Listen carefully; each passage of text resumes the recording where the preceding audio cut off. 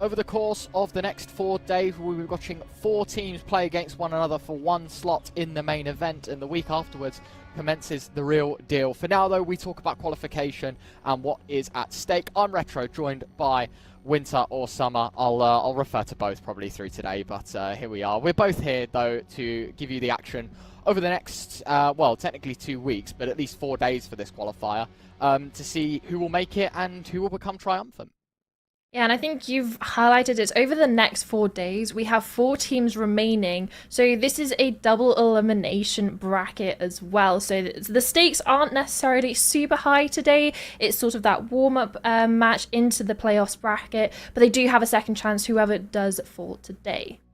Yeah, and as you say, right, it's all about second chances with the double elimination. It's not all on the line in day one. It's not like you're going to be packing your bags too early. It's only the opening matchups today as well, so you'll get 2 days of gaming from home, at least with good reason.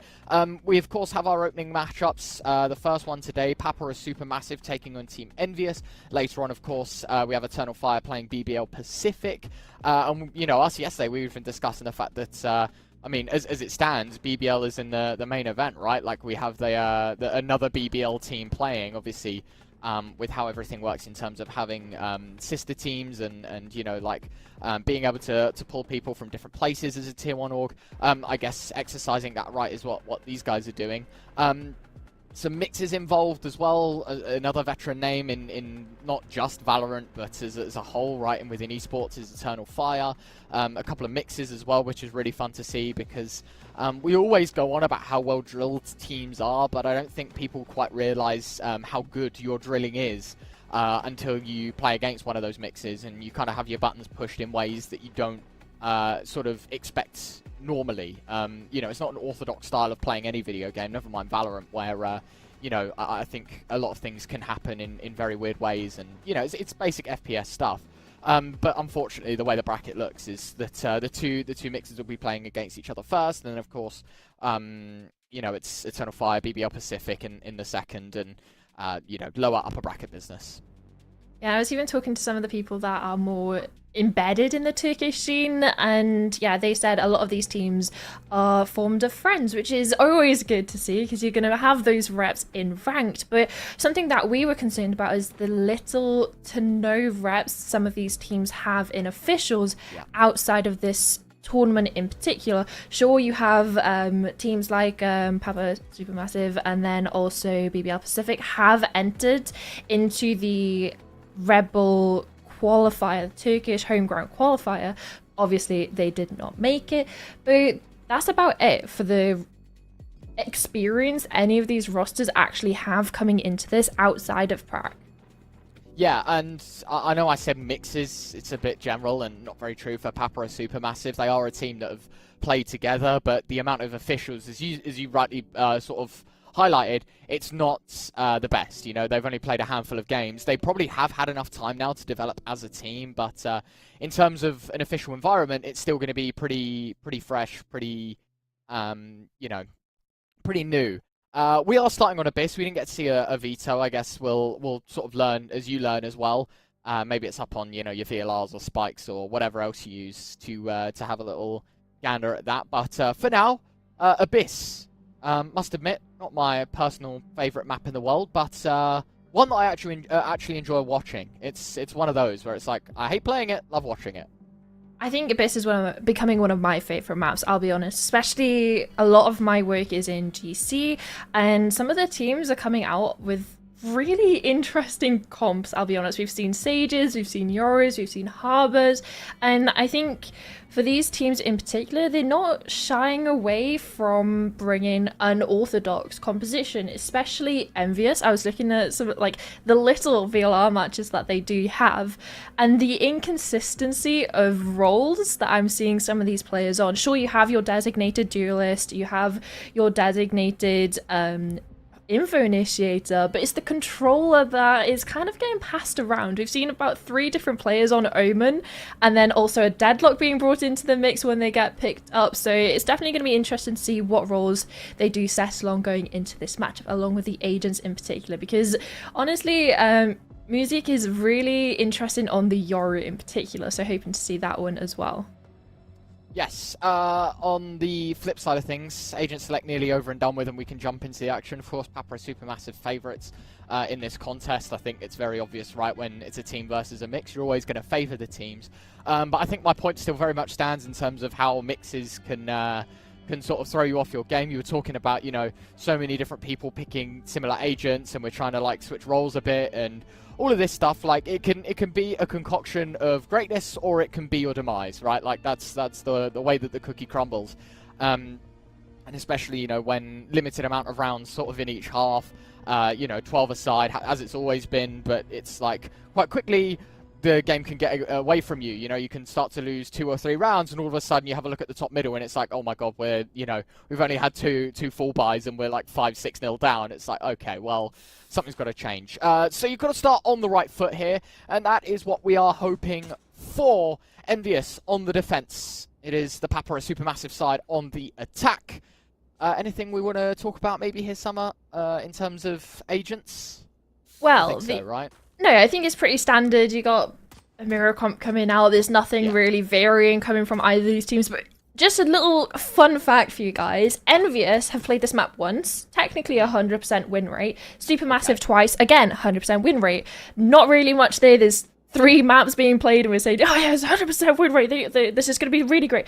But in particular about the size, in the one map that NVUS actually did play, their defensive win rate was like 30%. I think it was like a 4-8 half of them, but it was the attacking side that was really strong for them, like 90%. I think they lost 2 rounds in their attacking side gambit. So particularly for the side of Supermassive, it'd be interesting to see if they can get off to a great start and put the defensive in question. Oh, great start, in fact, 2 kills.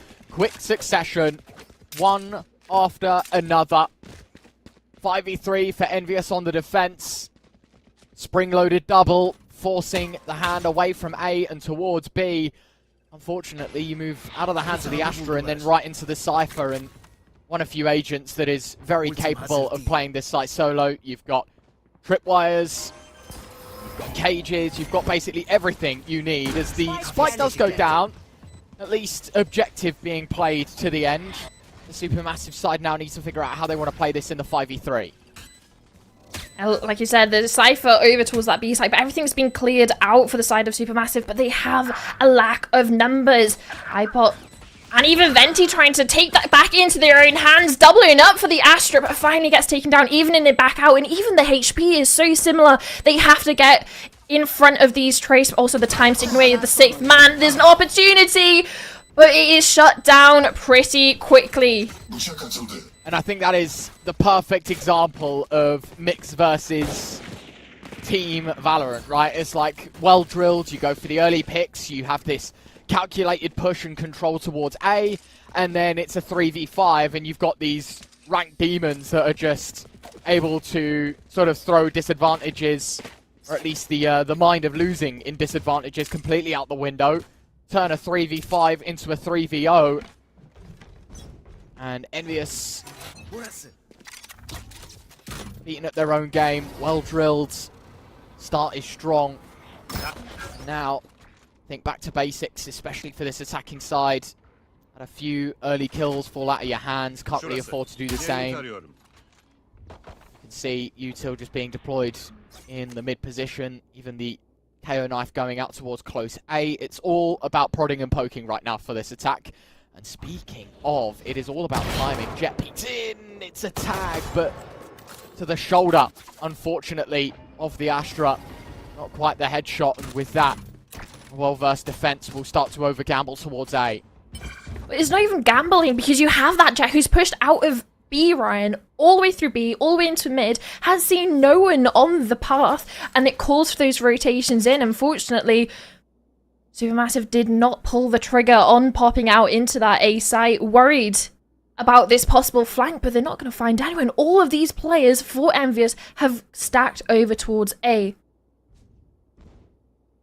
30 seconds. Time very much of the essence. You talk about a stack and the information. The hold of this gamble has probably lasted a few seconds too long, because these rotations will not come anywhere close in time to try and pull something out of the bag. Instead, I think, very calculated approach, but one that makes sense. Don't give away any orbs.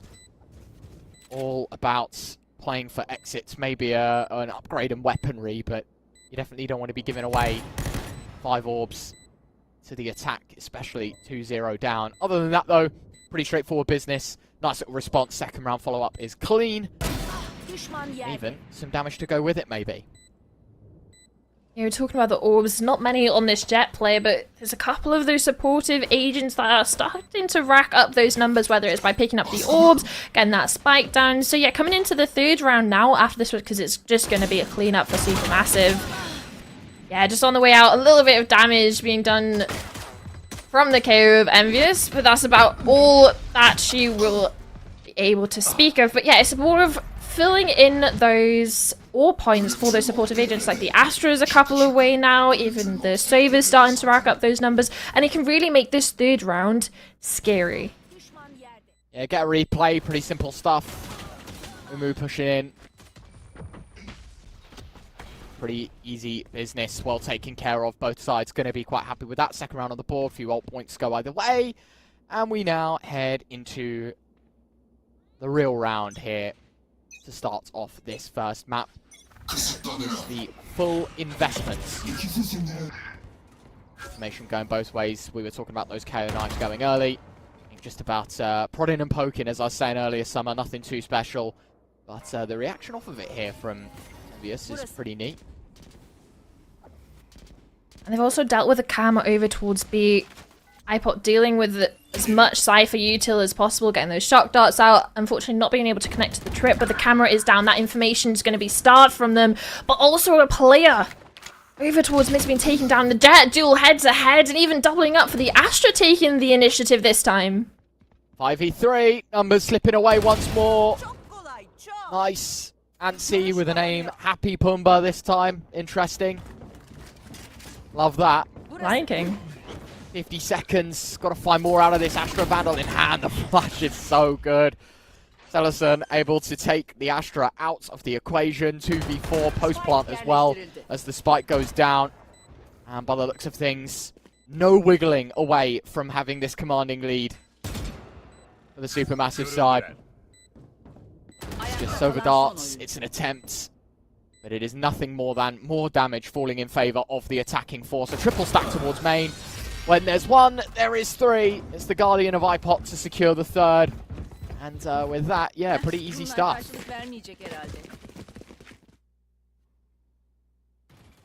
This is something that I was just worried about. It's the Supermassive team is one of the stronger sides for them coming into this, especially just a lack thereof on the side of NVUS. They have a 33% win rate. Yes, I'm banging on about it, but it is more of, it was just one map. There was surefire weakness. It's not as if it was, they only had to get a couple of rounds over the board because they had the attack Cypher. No, they went 8-4 down, and they were able to bring it back on the attack. So still an opportunity for them here. Start. In fact, great one. No worries at all. Sort of dabble in the half investment. Nothing too spectacular. Mew pushing in. Shorty in hand. I don't think there'll be any tomfoolery just yet. It's a pretty straightforward dig in towards B though. And again, spike down. Just playing the objectives in this attacking side. There's nothing too special about it, as I was saying. The Supermassive side looking dominant to begin. 2 ults already up for the attack. You got the Sova ult, the Astra ult wall as well is pretty beneficial, especially for a map like this where I feel like there's more than one way in from every direction. It's going to be a piece of utility very well used. I was wondering what on earth the meow was then, but it's just a oh, it's the best spray. It's the best spray in the game, I didn't know it made a noise. I think there's a setting that you can mute that, maybe. Or if there isn't, I just have learnt to zone it out. And I've never heard that before. I didn't even know. I was very confused then. It is a good spray, I'll be honest. But it does get annoying when you have 4 or 5 people spamming it at the start of a round. But start of this round is what's interesting. It's back up onto this buy. And it's definitely such an important round for the side of NVUS because they're already 4-0 down. You have even an Astral being invested. Flash again could come through. Mew, elevated angle, easy chance, brings out the knives as well. Flash to behind, Jet Vice, good start. Got to find more, can't quite deliver. The knives just about stabbed through the defense. Talking about the spike, it hasn't gone down just yet. The wall is about to collapse, but 2 players holding. 1 for the job against 3, and not a dent made into the Supermassive start. It is super, it is massive. 5-0. NVUS just can't hit the ground, never mind running.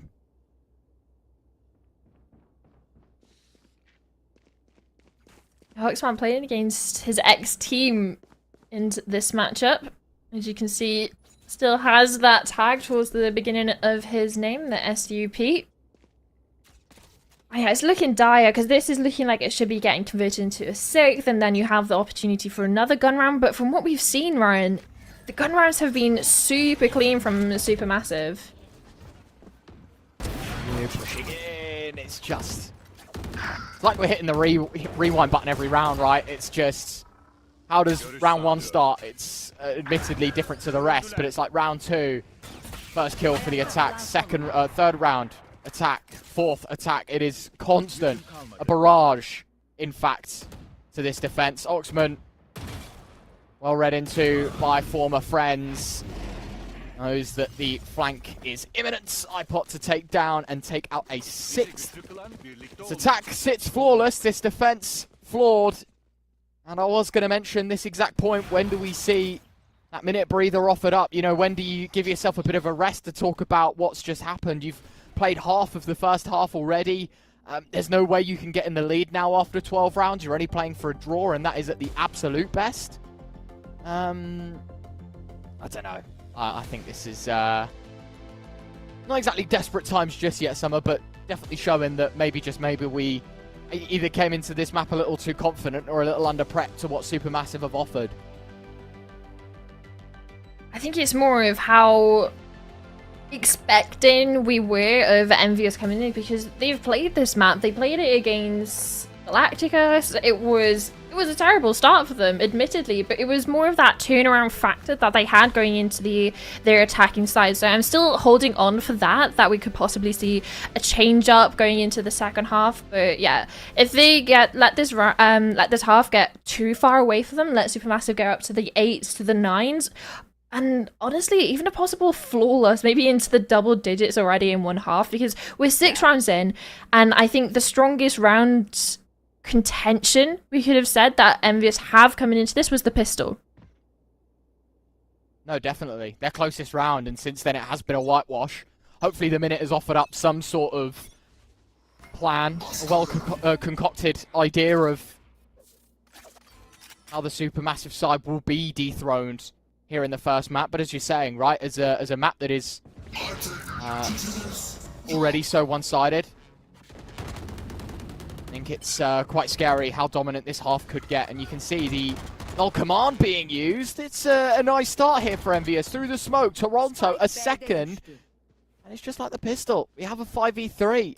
Now, I guess the question is conversion rather than anything else. That's a surefire way to land at a 2v5. Instead, it goes the wrong way. Toronto left to pick up the pieces. 2v4. The Supermassive side going to have to work a bit of overtime here to keep the lead clean. Into the heaven fight. There's got to be a trade sooner than that for Music. And now, all of a sudden, 2v2. The tables turn once more. And the spike will not be denied. The utility will give some reassurance and information. Shock dart to be deployed as well.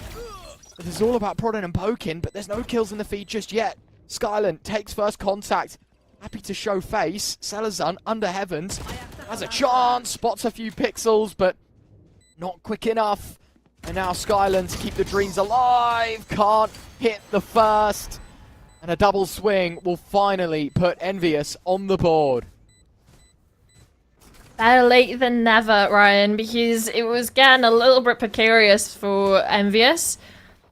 For this mix of players coming into this, finally getting that round on the board, but at what cost?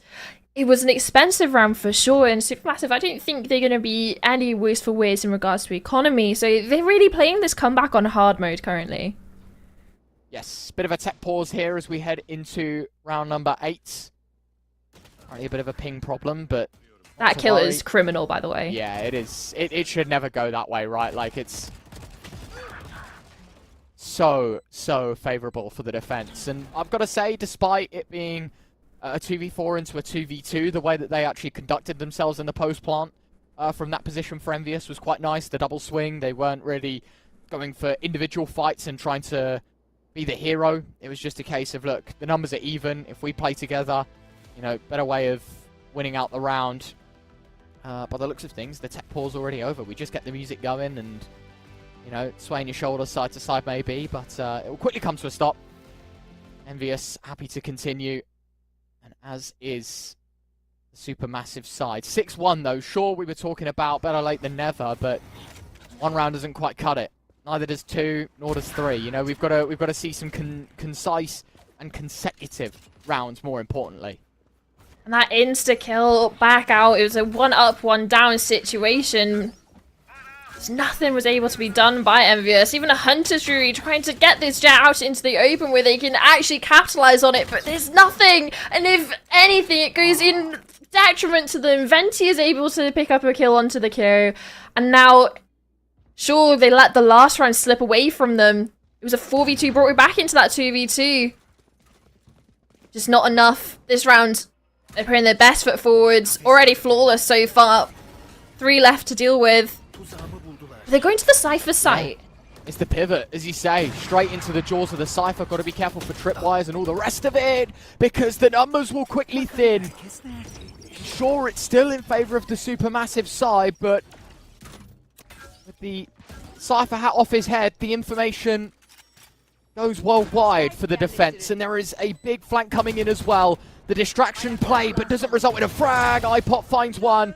Now that they know that Ansi is behind, it's a numbers game that favors the attack. I think they saw maybe the shoulder on the cross. Apparently not. The wall goes down. They're Big investment for a 1v2. Hits the first, but not quite the second. And the Supermassive side, it might be a finger off the pulse, but it is only for a moment, as they will retain that 6-round buffer they first held. This not being a trade, yeah. It felt, along with the Hunters really being invested, the smoke down was perfect from the side of Supermassive just to help save the Jets, get them out of it, and it really shows us how, sure, they went into the Cypher site, the trade started to go a little bit awry, but they went in with 5 people against 2, they lose 2 to gain 2, and then you're in the situation, 3v1 versus the player pushing in from backside. And it generally was that sort of trade game that went down. There's no way if you get 1 for 1 that you're going to be able to come back from a 3v5. No, definitely. And now you can see that the definitive, decisive, Supermassive side that we saw back out in full force. Skylant taking contact out towards A, the KO, the lurking entity, at least more so than Cypher holding the extremity. And now with that kill, you can see all the bodies lose life on B. Oh, regroup and come together to the A side of the map, and the defense, it's only the KO gone and the Cypher setup still very much there, but I think actually the Cypher too out of range. I don't think there is any information that gets fed across here, or maybe not. I mean, at least they'll know by either walking through or being shot, but there's no one to capitalize upon the utility was going to be my point. And a quick assault towards A, not in terms of ammunition, but just bodies entering sight. There is not much to do to deny the spike plant for NVUS here. Flank is coming through though, but that should be alerted since that trip's going to be going down. Sellison's going to be coming over to his teammates. Check this angle. There's a possibility of enemies. Even a flash coming out. They've put 3 players over holding this main side. Yeah, well, at least the first kill goes their way. It's not even the Knights, it's the Guardian that fights 2. But there is always a response out of the Supermassive side. If you can do that, I can do better. And it is now 8-1. A very convincing attack already, Summer. You know, even if this goes 8-4, I think Supermassive with enough of a lead to be able to close. But now I think it turns from turning a decisive half into an unwinnable attack for NVUS, right? It is like, we're really going to put all the nails in all the coffins. We're going to make sure that this side has nothing good to leave map 1 on. That's what I was saying. I was worried about a possible double digits coming into this, and yeah, Supermassive looked like that's the goal. 1 over to NVUS, but it was answered right back in kind, and with such a dominant round as well. This turn, sights are over towards the B site. Let's see if this Hunter's Fury for Supermassive is better than the counterpart. Oh, it's not very good, but the shorty entry certainly is. It's Ansi that picks up 1, vent quick trade. Smoke's already up, so there is minimal way to get back in here for the defense. The numbers level. It feels like so far it is the Supermassive side that are red hot in heat and don't look to be stopping. Nice flash. Assisted by the KO, Toronto picks up the first in the post. With this advantage, they are going to try and find their way into another round win. Good start for Oxman. iPot trades, vent another 1v1 at the end. And still, with the trades going in favor of NVUS in the post, it is still the Supermassive side that walk away with a round win. Seems it all comes back to getting those entries as well. The first kill in favor of Supermassive, trades back and forth, left, right, and center. You can see in the replays as well. It's the shorty kill that opens it up. Some brilliant flashes, though, for the side of NVUS to try and claw themselves back into this round. You can see it in the replay there, Toronto capitalizing off it. It was just these key positions. They were unable to get this Astra out from backside, and it was always a point of contention. And it's clearly the point of the round for Supermassive. Up to 9 now, Ryan. It's looking dire. Goes from bad to worse. The sour taste continues to fall in the mouth of this NVUS side. It's another 4v5. In advanced position here for Toronto, but the bodies round the corner for both sides. Skyland trade. Salazan swings out from their heavens. And it is 10 double digits for Supermassive. No bother whatsoever to this attack. They are lightning fast. Trades are looking solid. I don't think we've seen anyone die, at least without the contest of a trade here, Summer. You look at this defense, and I think the scoreboard tells all right. And I'm not just talking about the kill department or the lack thereof, whichever side you're looking at it. I think it's the amount of people that have died, right? Like, it is very, very concerning. 3 players have died every single round. One person missed one person's missed 2. NVUS haven't had the opportunity to keep bodies alive and be able to trade in these positions. It feels like everyone just collapsing no matter where you look. And I think the closest game that we've seen Supermassive have on the map Abyss, at least with this current roster, was the one against VCT Champions with players like Alexic, with Monster, with Bull, and Stark, so like some heavy hitting names. So definitely coming into this one, maybe expecting a little bit more of a fight from NVUS. I'm assuming this is Supermassive's map pick. But at least it's not the entry kill. Yeah, nice start, as you say. It's a 5v4 this time, painted in blue, not in red. We hear that null command being used out towards B. So despite going the player down early, they are more than happy to commit, but the bodies just drop for the attacking force. Nice shot from Vent. More needs to be found, and it's out of Sellerson towards B. Another shot connects. It is a 3v3, but the KO will be quick to fall, and the numbers will not quite be on this attacking side. Although saying that, it's in fact a 4K from the Astra. Ansi able to pick up the pieces. A steel wall defense. We were questioning about the usage of the wall. The divide, the cosmic one at that. It will result in the second for the now attacking force of NVUS, but even then, 2 silver linings, very thin ones at that.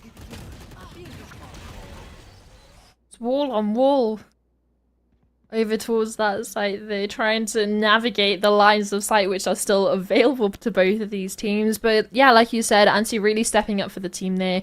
But it's double digits. Ryan, it's double digits already hit for Supermassive. They're going on to the statistically stronger side. Again, small point of maps that we have to refer back to for this full squad. But yeah, they were pretty good on attack. That's all I'm going to say.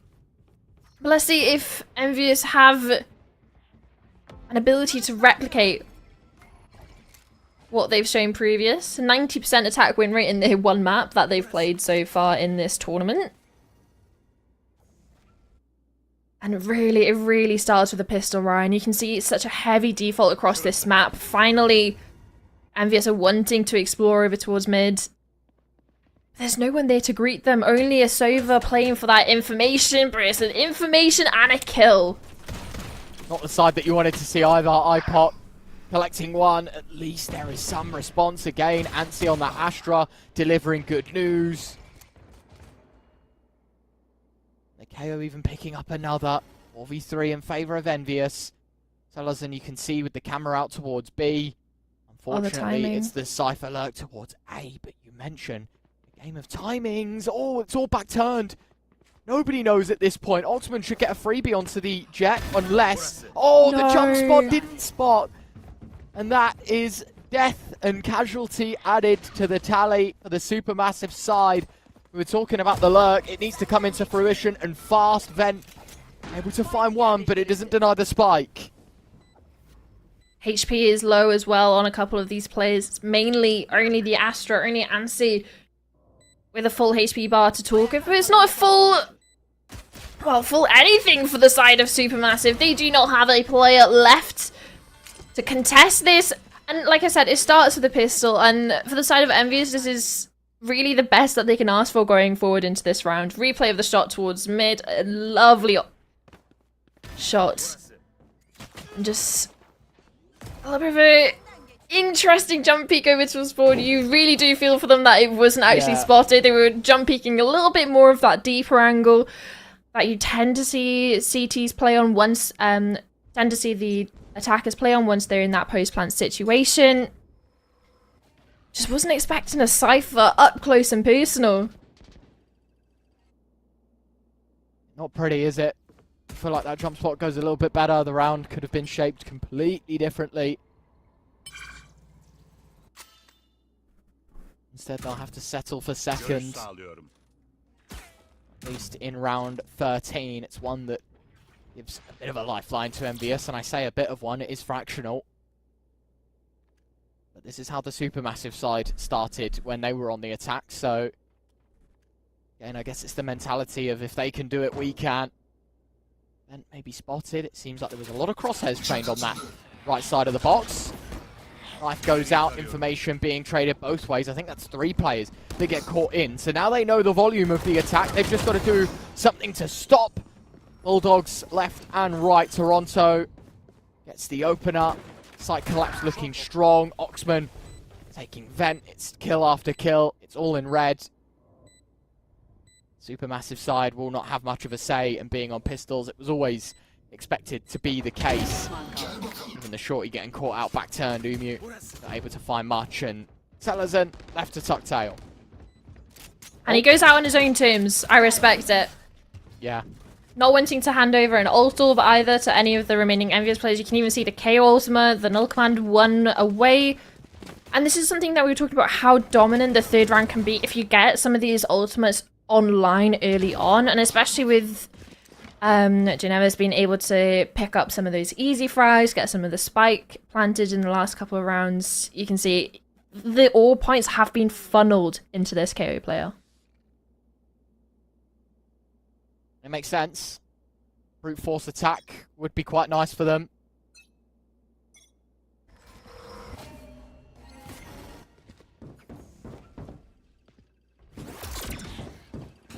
Flash out. So much in terms of fragging power, but space and information gathered is good enough. It's the Supermassive side that return the favour. And it's pushed them away as well, because sure, that early flash was to try and get them into A main, whether they wanted to continue and press the foot to the floor in regards to just steamrolling down A. No, they weren't even given the chance. An immediate flashback coming from the Supermassive KO, and they've just completely left A. They just don't even want to hold on to the site anymore. They're playing over towards this mid, towards B, because there's been any attempt of a re-aggression over towards A, especially towards that main, with so much info that Umu was able to collect off the back of that flash, and also off the back of the amount of time it took NVUS to want to try and re-aggress into this main position.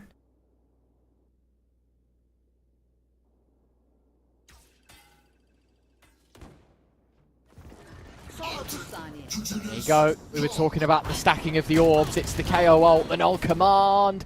Good for one. The kill, at least the first one, going in favour of the defence. It needs to be something spectacular. And while the first half of the story looked good, there's always a twist in the fairy tale. 10 seconds left, the 2v3 for the Supermassive side. Someone's going to have to do something here. The flash is brilliant, but both players blind. Oxman can just swing out and trade. Vent alone, 1v2, has to hit the headshot. And the position gives all for Oxman. It is a 5th on the board for the NVUS side. And now you start to wonder, 10-2 to 10-5. It's a bit of a head scratcher, because that lead looks a lot more digestible than it did at the start of the second half, Summer. And it really was this third round that was the opportunity. It was the full buy for these players for Supermassive to come into this. Really put a stop to the momentum. And NVUS were trying to build up, but you can even see the Jet starting to come online now. Didn't have necessarily the best first half, but it's confidence builder, getting some kills. Even an outlaw out when you know that they're going to be on low economy, but it doesn't work out the way they wanted. A perfectly timed flashed and a lot of damage done.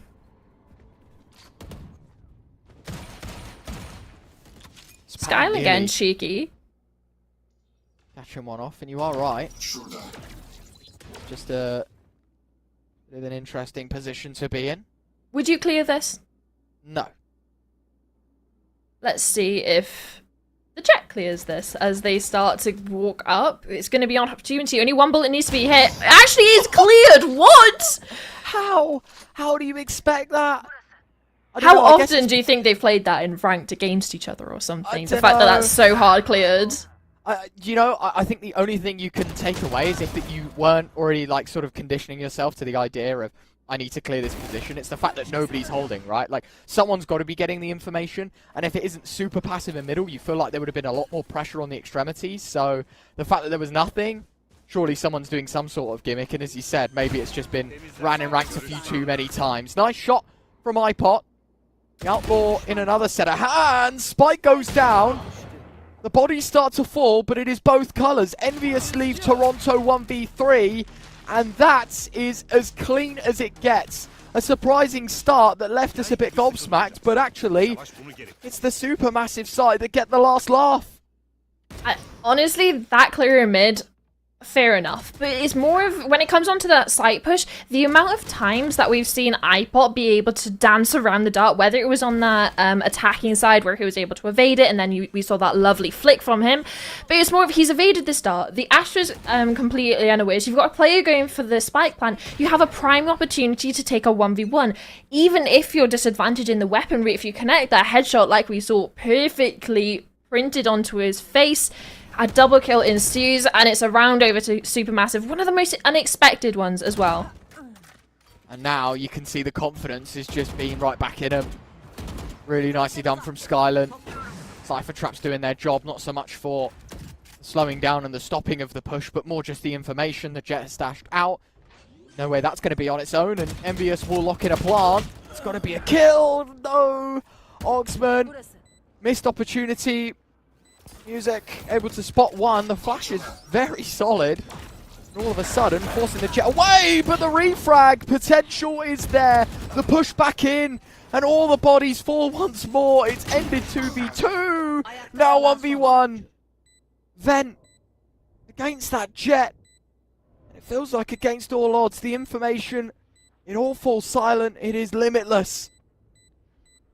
The amount of angles that Vent has to clear feels like infinite. Will push on out and still hit the shot. The question is, time, is it of the essence? It'll be close. It's going to be very damn close. I don't think so. And that is not the case. NVUS hold on by 0.17 of a second to give them their 6th hot in your mouth stuff, but just about keeping the dream alive. Yeah, it's this double kill over towards CT. Felt like the thorn in the side of Supermassive, because that slowed down the retake so much, and it really did buy so much time for the remaining player of NVUS on that Jet. And sure, they eventually fell, and you aren't able to carry weapons into the next, but there was no time available, so it is a round on the board. The economy of Supermassive is not looking great. Even the Blaze so invested for Umu.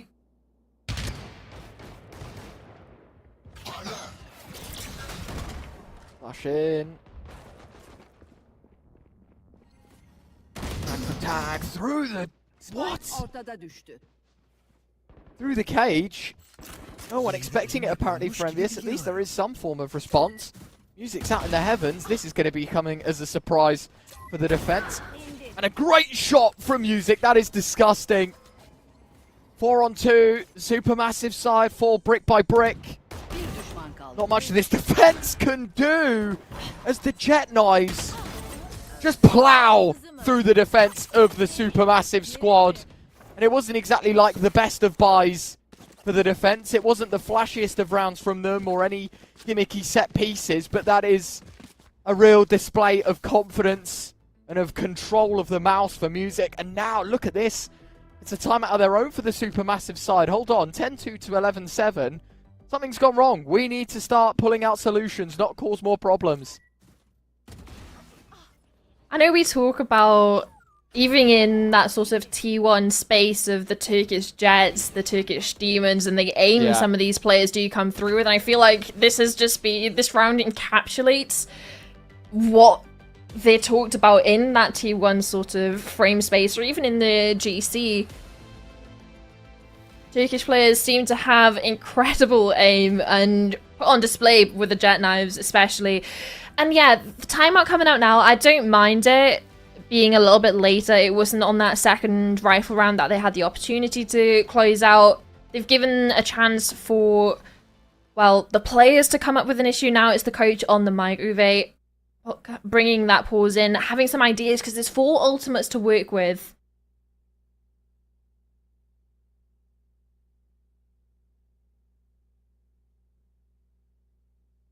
Going to be a tricky one to stop. I guess the tactical timeout used as a bit of planning for what they want to do. You know, what is the set piece going to look like when we've got basically every bit of utility in the arsenal? I feel like at this point, is there a way that you can sort of step wrong? Is there any way that you do get this wrong as a defensive squad? I think so. Again, I think this has just been quite synonymous with the NVUS attack, right? Just prodding towards middle and trying to develop some information through the heart of the map. Don't find all too much there, though. It's also the information gathered by Supermassive over towards A main. Last time we saw this, there was a crazy rotate from them. They backed away, even having the Jet Umu over towards B possibly was that sort of heavy rotation that they're going with. Fortunately for the rotation, that's not the case this time, but it's a 1 up, 1 down. A flash being lined up, seemingly. Interesting, though. Actually, off the back of that, not too much going on. Thought maybe the flash was going to be a pop play, even for the attacking side. The 3 bodies stacked outside A main, including the spike, was indicative maybe of that push. Instead, it's the full wraparound. They'll be going all the way. A half marathon across the map to get towards B. The wall going up, a bit of a divide between the 2 sites. That cage placed well for the defense. It's a bit of a way back in. Space offered, not quite doing much with it. It's overall now being dropped in. I don't think it's done anything to this attack. In fact, finally, some tags go out. They'll know the information of a few. Oxman, his position now compromised to a trip. Now has to back up even further, but all the while that this hassle's going on, Summer, Spike is down. NVUS happy to play the 5v5. The KO's drop first, then will respond in kind. Selazan another, and now it's the Cypher ult of their own. This defense, we talked about the ultimates, all 4 being used, and they're going to try and cash in a 12th off the back of it, unless it's the Oxman 1v4 to deny, and while the kills are minimal, it's not 0, but the spike will be defused, and it is map point Supermassive. I mean, it's not 0, it's not 1, it's 2. Even the Astra of Supermassive dealing with themselves towards the end of that round. And I don't think there's going to be any sort of issues buying back into it. So other than, unfortunately, having that as a reminder that you've fallen off the map, is not too much of an issue. But also, the fact that there were so many ultimates used, it's so important that they were able to actually convert that round. But more importantly, the ultimate that Selazan came out with, that Neural Theft, it nullified that previous thorn in the side of Oxman. They weren't quite sure where they were. They knew they started over towards that mid position. They broke the trip.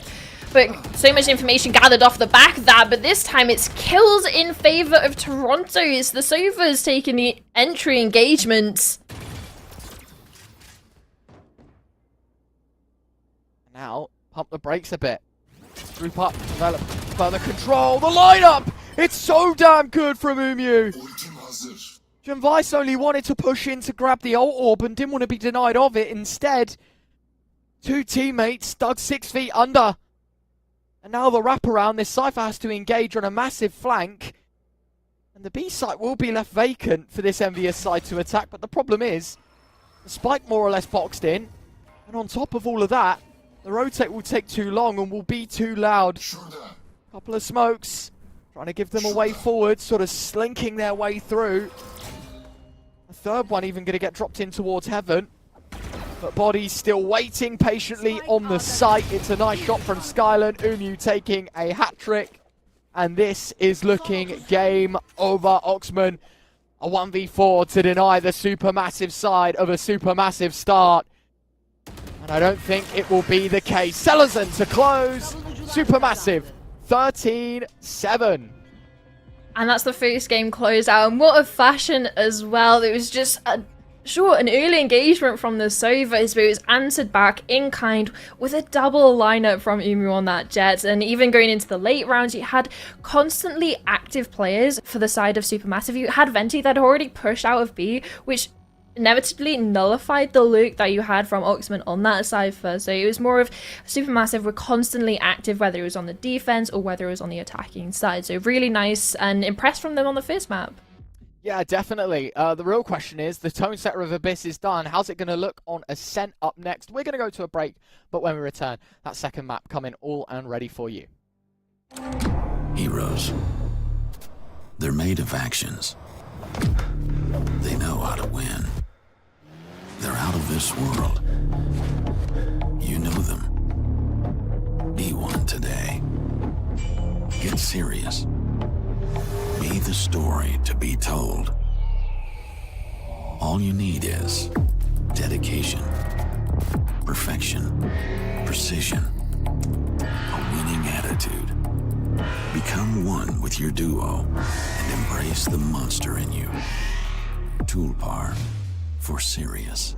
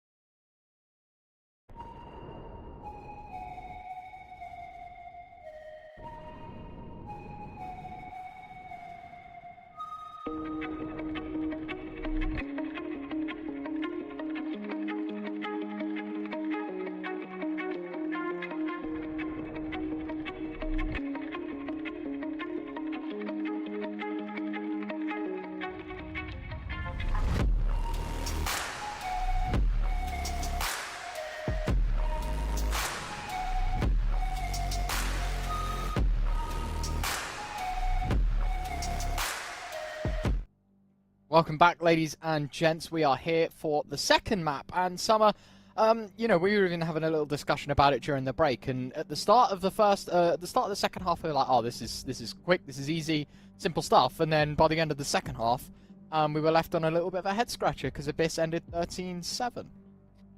Yeah, it was definitely like, okay, we got a 10-2, like, this is a pretty strong half. They've had 2 rounds, most of them haven't really been competitive other than the rounds that we saw them walk away with. Sure, they're going on to the attacking side now. Like, is there much to really talk of? But yeah, there was a lot to talk of, Ryan. If they maybe had a better defensive start, we could have seen a really close game, if not even going in favor of NVUS. But unfortunately, their defense is where it kind of fell short. And I think that's definitely a concern going into a map like Ascent, where it can be so fundamentally heavy. And with mirror comps being expected, something that we had on Abyss as well, I think the rotates and being in the right position at the right time is going to be really important for the side of NVUS when they do get that defensive side, because they need to step it up from what we saw on Abyss. Yeah, definitely. As you say, like 2 out of 12 in the first half when you were defending on a map like Ascent, where it will need it just as much, if not more, than Abyss. I think, yeah, maybe in that break that we've just had, to think about it a little bit more, understand, okay, well, actually, we kind of need to sort of figure out our differences in terms of how we want to play this defensive side, because if it goes anything like Abyss did, I think Ascent is going to be doomed for them. I've got to say, really impressed by some of the individuals as well on the Supermassive side.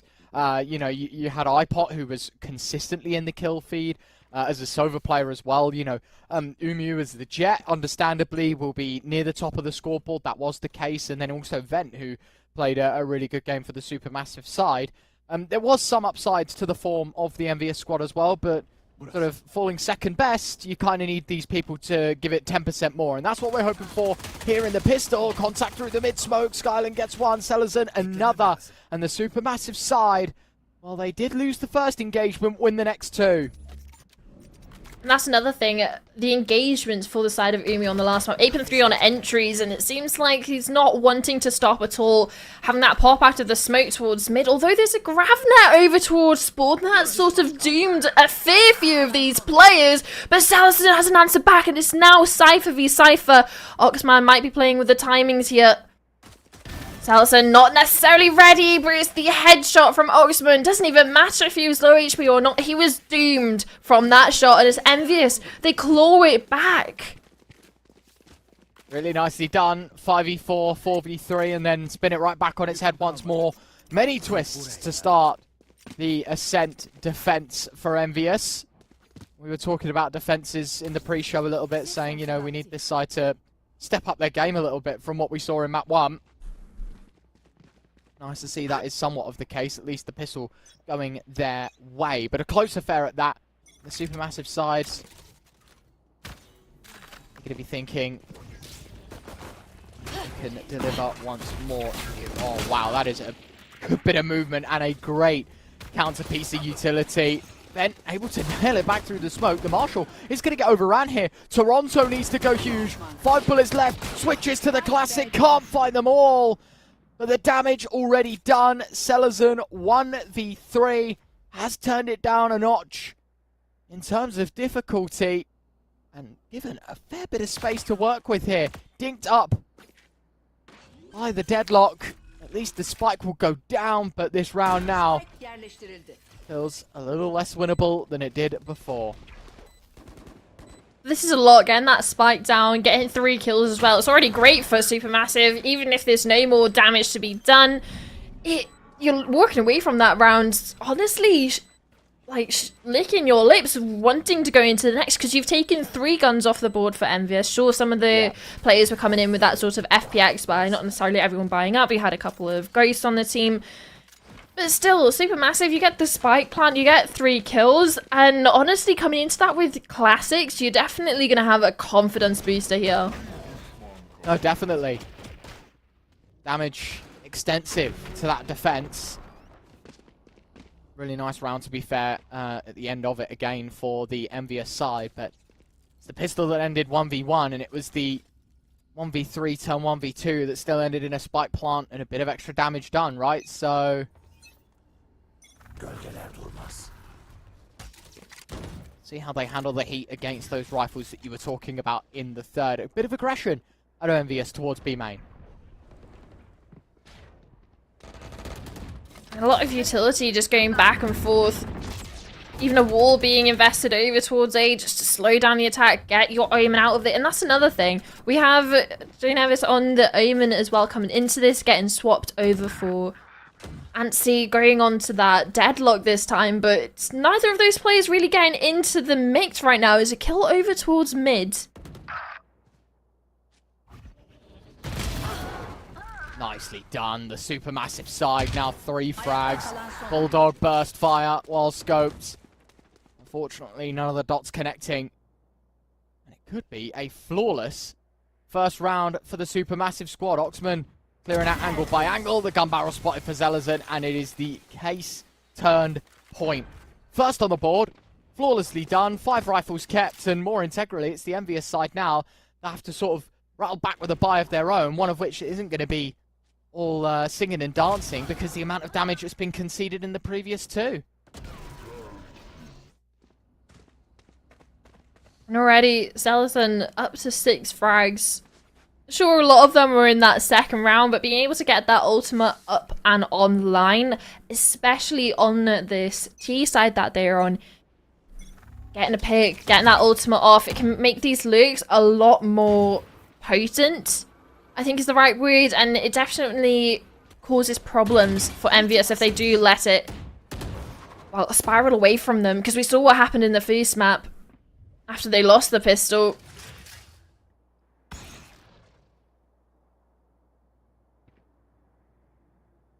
It's quiet over towards mid, Ryan. There's no information for NVUS. You just do have a player sort of trickling out of B, trying to get as much information as possible. That's allowed for this heavy stack over towards short. And even look at this double stun setup they have onto main. Even after this wall dissipates, there's going to be stuns on the entry. Yeah, I was going to say, this is going to be so serious for Supermassive to try and get through, because now that they know there's nothing in middle, the overstack towards A is massive. Yoru going to get eaten alive by the ultimate of the deadlock. 2 for 2. Then kill comes in for Skyland. And it somehow ends in Supermassive's favour. It's an overstep for iPod. Gets caught out. Camera destroyed before it can pick up on any information. And actually, Hunter's Fury going to burn away another soul. It is all on Umu left. 1 versus 2. Dashes into heaven. Jumps away. Got to be careful because there is that Cypher nearby, but doesn't quite know the position. The Sova now rotating in. The information going both ways. And now it will just be the full step across. The Shorty has to bring the daggers out to try and get through the door. It's all a bit close for comfort. The peek towards spawn. And now there's not enough time to go for the spike plant. And they'll have to settle for second. NVUS will do it. Skin of your teeth stuff here in round 4. And they came into that with sheriffs. Yeah. Sidearms. Sure, you had a Guardian in the mix, but it really just slips away from them. And some clean sheriff shots as well. And Salison, unfortunately, it was the Cypher on the opposition. It was Oxman, who really just put his life on the line just to secure the round, to make sure there was no time as his jet took towards safety, towards mid.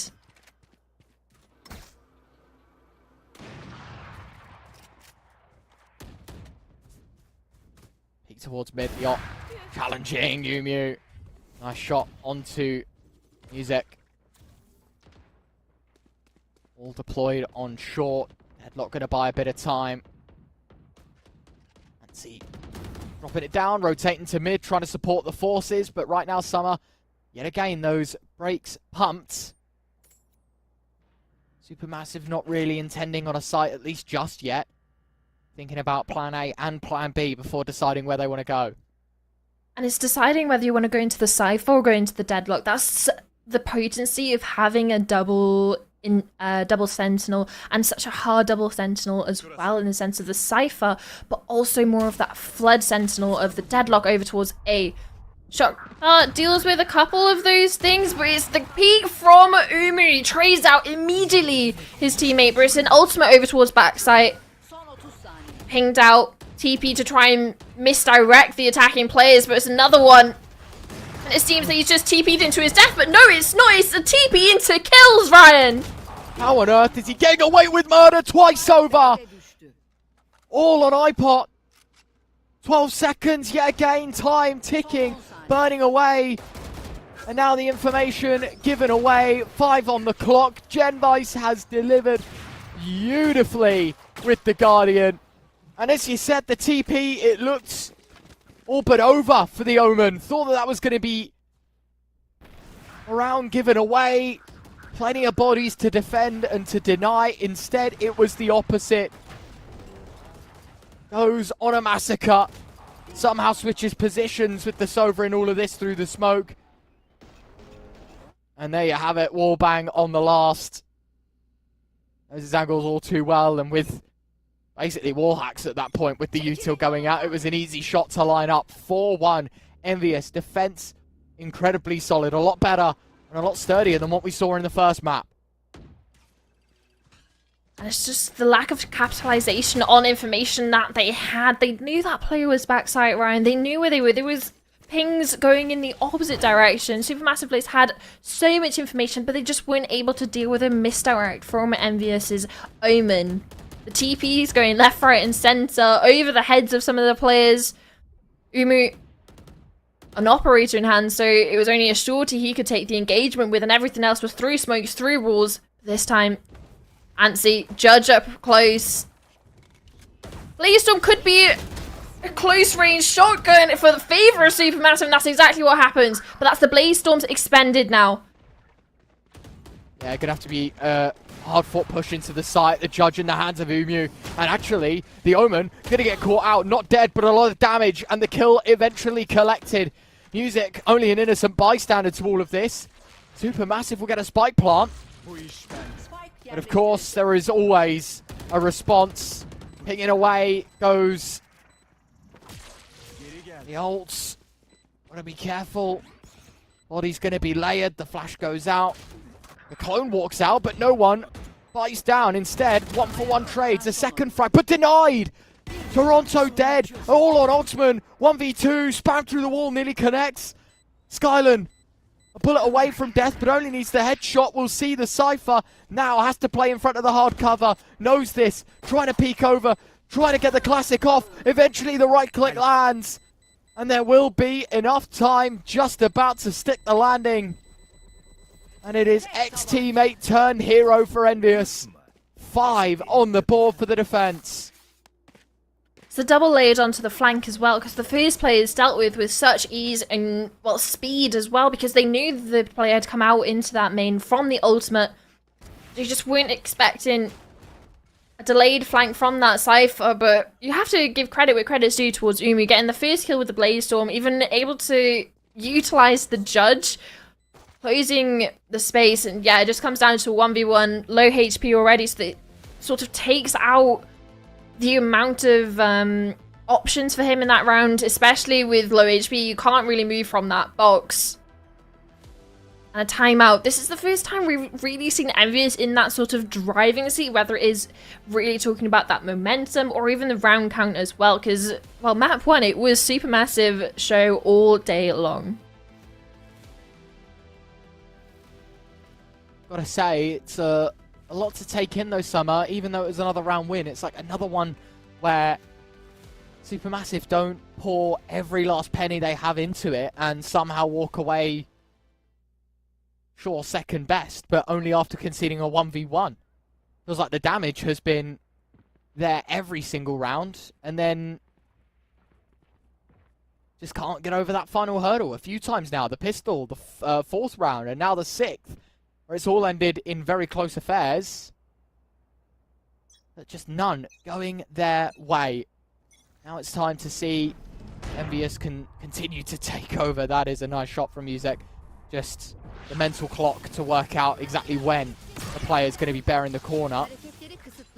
Maybe thought that was the freest kill of the day onto the clone. Instead, not the case. The Yoru taking any damage at all. Actually, is this going to get checked eventually? Yes, and now... How?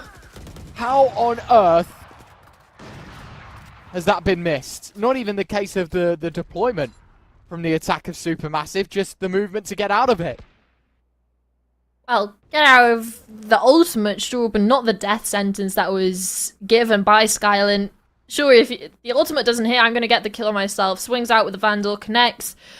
And now we've evened it back out. A deathlock for a Jet, so it's definitely going to be an interesting one to see how Supermassive want to approach this, because they don't have that quick entry. Sure, you can make a conversation about this Omen being a space maker, but at the moment, it's pistols galore for Supermassive, other than the rifle that you can see on 2 of the players. So it's not the most potent attack, but there's only 1 player to deal with. Oxman, so many bodies going to be charging his way. Got to find a way to defend. Good start. He has been the steel wall on B. Unfortunately, not going to be a show that he can perform on his own. Teammates here to help out, and while the spike goes down, it's the NVUS side still with the numbers. We'll walk in. Vice finds one. iPot trades. 1v2 now for the Sova. Peek on in, but Muzek always holding that angle. NVUS now 6 out of 7.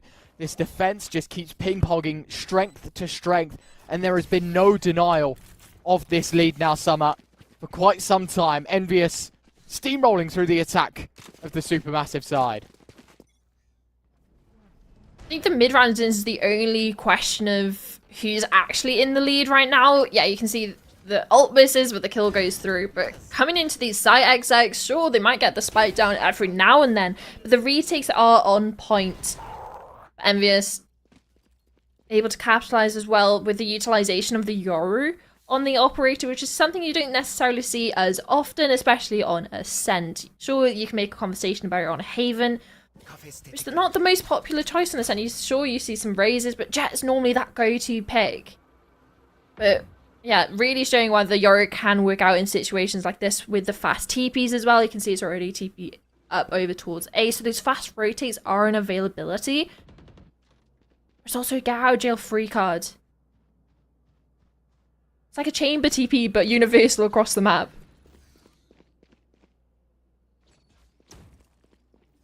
Supermassive getting a bit impatient with these slower paced defaults. Want to take fast control towards middle. The extremity fight, still a losing battle though for this attack. Toronto, so passive. Off angle galore. Expecting to be behind the CT spawn block. Instead, in the open. Vent will eventually get the trade. Intelligent wall, I must admit. That is the attacking side that has blocked off the rotates to CT. And now if they wanted to, you know, head B can't exactly rotate through the spawn side. It has to be through mid. And that's down exactly as well. where they are. And I mean, as much as I compliment it, they are trying to pivot elsewhere towards A. 2 up short, 1 towards main. It's the Judge, the tap, the peak. It's good, at least for now. Genvice now back of the site. The Omen has been nigh on unstoppable for this defense. Unfortunately, I had to speak it into existence. It is a 3v2 now for the Supermassive squad post-plant. Yeah, and look at where these players are situated. You even have a late flank coming up short. Just depends when they pull the trigger, when they go for those kills. Allison has made their way in and going to be caught off guard by Oxman. That really has put all these players over towards backside. The flashes come in. It's good for one and good for the second as well. Again, it's these retakes, Ryan, that I'm talking about. NVUS just seemingly are keeping Supermassive in check in the sense of they're not letting to get into any sort of comfortable post-plant situation. Like you saw over towards Tree, they were just inching their way in. They weren't settled yet. Same goes towards Hell. Because of the players were there and ready for the retake so fast, they can't get out. They have to commit to that double up in Hell. They can't get back into main. They can't get back to that sort of realm of safety. And it's another round on the board for NVUS. 3 ults as well available. You even have the Yoru ultimate back up again, which we saw how good that was in another retake over towards A. It really is looking dire. Definitely. The Supermassive side have been deflated between the 2 maps. Information goes out to where music is playing. Will TP, take position in middle, it gets smoked off. So they've neutered the operator well. The question is, do they expect to push through the smoke? No. The 5v4 lasts for split seconds. And now we'll continue to try and deliver on their promise of taking B. Good shot from Umu. Jamvice TPs, at least a fake one, tries to cross the jumping right click of the classic. Enough to send Jamvice out of the server, at least momentarily. A 1 versus 4 for Antsy. Gets 1, but 1 is enough, and Supermassive finally will have liftoff once more here in the attack. I got worried when I saw that TP from Genvice over towards the backside of B. We saw how potent it was in the last time. Worried of possible oversize from the side of Supermassive yet again. Quickly dealt with, jumping around the corner with a classic. And again, it's these... When they have the advantage, they seem to be able to capitalize off it, but it's more of when the trades initially go out, it does get a little bit scary, especially in the post plants when they're in that even man count. I feel like, especially on a map like Ascent, how we've been seeing them play it so far at least, they need the advantage early on and they need to be able to play that trade game. Because at the moment, they're going in 3v3 for trying to hold down a retake and they're just getting traded out. They're not able to capitalize off any early advantage that they're getting because, well, there's a lack of it.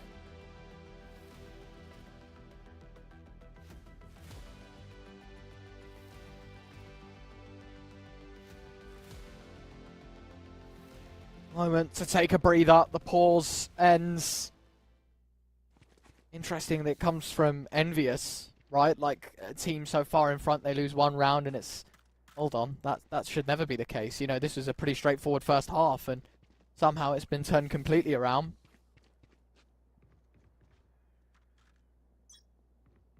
Ready for a round though. I suppose the money is the second factor, right? The cred's just not there for the defense. To play with a pretty wonky investment. We've seen how well... Massive. Go on, sorry. We've seen how well Ansi's been doing with the shotgun over towards shore with the judge. Now opting for the stinger on this lighter bike. Prove for an aggressor and out of the smoke, especially with that net hitting. This just flashes off the back of it. They're just running it down and, well, Music has managed to get 3 with the Sheriff. I don't know what on earth just happened there. They get turned into the meat grinder. You say about the flashes, it was constant from the NVUS side. They just apparently knew that the Supermassive side were going to be heading up short and trying to find their way into the A site, and instead turned away at the front door. Screens permanently white, basically turned off at that point. And it was just about hitting heads. Thank you very much. And 8 on the board. Reminiscent of what we were seeing from Supermassive in that first map. I was talking about how NVUS had to really step up on their defense after what we watched on the first map on Abyss. It was 2-10, it was limp from them. Now we're seeing sort of a complete turnaround. They've got 8 rounds together on this defense, and Supermassive are the ones struggling on their attacking sides.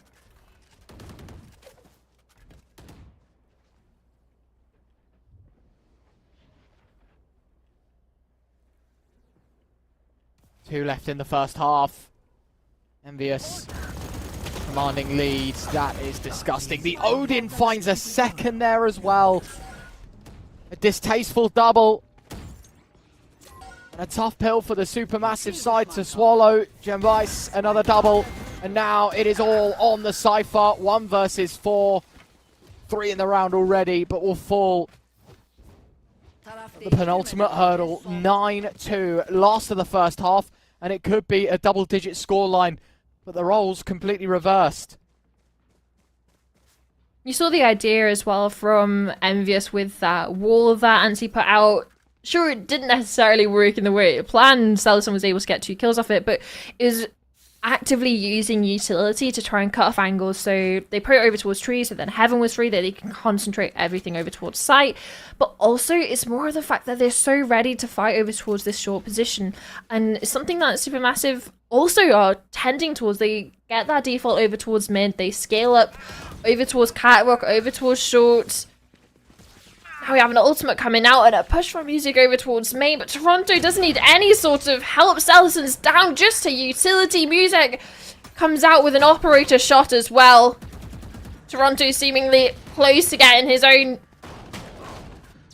Oh! That Judge getting very close. Spike down. Push it in. Goes. Then on the Sova. Not quite there. Oxman claims another, and it is all crumbled for this attack. The Supermassive side play 12, win 2. It's another double-digit scoreline. This time it's NVUS very much in control.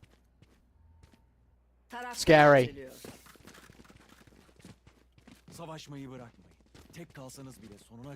Scary indeed. We saw a possibility of a comeback though. That's going to be in the back of your mind. NVUS had similar scoreline. They were 2-10 down, brought it back up to like 10-5. We were being, okay, there's a possibility.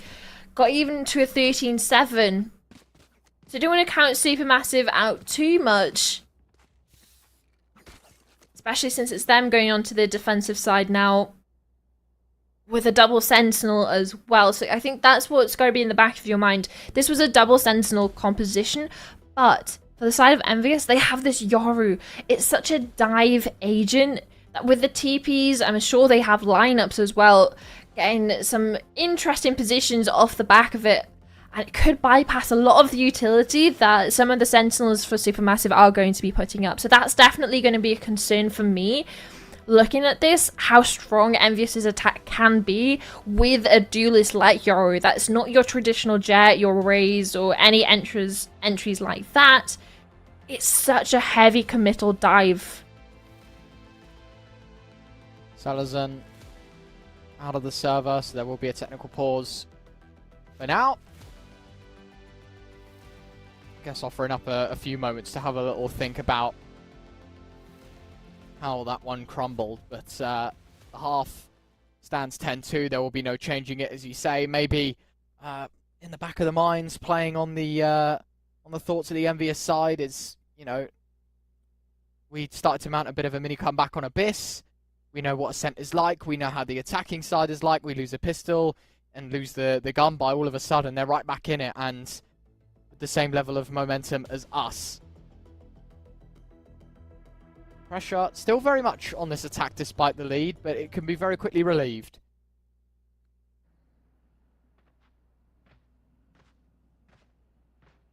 Again, like we said on the first map, it starts with a pistol. Starts with the conversion, possibly even getting a 3-0 lead into this half. And to the levels that Supermassive need this, I think they're pretty great. 8-round deficit. An opportunity to bring that to a 6, possibly even to a 5.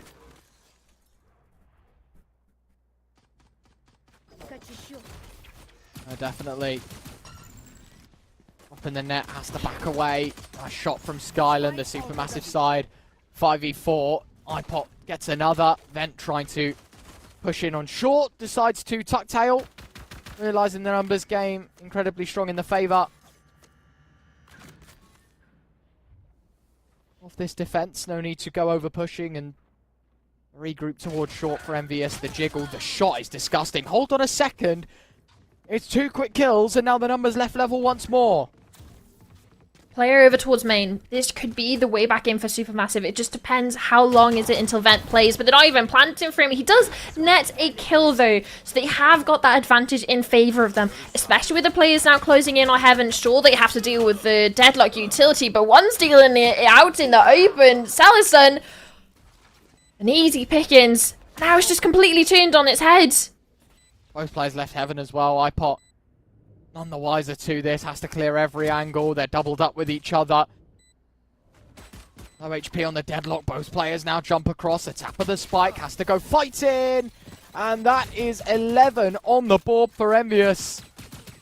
Ansi continues to show what's up. The deadlock wall, as you say, I think was the do-all and end-all. The main timing was disconnected with the Heaven one. A tactical timeout called for NVUS. After winning the pistol, I think this one is just a safety net of we don't want to lose another round. We want to make this as convincing as possible. And a 13-2 is the best way about it.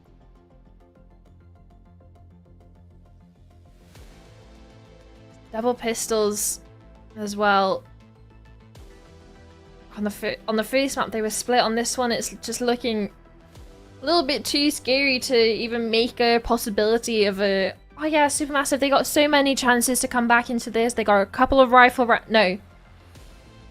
They've just lost the pistol. Realistically, there's going to be a choice for Supermassive if they want to full force into this one, risk giving them 12, and then going on a completely flawless gambit of your defensive side. Or if you force into this, try and stop them from reaching up to that match point. Stop them from pushing this over into the third and final map. Again, there's so little room for mistakes from Supermassive.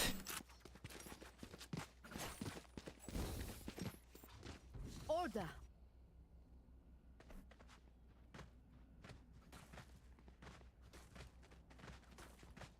Your minute timeout over. Not that you really need it, to be honest with you. I think this is a pretty set in stone map for this attack. I say that. There is an opening kill for the defense. Despite that, though, I do find it hard to believe that NVUS are going to struggle even from the 4v5. Sova's low, Supermassive. Not going to be feeling the most confident right now. They'll continue to develop their control towards short and A main. What they do with it is a different story. Bit of information going both ways. Vent tagged up a tad. The Supermassive side keep the numbers. I'm just worried about this Outlaw. If it's going to get picked up, transferred over to another player, because realistically, only I think 2 of these players are able to bring full shields into this. One of the players on main with a shotgun.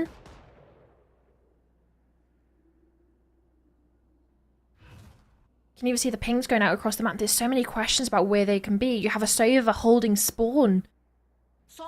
It's made such a gap for them, but this time it's going to be an engagement over towards A main. It's the shotgun, it's the Bucky. Oh my word. Oh my word, and the damage. He goes for a repeat. And he gets another tag. It's not quite a kill. Vent is left low. Don't fancy the chances until one through the smoke. 12 seconds left. And Skyland's bailed them out of another fight. They've got nuclear between them towards A. And the lifeline offered once more. The defense holds on. Only just. It's a third. The light at the end of the tunnel gets an inch and only an inch closer. It is still miles away. But progress is progress. And NVUS's start quickly derailed. Has to be clean this round coming into it.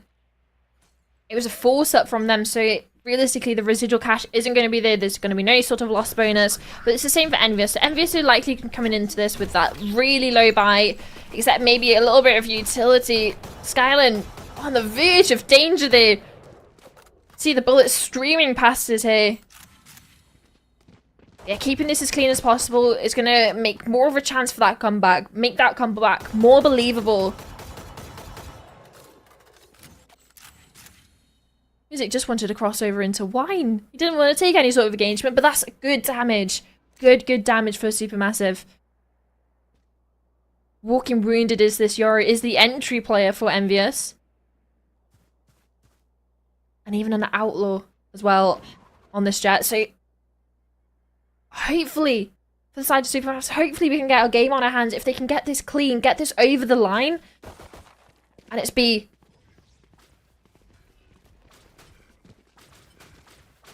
Oh my word. So much info. Noise. So much noise. iPod is going to be ready. Bulldog finds one. Spray to second, to third, nearly fourth. Umu saving face. Vent the last. And it is the Supermassive side that find themselves a fourth.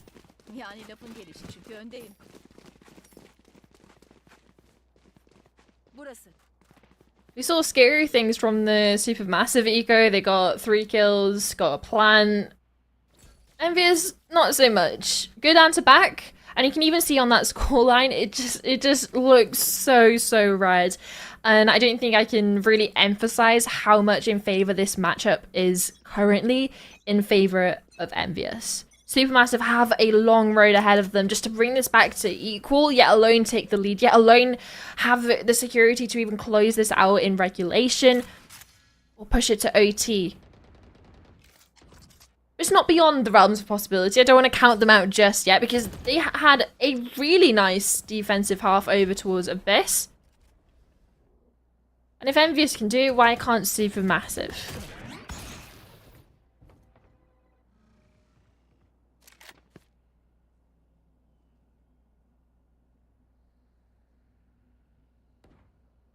Starting to build bridges, this defense.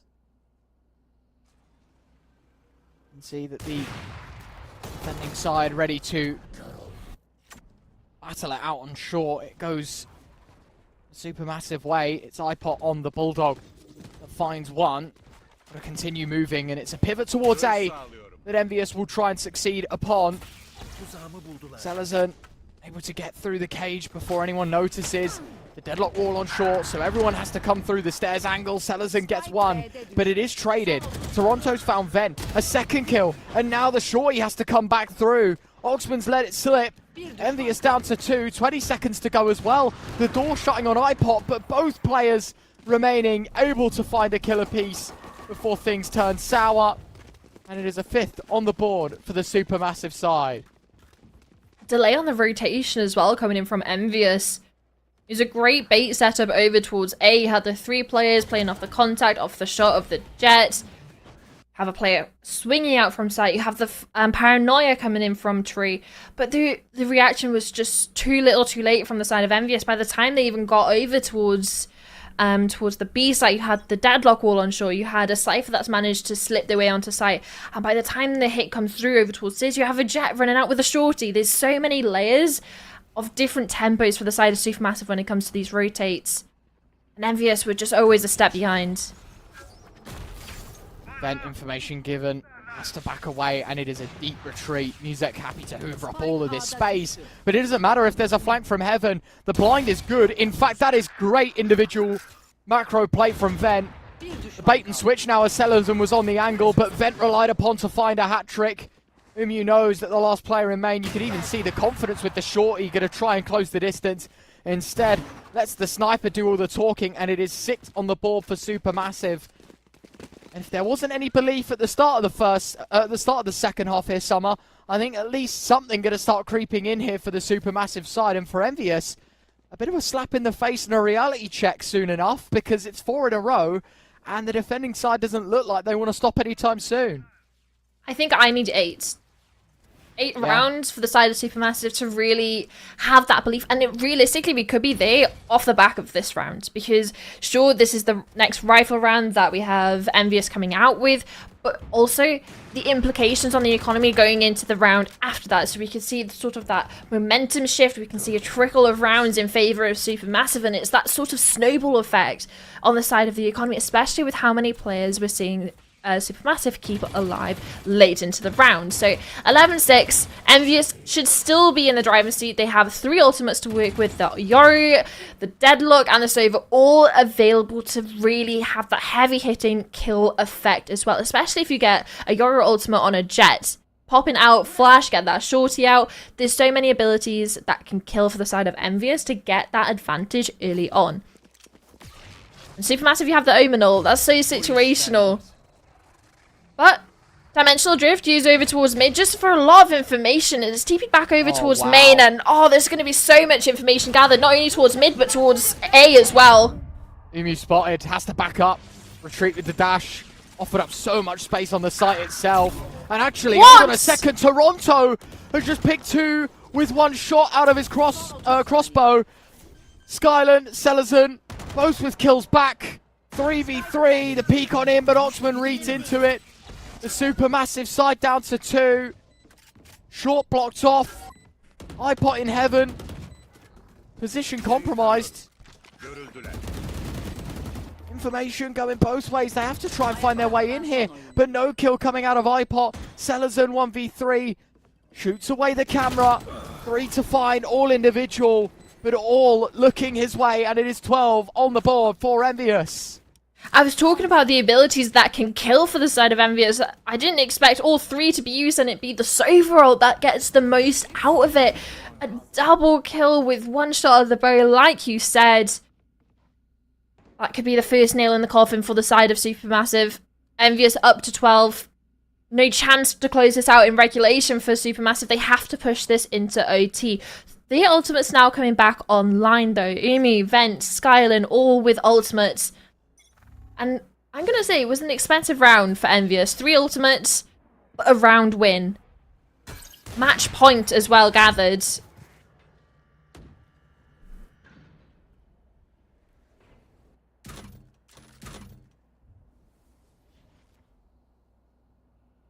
Six in a row. Supermassive have done an alright job. Far at least improving that they can chain rounds together, but losing one has brought everything basically to its knees.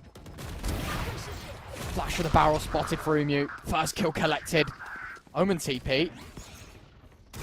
Actually, it's going to be a diversion. Back up short. Yoru, concussed, dead. Flash back for Vent. TP's away, but it's actually just across. No one expects the move from right to left. A hat-trick of frags for the Omen. Umu to close. And it is 7 on the board for Supermassive.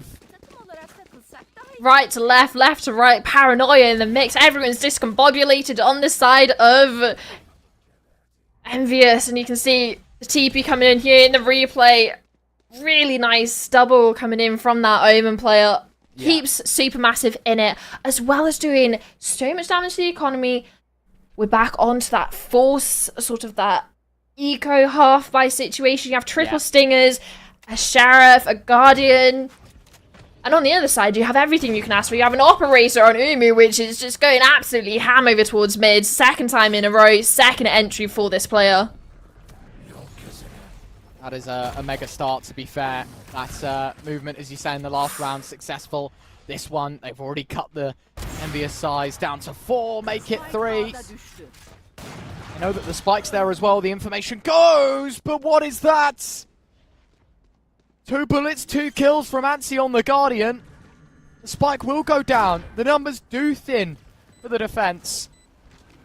Annihilation available for both sides. It just depends where both of these players go towards. One's towards Heaven, but only one of them hits and is in favor of Supermassive. I was going to believe it was going to be the opposite way around. The NVUS one goes towards Heaven. There's 3 players opportunity for it to latch onto. Where instead, it's Supermassive Skylan really showing how you play that agent. Other than the ult in the first half, we don't talk about that one. But you got the kill either way. Yeah, you got the kill.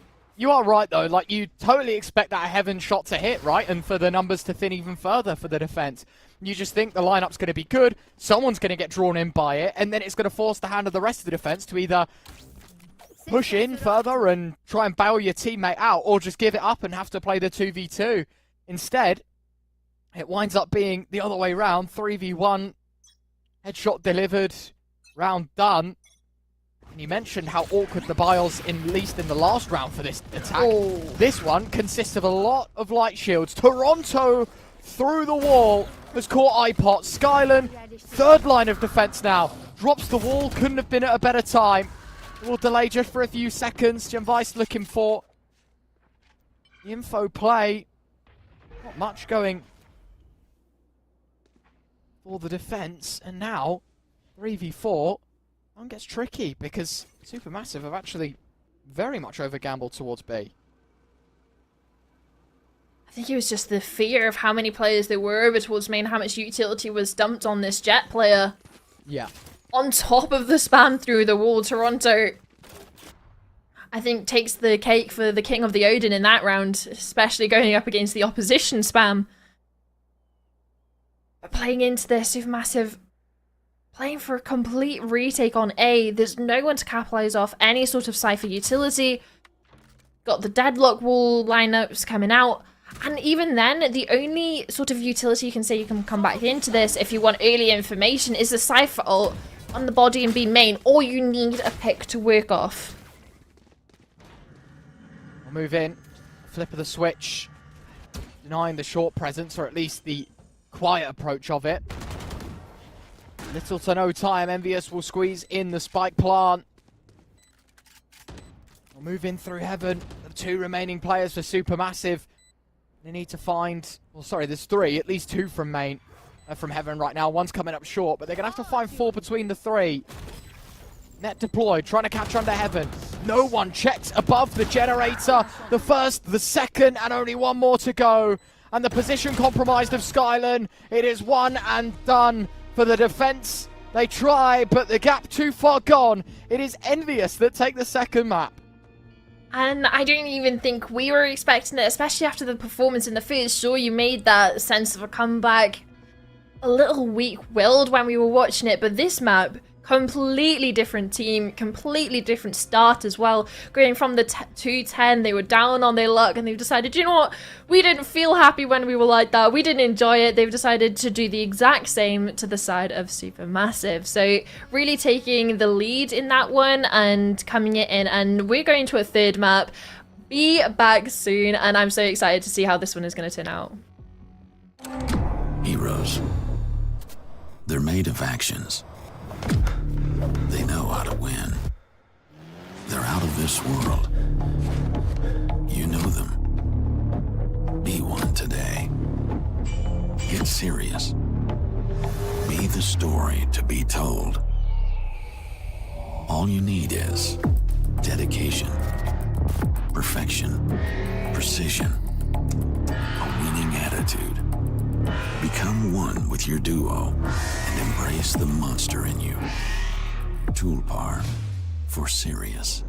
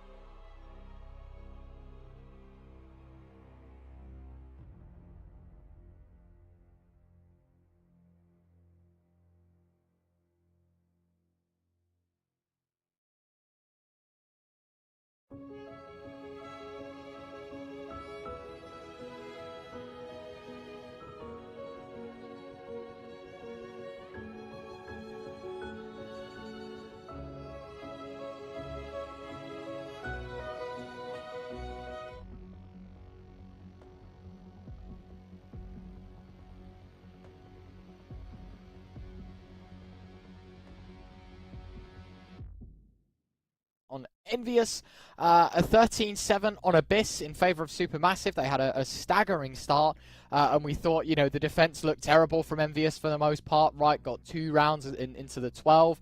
We then head on to Ascent. They start on the defense, and I mean, we kind of gave them the leverage that, look, it's Ascent. We know exactly how it's like. We know what's going on. And then they deliver massively on the defense, right? They go 10-2 up on their own. So I don't know, man. Like, it's a pretty back and forth series. It's a pretty backward series in general. It's time to head into Sunset, our decider, to see who will continue to move on in the upper bracket and who will have to go on the redemption run in the lowers. And again, we get in the mirror comp similar to what we saw on the first map. Second, we had a difference in duelists, whether it was the Jet or the Yoru. This time, both duelists have opted for this Neon. And for how aggressive we've seen both of these players in their own right, whether that's on attacking or defense-sided like gambits, these players are going to be in the faces, whether that's of the other Neon, whether it's of the other teammates. They just want to take the aggression to the opposition, and I think that's something that gets gets facilitated so easily with this combo of the Neon and Breach, along with that Sova for extra information, those dart pings, and also the drones. So there's a lot of things to work with and a lot of flexibility I feel like the agents bring into this. And it'll be interesting to see another mirror matchup. I'm just praying that we don't get another 10-2 half and that we actually get a competitive start to a game, because the games have been ending competitively because we have that sort of back and forth in that second half. We got up from a 10-2 to a 13-7, from a 10-2 to a 13-6. So there's definitely opportunity for a competitive game. But I want to see it more in that first half where we don't necessarily see that massive lead from one particular team, and we do see, well, a half played out as a little bit more standard. Maybe you win the first pistol, you get the conversion, you lose the third, and get sort of that back and forth going. So there's a lot on the board for both of these teams, but again, not facing any sort of elimination. This is the upper bracket quarters, so there's a lot of opportunity for these teams to have that redemption arc, to make it back into that grand finals, but it's all to qualify to the next weekend, going up against some of the big names in T1. We have BBL, Liquid, Giant X, and only one of these 4 teams today are going to make it there. And yeah, you want to stay in the upper bracket. Yeah, it's exactly that, right? Like, this is the fast lane. This is how you get to the grand final the quickest and with the least pressure. So any team that drops down too early will be facing the consequences of having to go on that run. I will offer up the point that I think for me, at least in this series, as you say, an even half, I think would lead to a much more enjoyable game for both teams, not just everyone at home watching, you know, a one-sided affair and then just closing out, because I think after 12 rounds the game was already spelt out to us, right? Like on Abyss, we already knew that Supermassive 10-2 up, they were always going to close. Ascent, it was envious, 10-2 up, we knew they were always going to close. And sure, there's been like a mini comeback mounted, you know, like NVUS won 5 before they lost 3, and it was the exact same story. In fact, it was 6 for Supermassive before they lost the 3. Like, there has been some light in the second halves, but it seems like whoever starts on the defensive side first is bound to win the game. At least that's how it's looked. We are into the action, though, for our third and final map.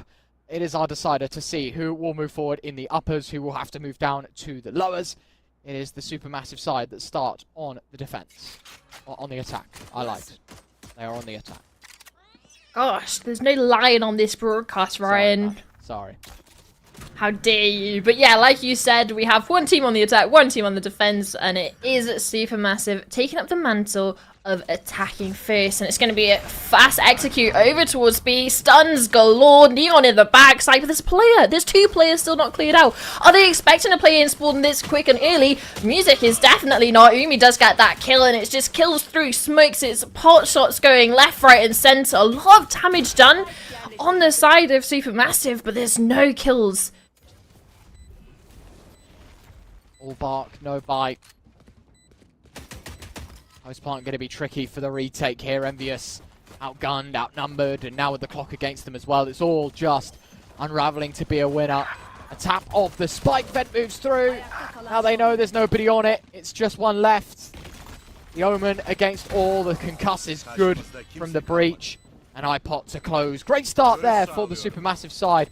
A much needed pistol round win. We've lacked a lot of that on the attack in general in this series, not just in the first half. And a nice competitive start for us from the attacking perspective at least.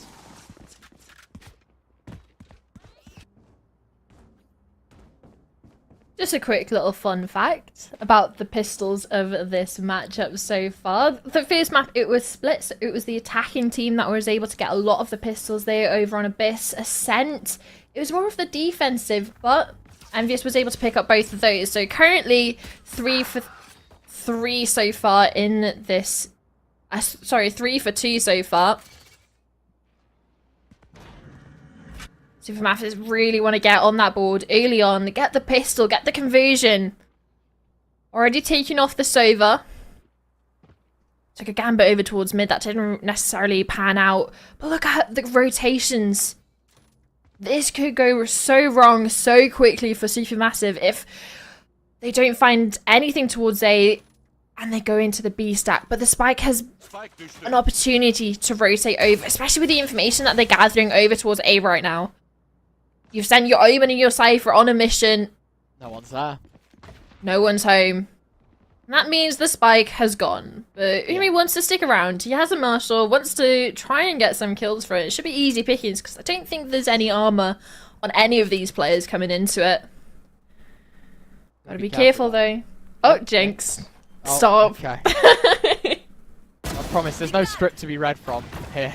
Nice shot, first, second, third. Oh my word, it is the meat grinder. Oxman, 1 versus 5.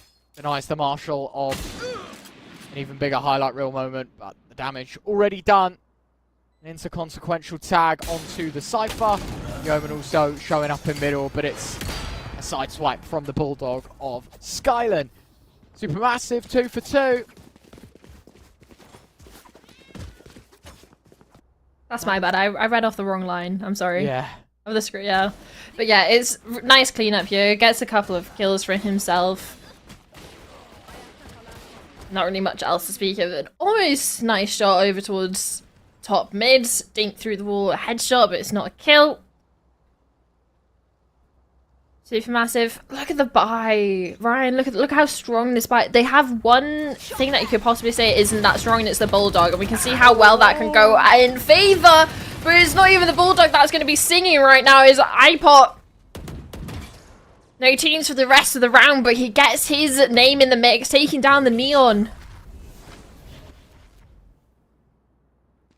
how much damage has been done onto the breach, though. Supermassive 3+1 of the walking wounded right now. A deep push down by Oxman. Is this going to be expected? This is going to be cleared. Oh, Neon was looking. Oh, the lineup Wrong is corner. so good. It's going to be so damn good for Oxman.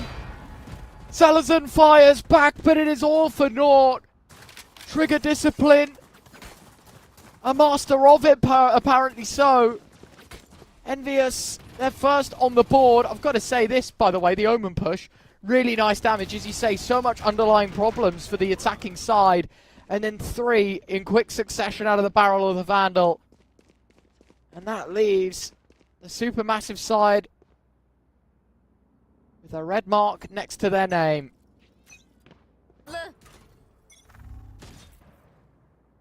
You can see Umi was considering that corner. Opts to check for the left. It's just the wrong corner to clear. Supermassive down on their luck in that one. There's the investment from them, some of those players that had that FPX buy into the second. Able to force up Vandals in the third, trying to make it more of a dangerous buy, but it was dismantled so quickly. They're moving in. Maybe happy to move in. We know how disgusting this can be. Neon, all the sliding, all the movement. No engagements have been given though, Ryan. They've respected this so heavily. Look how far back they're playing over towards top mid. They're not even playing towards this setup. Yeah, they're just going for a full retake. Like, we have the better weaponry overall. Sure, you have a Neon ult, but that's going to wear down by the time we come for that retake. Oh, the slide of their own, but Skylan quick to react. Ult goes out. They've got a lot of information right now as to where this attacking side sit. It's a good start, but it is not much to follow up from 4 kills in about a second, and the Supermassive side deny the retake from NVUS. And as you say, it's really interesting that the attacking side are respected so much, right? Like you were talking about, they hear the Neon ult, they don't want anything to do with it. They want to give it a second chance. They don't want to allow it to steamroll this defense. We sit super passive. We play 5v5. We've got the guns. We'll play for the retake. And then when it gets to the retake, quite an underwhelming end to a round in which that was, I know, not exactly 50-50, but in terms of numbers, things were level. And if anything, you favor the defense for that retake. They had so much utility because they didn't even try and stop this push because, yeah, Neon ult popped, completely respecting. I don't even know if he was more of respecting the attacking side or just that Neon prowess that can come from that overdrive, because I'm telling you, it is scary. Okay, when you're up against the Neon, they're just running it down, the movement's inconsistent because, well, they don't have to stop to shoot. They just have a constant barrage of damage coming out, and I think that's what was so heavily respected by it. NVUS, what's not respected is this peek over towards top mid.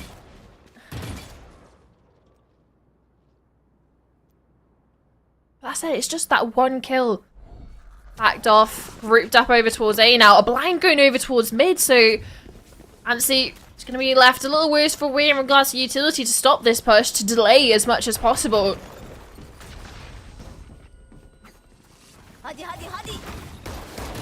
So many stuns. Man. So much going on. It's so hard to defend, apparently.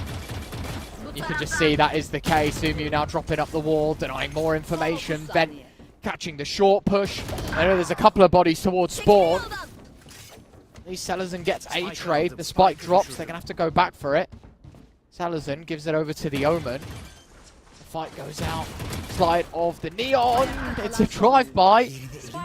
Not to any success. A first kill found. They did use the Cypher ult as well. Oxman popped it in the 1v1 just shortly after getting the kill.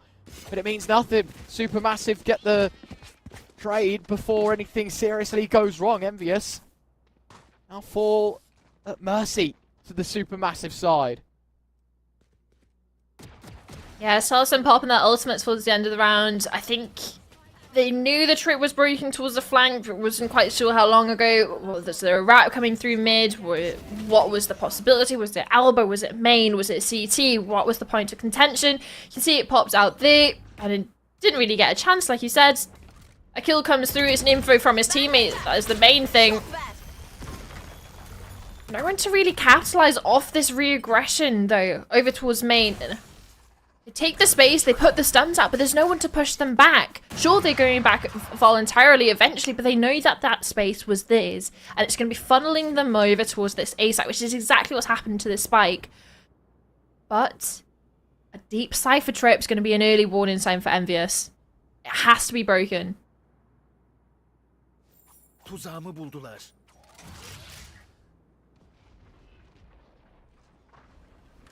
Again, it's a repetitive one.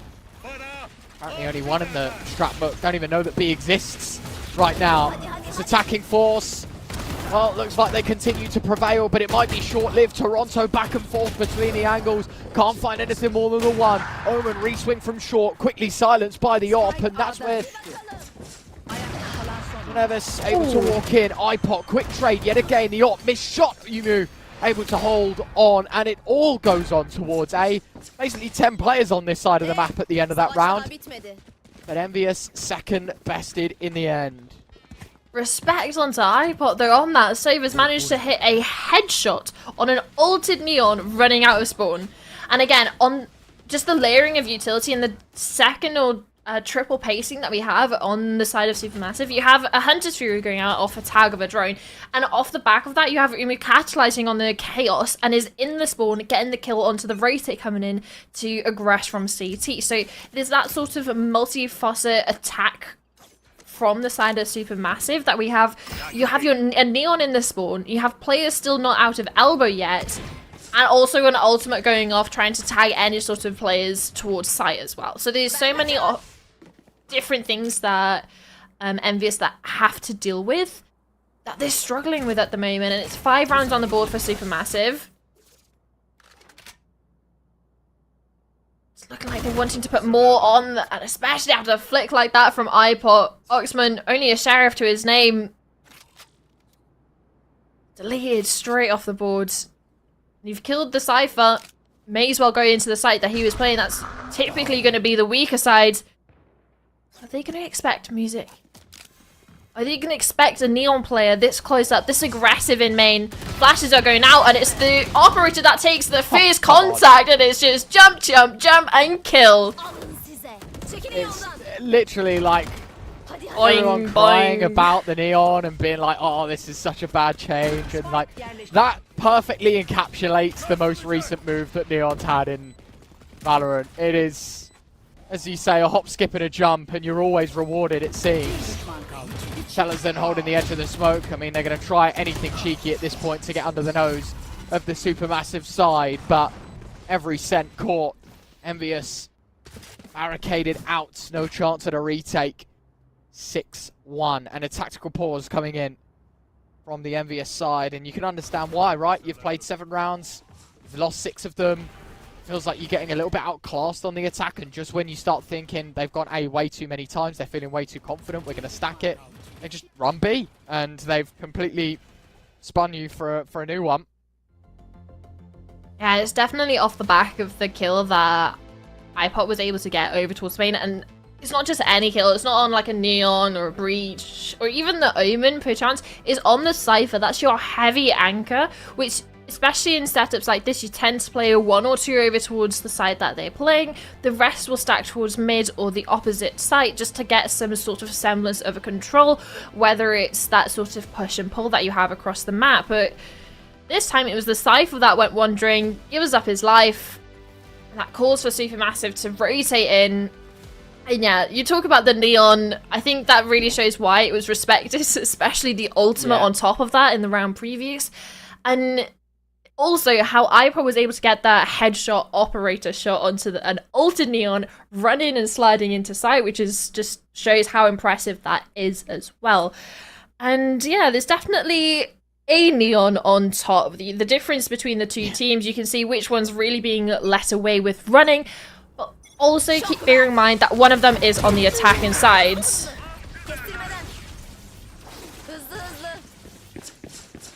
And well, Another easy as kill. you were saying, Yeah. it's get killed, press slide button, move away, 5v4. It is. And dodge the ultimate as well that Well, NVUS yeah, I have was gonna say, invested. there was a lot more involved in that round than how I've put it, but it's just the same thing, just done different ways.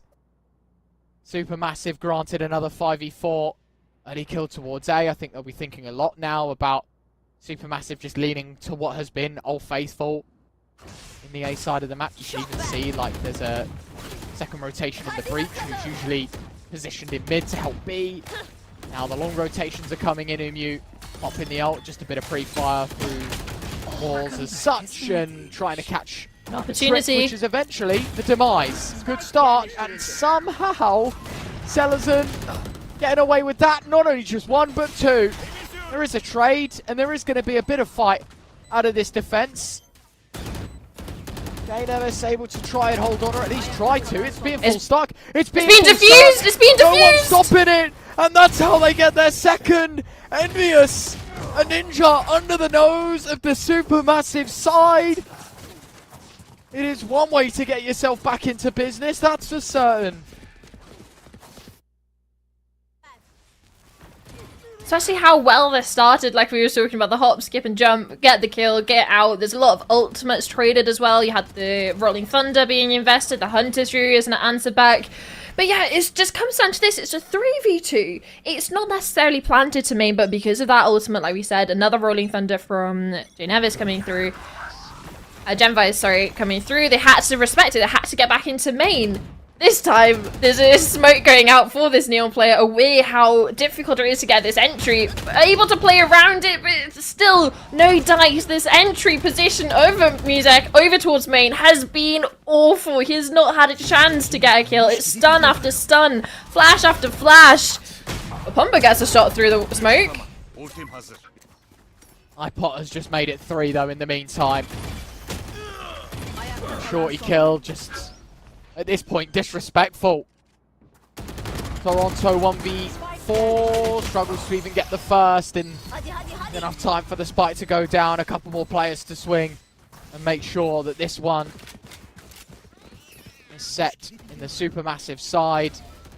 I mean, that is a really nice flash. I don't know how you get away there, but all the same, I guess, for the attacking force, doesn't matter how many bodies drop at this point. You've got so many creds that don't really need to worry about a loss. I say a lot. They've got one more buy before it's a reset, but by then, you feel like the gap is too far gone, right? Like 7 on the attack, looking like 8 against the pistols here. Could it be? I don't want to say it, but the magic number that it's been all series at 10-2. I feel like this half shaping up to be another of a similar story. I mean, never say never, but there's a couple of players postured up close with a shorty. That could be dangerous. Good for one, good for a lot of damage actually onto Umu, but it doesn't matter if you can't hit a Neon sliding who can insta-headshot you, and that's exactly what happens. Weapons still in favor over Supermassive. Salison pulling that advantage even further. Umu seemingly getting away with absolute murder on this low HP. Doesn't necessarily have to engage in the last kill. Salison wipes up and cleans up after them. An 8-2. Like you said, we've had back-to-back 10-2 halves. Well, in favor of Supermassive on a base, in favor of NVUS on Ascent. Now seemingly back in favor of Supermassive. An opportunity to have a turnaround though for the side of NVUS. They have a rifle round coming into this now, but again, looking at this, there's definitely compromises being made. You have half armor, a lot of these players, and especially since we see Umu using that Phantom a lot with that. You run in, slide, insta headshots. It can be dangerous for a lot of these players who will get, well, 140'd and they died.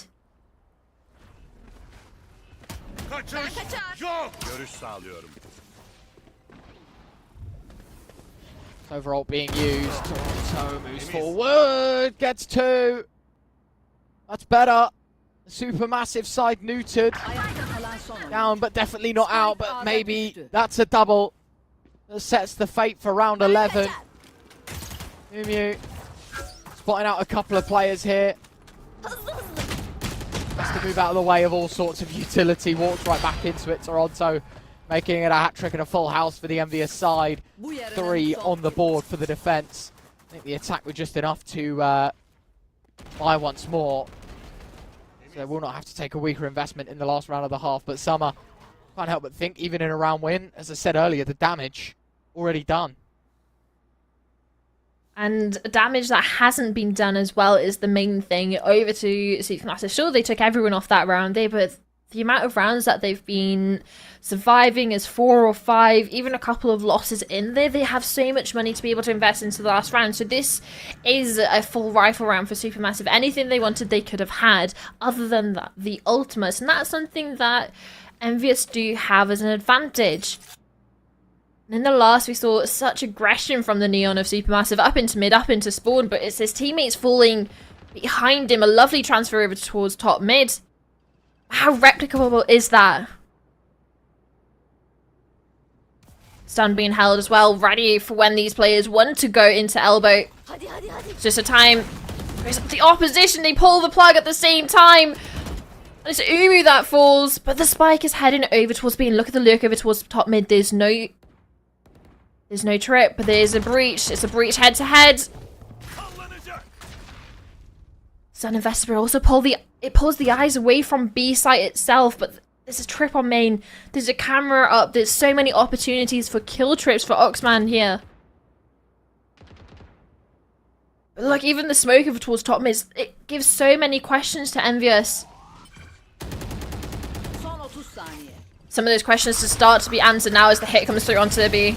Oh, good start though for Oxman, and somehow getting behind hard cover. Another piece of information goes, another stun, 2 kills back for the Supermassive side, make it 3, and the ult will just go out. One player's going to get tagged up. iPop doesn't care about the stun. He's going to try and lock in the frag. He knows where the second player is. Skyland, 1 headshot will do the trick, but Toronto returns the favour. NVUS, a lifeline. It will end 8-4 at the half. This is the best half we've had coming into this. the most competitive one as well, and you really don't normally say that for when you're seeing an 8-4. It's like, yeah, there's definitely a favourite coming into the second half, especially with what we've been seeing. A pistol, we can get this to a 10-4, but no, this is the most competitive half we've had, Ryan. And really coming down to Oxman here, doing so much with so little when he's the solo player here. iPod, unfortunately, unable to get the second. Have to feel for Skylan, has to go into that headshot angle because, well, he's 1 HP. May as well use it to your advantage, but unfortunately, shots were connected first for the side of NVUS. Coming into this, you even have iPod forcing up a Sheriff on the defense as a Sova. It makes you curious as to what they're planning. It's confidence. I think he did it on map 1 as well, right? If I'm not mistaken. Yeah, yeah. Aggression over towards mid from that Sova player. Taking that long line on Abyss. And yeah, it worked out relatively well for them, I think.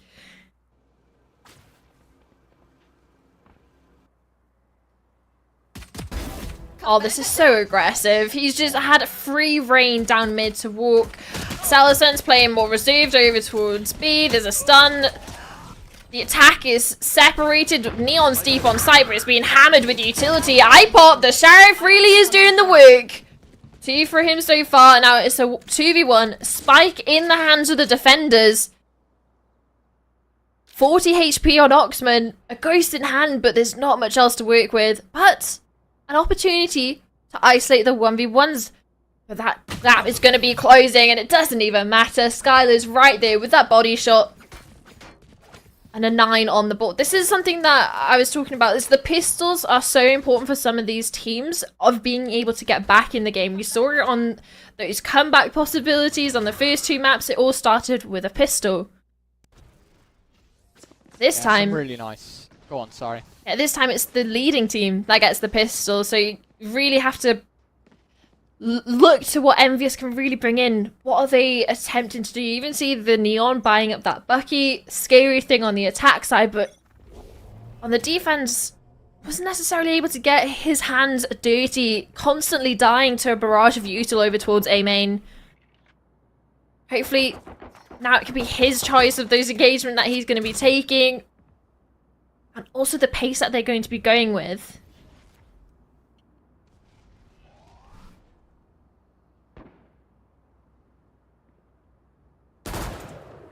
Oh my word, what a shot.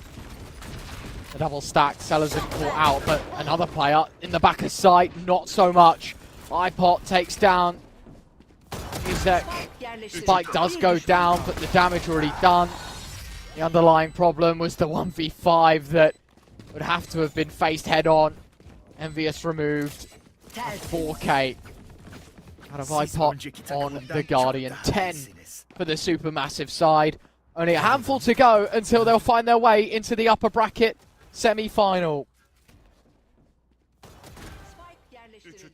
I think I've been really impressed with iPod. One of the, I think, quickly becoming one of my favourite players on this team. Like, sure, you can talk about Umi, how aggressive and how flashy some of the entries have been. The nice lurks and nice side anchoring from Sellerson. But honestly, it really does all come back to iPod. Lovely manoeuvring around certain positions, which we saw on Abyss, as well as coming into this one, some really crisp aim, but I think that's across the board for both of these teams. But it's more of how well he's able to capitalize on space that he gains, whether it's flooding in on a site on the attacking side, or, well, the opposite, flooding in for a retake.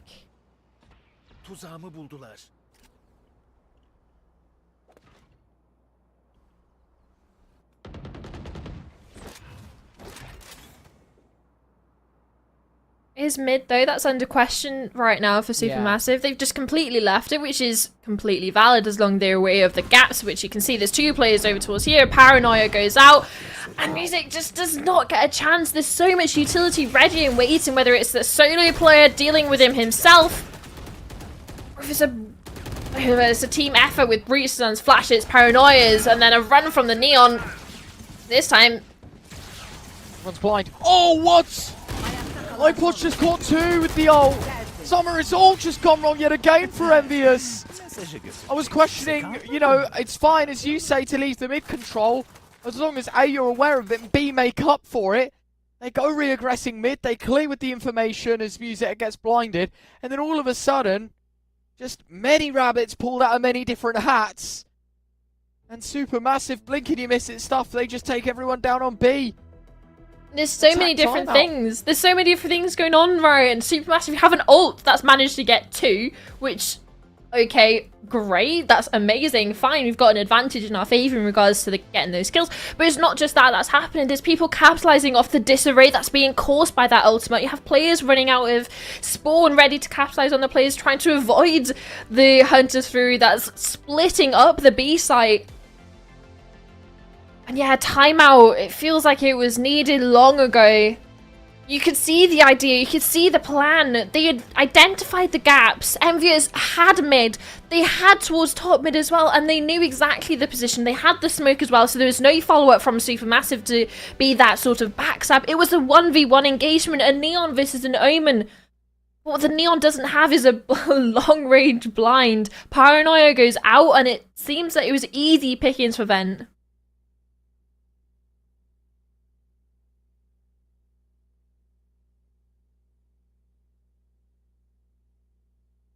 Backs against the wall, 4 stingers and a sheriff. Light shields for all. NVUS gonna try.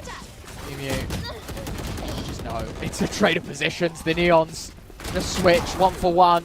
Stingers get 2. iPod has to fall away. Guardian in hand. Oh my word, the Guardian! iPods! It's just so picturesque round after round. This Sova cannot be toppled by anyone. And it is all left on Toronto. 1 versus 3. The double stack is brilliant from the Supermassive side. And they are on map and series point. That is disgusting from iPod. Watch it back. Surely. Look at here this. It comes. 1, 2. Missed 2 and then 2 through the wall. One of which headshot. I think it's easy to say that he's becoming one of my favorites on this team when you have performances like that. We've had multiple back-to-back 4Ks from this player, and he's managed to situate himself on 25 and 7, and he's even brought the operator out as a defensive Sova. Oh, and it's just gone from bad to worse. Omen gets 1, but it's a consolation. NVUS. Apparently, the saying is 4 is all you get because it is game over. The Supermassive side will go 13-4 and they will win the series 2-1. It was convincing. Look, in the first half of all 3 maps, we had the first 2 very convincing and then the scoreline sort of closes the gap. This one, the most competitive first half of the lot, and it's the most convincing scoreline of the lot. Sunset, blink and you miss itself as a third, 13-4. Quick exit for the NVUS side, who unfortunately dropped down to the lower bracket. They aren't out of this event just yet, but things get extremely hard as they are left in lower round 1, having to play the loser of Eternal Fire and BBL Pacific. And honestly, those are the 2 of the teams that I'm expecting to go quite far in this closed qualifier, possibly even that semi-finals, grand finals opportunity from those 2 teams, that Eternal Fire and BBL. And Supermassive is one of the other teams I had in the running, but NVUS definitely showed up today. I wasn't necessarily expecting such a stark difference between map 1 and 2, but it feels like we went back to that sort of regularly scheduled broadcasting when we ended up onto the final map of Sunset, because, well, it was lights out. I don't think there was any sort of conversation you can be made for them in that map, because any chance that they tried, like that, you had the pushes through mid trying to capitalize on the gaps in the defense, but the gaps were well aware. We're well aware of those defensive gaps, and it was shut down so eloquently as well. And also you have players that are going like 20-something and 7 on Sova operating, so I don't know what else there is to say for that, but we are going to go for a break. When we're back, we're going to have Eternal Fire and BBL Pacific. Heroes. They're made of actions. They know how to win. They're out of this world. You know them. Be one today. Get serious. Be the story to be told. All you need is dedication, perfection, precision, a winning attitude, Become one with your duo and embrace the monster in you. Tulpar, for serious.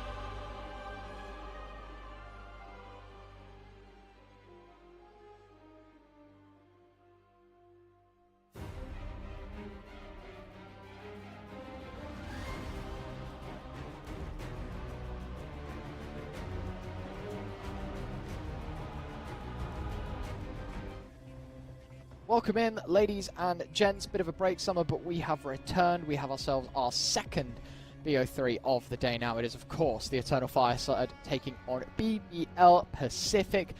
This is a matchup that's happened 3 times before over the last 6 months or so, right? And all of which have gone in favour of the BBL Pacific side. All BO3s as well, may I add. Twice it's gone 3 maps, once it hasn't.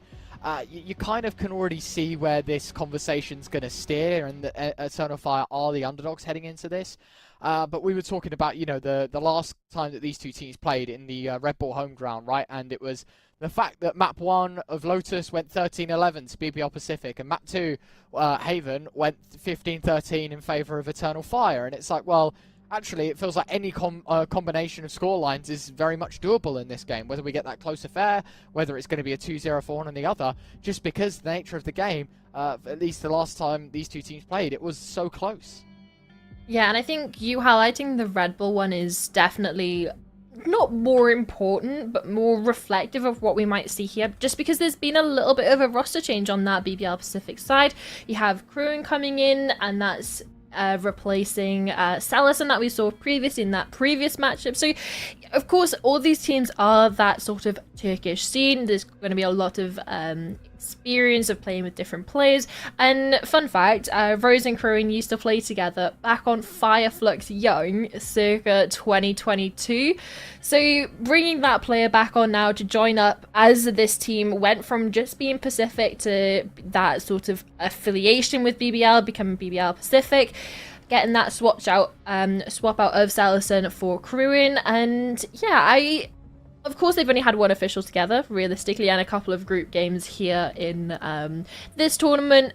But I'm really interested to see how, in that sort of long-term mentality, that this change can bring to this roster. Because this core of 4 has been around since March and only been announced as this full 5 since that switch over at the beginning of October. So there's questions of whether this was an upgrade, a downgrade, or a place for place. And I'm ready for them to be answered as we're going into the first map of Pearl, and we have Neon on both sides, Ryan. We saw how scary this was on Sunset, how much respect as well that was being given by the defenders when a Neon ult was coming charging at them. They're like, yep, we're going over that way. You can have the site. We'll come back when your Neon ult is gone. So I think that's definitely a question of, especially on Pearl, on these long angles, is there an opportunity to really face that Neon head on, get an operator out to deal with it, take those long range engagement? Because yeah, otherwise I feel like there could be a little bit of a running away with the game, specifically with the agent. Yeah, no, I think there's some gives and some takes, right, from what you were saying. I think Neon, clearly, we learnt in the last map, very busted. Like, if you've been living under a rock and didn't already know, it's not a fun agent to play against, right? Like, it is definitely one of those that if there was ever like a ban, you know, you could ban an agent away, I feel like a lot of people would be looking at that and going, yeah, I'm good, thanks. I think on the flip side of things, as you say, on a map like Pearl, a lot of long-range business, your closing of the distance is going to be reliant a lot on the agents. But when you do actually find yourself on the sites, that's where Neon, the slide, the ult, things like that, even the stuns are just going to exceed because it's all very close, it's all very compact, and it's going to be quite tricky to get rid of. And surrounding that, I think, as you mentioned, I think in this matchup we've got 8 other great players surrounding these Neons, right? Like we haven't, I feel like, got a defect in these 5s. There isn't going to be a serious outlier, at least that's how it looked. I know I made reference to it before, but we were talking about the Red Bull home ground qualies. And you have a look maybe at the side of the Eternal Fire squad, and it's like, yeah, sure, they're all in the red. 3 of them a little bit more than the others, but it's not exactly like anyone was completely getting owned in that game, right? And to be fair, we were having a look, come back on the BBL Pacific side, went 26-6 in opening duels on the Neon. I'd be quite scared to see if there's going to be anything like that again from the BBL Pacific side. But enough of the yap, time for the shoot. It is map 1 starting Eternal Fire on the defense.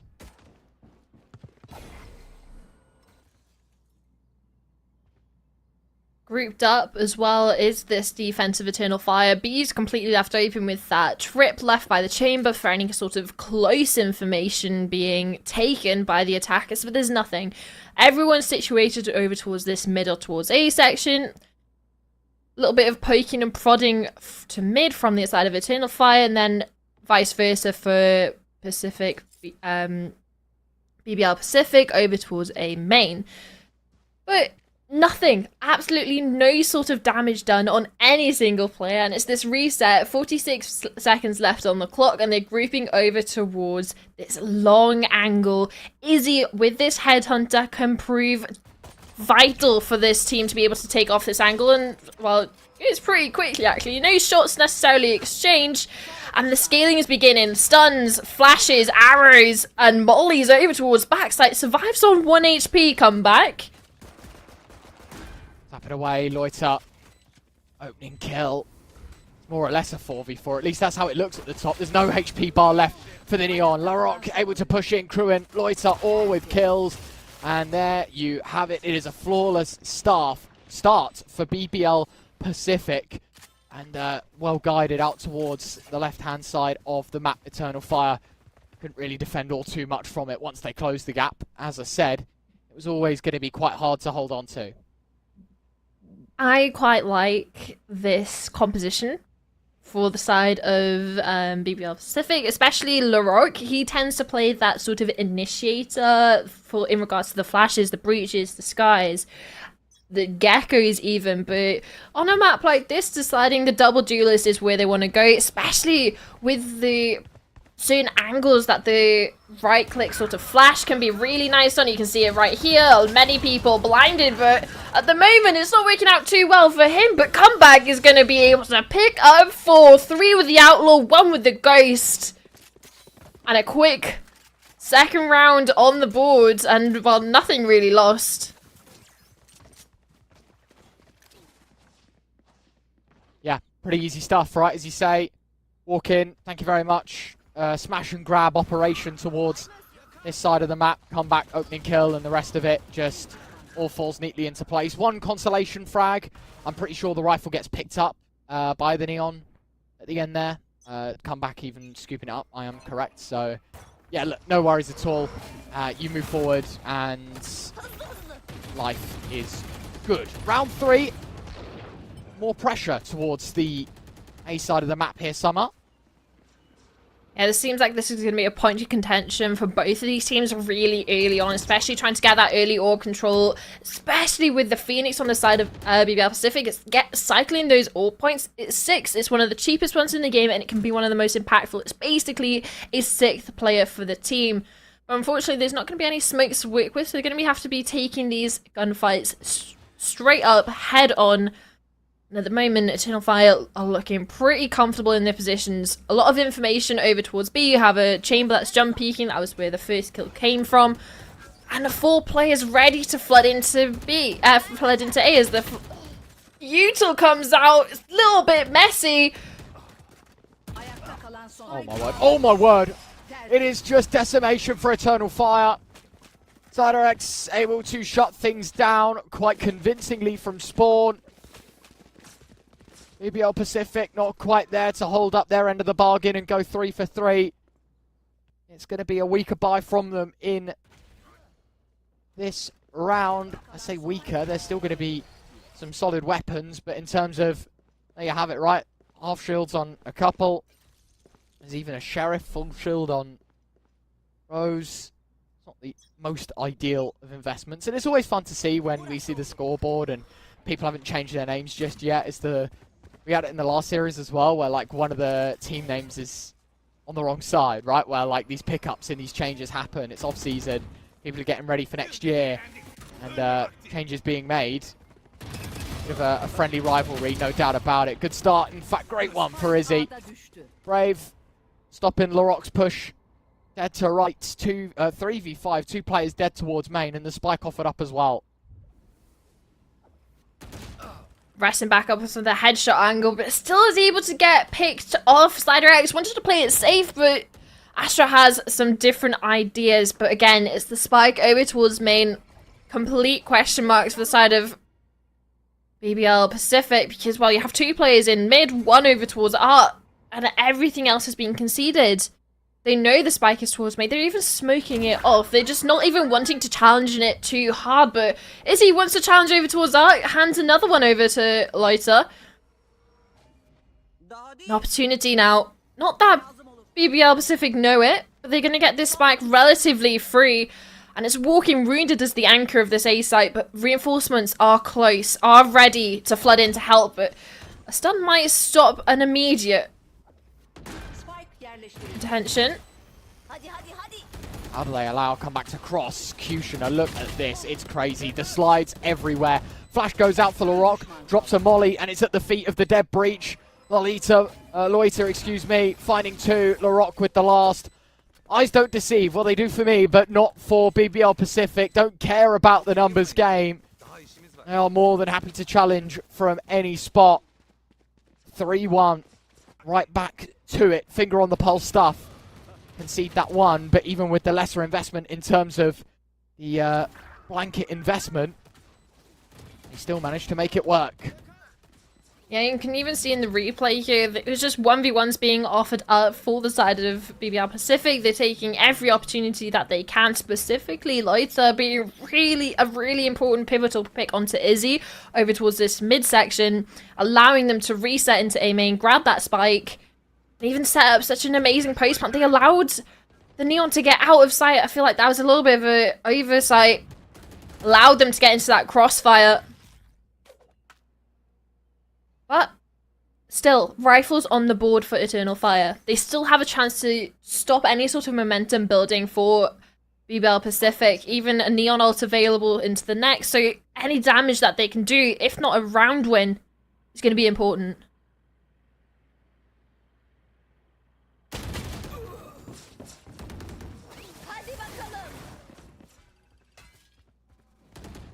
Overdrive popped. So how Be careful.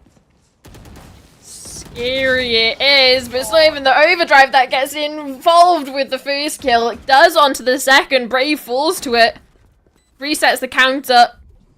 Turn on fire, 2 left. Faced up with an ulted Neon, 3 other players, 4 in total. And you thinking, is this the point where they call it off? They don't have a chance to get back in. There's no sort of time. They haven't got the utility to dismantle any sort of post-plant setup BBL Pacific might be putting up. It's just a passive save. No hunting either from the attacker side.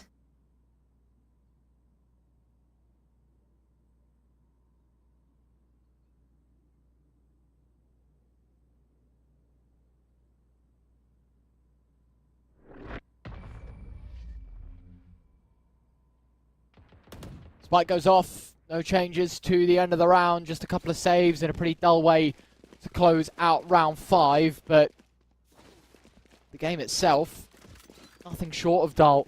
This has been insane, to be honest, to see how quick these kills have been coming in, how pacey the rounds have hit the board. Comeback 6-2, Loiter 5-1, like Deadly Joe at the top of the BBL Pacific side for Eternal Fire. Anima yet to get off the score sheets, and for a couple others as well, there hasn't been as much impact. I think heading into this, the head-to-head, we're expecting Kushner to be able to step up, and that is not going to be the case. 3 quick kills towards A. Anima sat on the back of the site, classic in hand. Has a bit of cover with the smoke. Easily spammable. And not to mention that I think for BBL Pacific, they'll be half expecting a move like this one. Smokes go up and holding the shift keys with caution. A double think out of the classic, or out of the Ghost of Brave, excuse me. Comeback throws, close things out. And that is the BBL side taking a 5th. Like you said, you're looking towards Kushner X being one of the, especially on the Neon as well, on the side of Eternal Fire, being a player to have their name in the scoreboard, to be that difference factor for the side of Eternal Fire, a play that we've previously seen in T1 on the likes of BBL, something that we've seen, that we're going to be seeing next weekend in that main tournament. But it's the academy, it's the affiliate team that they seem to be having problems with right now. On that deficit, 4-round deficit, and the only round they've been able to pick up is the 3rd round conversion. And not saying that these rounds haven't necessarily been close, because BBL Pacific have been letting a couple of entries, a couple of trays go awry, but they've not been stopping that attempt, stopping the isolation of the ones who've won. They keep pressing the issue, and that's something Eternal Fire doesn't seem to have an answer to at the moment. Even if it's towards the fights towards their main, or the lurks that we're seeing through art from Loiter as well on the Astra, there's always a second sort of spearhead that BBL Pacific are coming into this with. Yeah, as you say, it's the BBL Pacific side that have sort of been letting their guard down a little bit, and I won't say they've dropped their guard completely, because they've managed to recover, but as you say, it's not like every round has been flawless and every round has been super clean. There have been a few defects in this attack. When there's been a few in the attack, there has been plenty in this defense. One side of the map that they're looking to hold up is Izzy, who is now TP'd away and is stuck in that corner, so has to jump across with the safety of a smoke. We'll get there, but unfortunately that's just given up the front side of the site, and now Izzy with a difficult decision to go through with the chamber roll or just give it up completely. Unfortunately, it would be suicide if they head back through. So a spike plant will be given up no matter what. A stun into a frag. This is what we were talking about. Comeback is so prolific at finding these opening kills. Weaves his way through into the back halls. Gets one, backs away. Now look at the rest of this side. They're not going to be in a position where it's going to be easy to trade. Never mind that. LaRock stunned in the ult. Still finds one. An Eternal Fire. A second blockage put up. And BBL Pacific, sure, they lose the short presence, but it's still a 5v3. And if I'm Eternal Fire, I'm letting Izzy save face, maybe try and get a kill or two. But I think this round is well and truly over. And speaking of kills, they'll get none. Brave 1v5. The Rock moves around the corner. Does eventually collect the first headshot, but a sliding Neon will close the show. 6-1 here so far on the attack. You've got to feel for Izzy. The sole defender of B has the tour de force out, has the pinnacle of snipers out over towards that long range gunfight into the engagement. But he was not even able to fire a single shot until the engagement over towards CT. And, well, you saw how that went. LaRock just absolutely shuts it down. And, yeah, especially that ultimate that he came out with, fully stunned, gets the kill, and then you have Comeback's playing a different game on the Neon currently. And it's just being able to shut down these power players that we're looking at for the side of Eternal Fire. Looking at the chamber with the Operator, Kushner X on the Neon. Cider X is not going to get a chance, though. How many Hunter's Fury kills have we had? Not just in this map, but in the whole day, because we've had double kills from multiple Sovers in the previous series. We're getting extras in this one now as well. Feels like the Sovers and the Hunter's Fury are just on point today.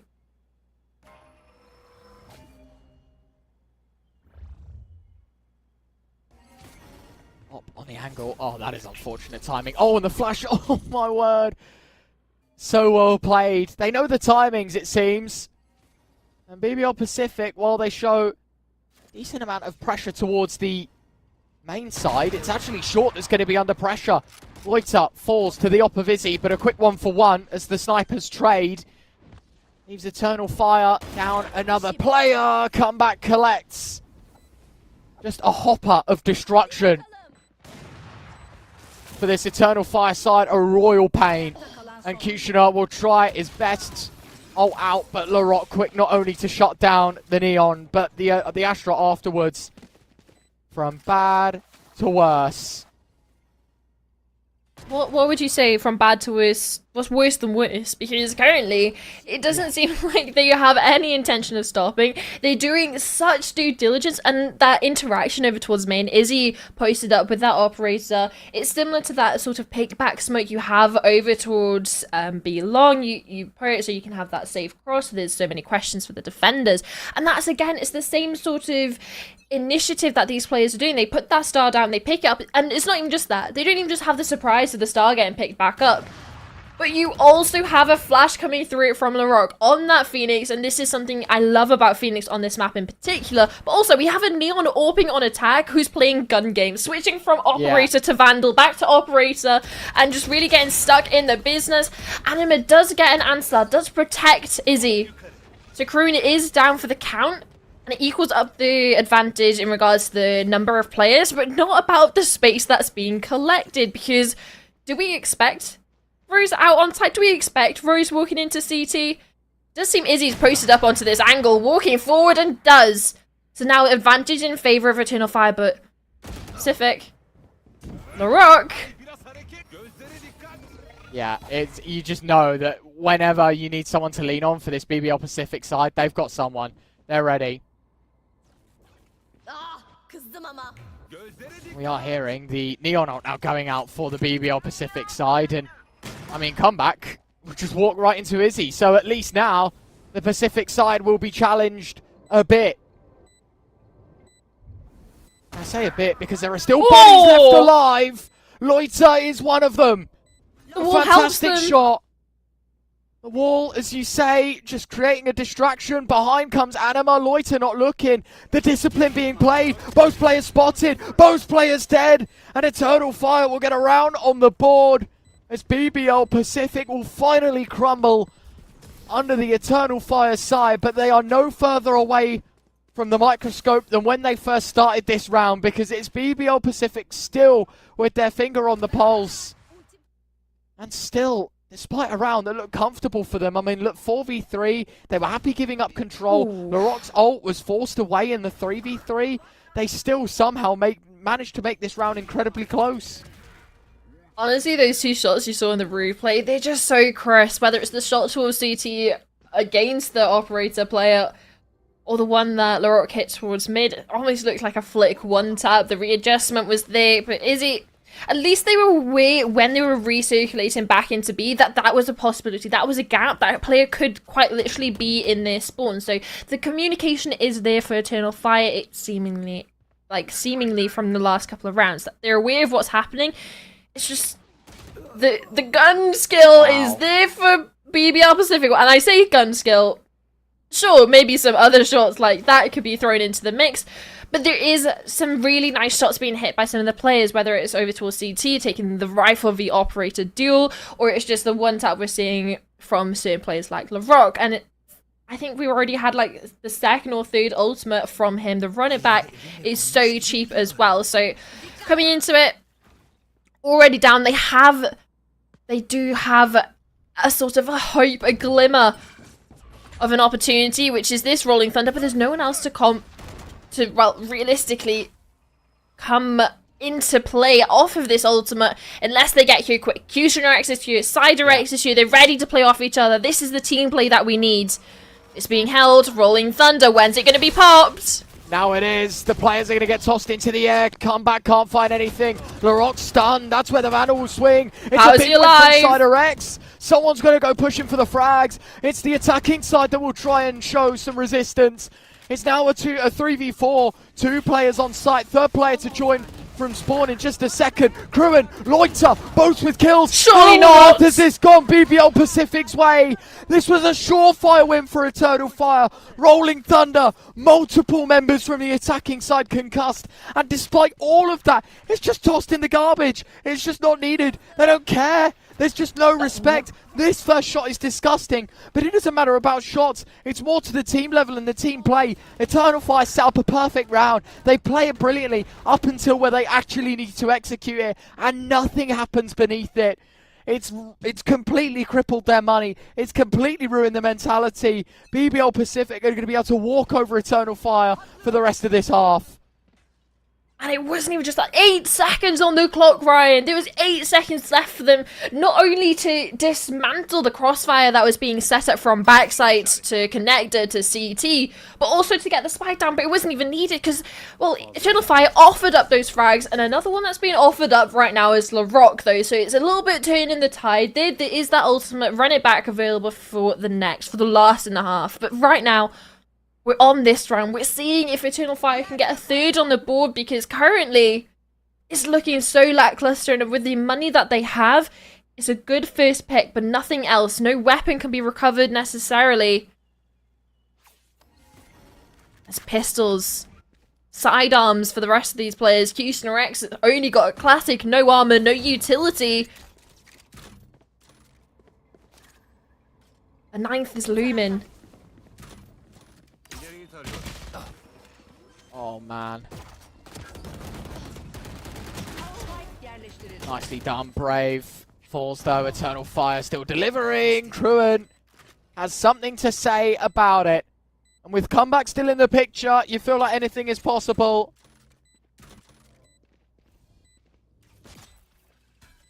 Lack of armor as well. Yeah, plenty of bodies coming from the Spawn side of things. It's Anima that finds one, the Outlaw another. If only the ult was available, Comeback would fancy his chances that little bit more. Spike getting diffused. It is stuck now halfway. The slide across the Shorty. How on earth has he nearly won that round? I thought you'd done enough. Words. I thought that Shorty hit on the second person on Anima. He survives at 40 HP. But what a way for Eternal Fire to get the third on the board. A double from the Stinger player, and then it comes down, well, to recycled weapons, sure, but especially off the first pick over towards mid from Izzy. Yeah, just looking at the replay, Brave has just gone above and beyond. We're talking about the opportunity for this Outlaw to do well because there's no armor available for these players. Shorty sure gets the first, but unfortunately not enough for the second. Yeah, just how do you track that? How's that a headshot as well? It's just sort of the playing against Neon things. That's an oversight. Ultimate pops. You know there's going to be a scoped weapon somewhere. We saw the diligence that they were doing in previous rounds with the Astra Smoke, but this time no Astra Smoke's needed because you have Comeback running it in. Doesn't check his right.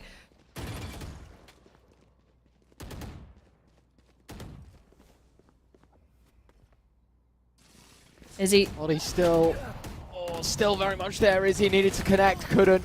And now it's the rest of the squad that needs to deliver. Is he hits one though, Cider another.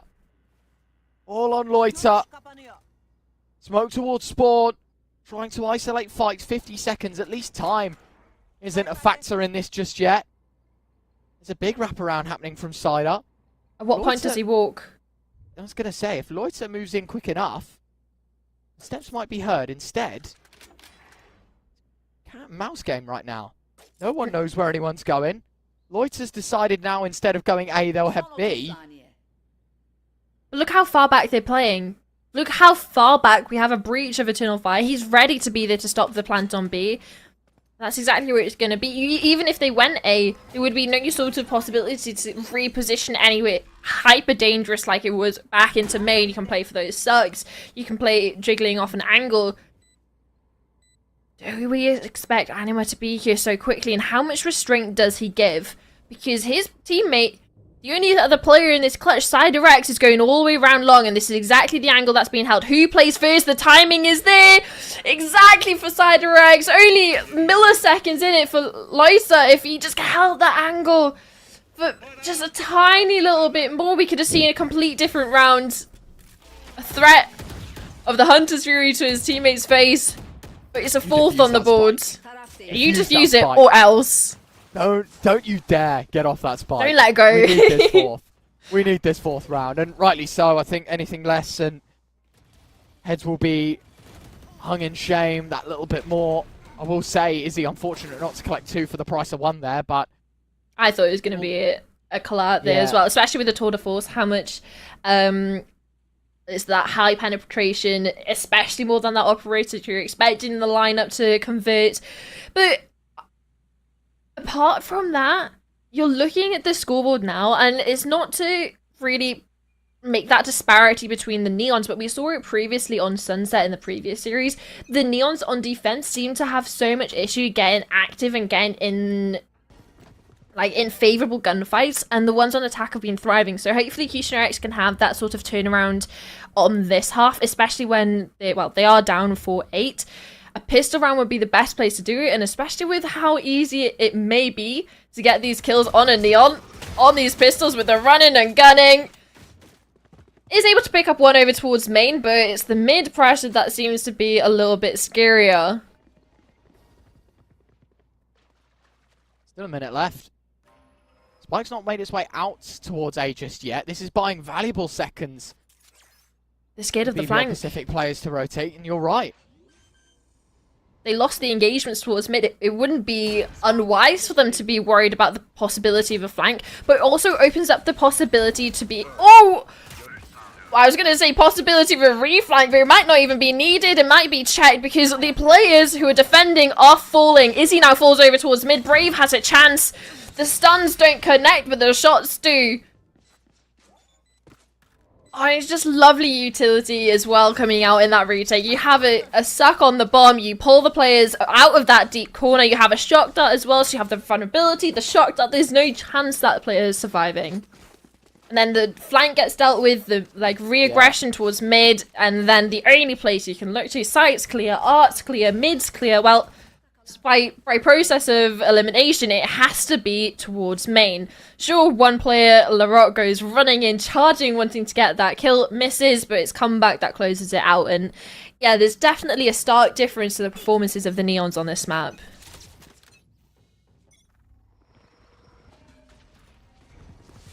Eternal Fire will try their luck once more towards A.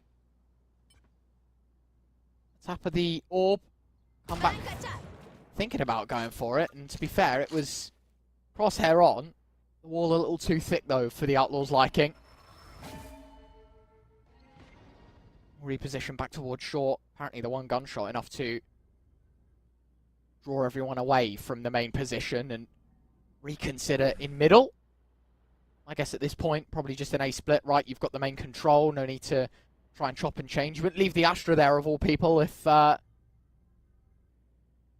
you didn't have an idea of going A. I don't know. We'll see. 50 seconds left, and apparently they are just going to head B. Larocque's got other plans, though. Smoke, flash through it. And the bodies will just continue to drop, one by one. In fact, Anima in middle. The aforementioned Astra out still towards A main, will eventually move elsewhere. And then that's it. Game over. It is going to be number 10 for BBL Pacific. Yeah, you put players over towards mid, whether it's over towards R or double door, just trying to find a kill, because they don't have the weapons to necessarily push into that outlaw on A, or especially with a reposition as well over towards R. You can see here, they have an attempt, they have the smoke as well to cut off that deeper angle to try and take those close range engagements. The stun comes through, but there's definitely a weapons disparity for the side of BBL Pacific. And it's no worries for the side of Eternal Fire, at least coming into this one, that the Outlaw may be too damaging, because everyone's got that full shield up. So that's going to be important, whether it comes down to any sort of position that Comeback's so committed in. I know it's on the Neon, you can easily get out if you want to run away from, but similar to the position he had over towards main or art, he can get run down a lot easier when he's not necessarily going to be able to net that first kill unless it's a headshot. So there's opportunities for Eternal Fire to really speed up off certain engagements as well. But they're going back over towards this midsection, putting your Astra deep over towards A, keeping that sort of line, making sure there's no unworldly pushes coming out from the defense. But it's very stacked, actually, over towards that side. You have the Cypher and both duelists wanting to take up the mantle over towards A. And everyone's stuck over towards mid for the side of Eternal Fire.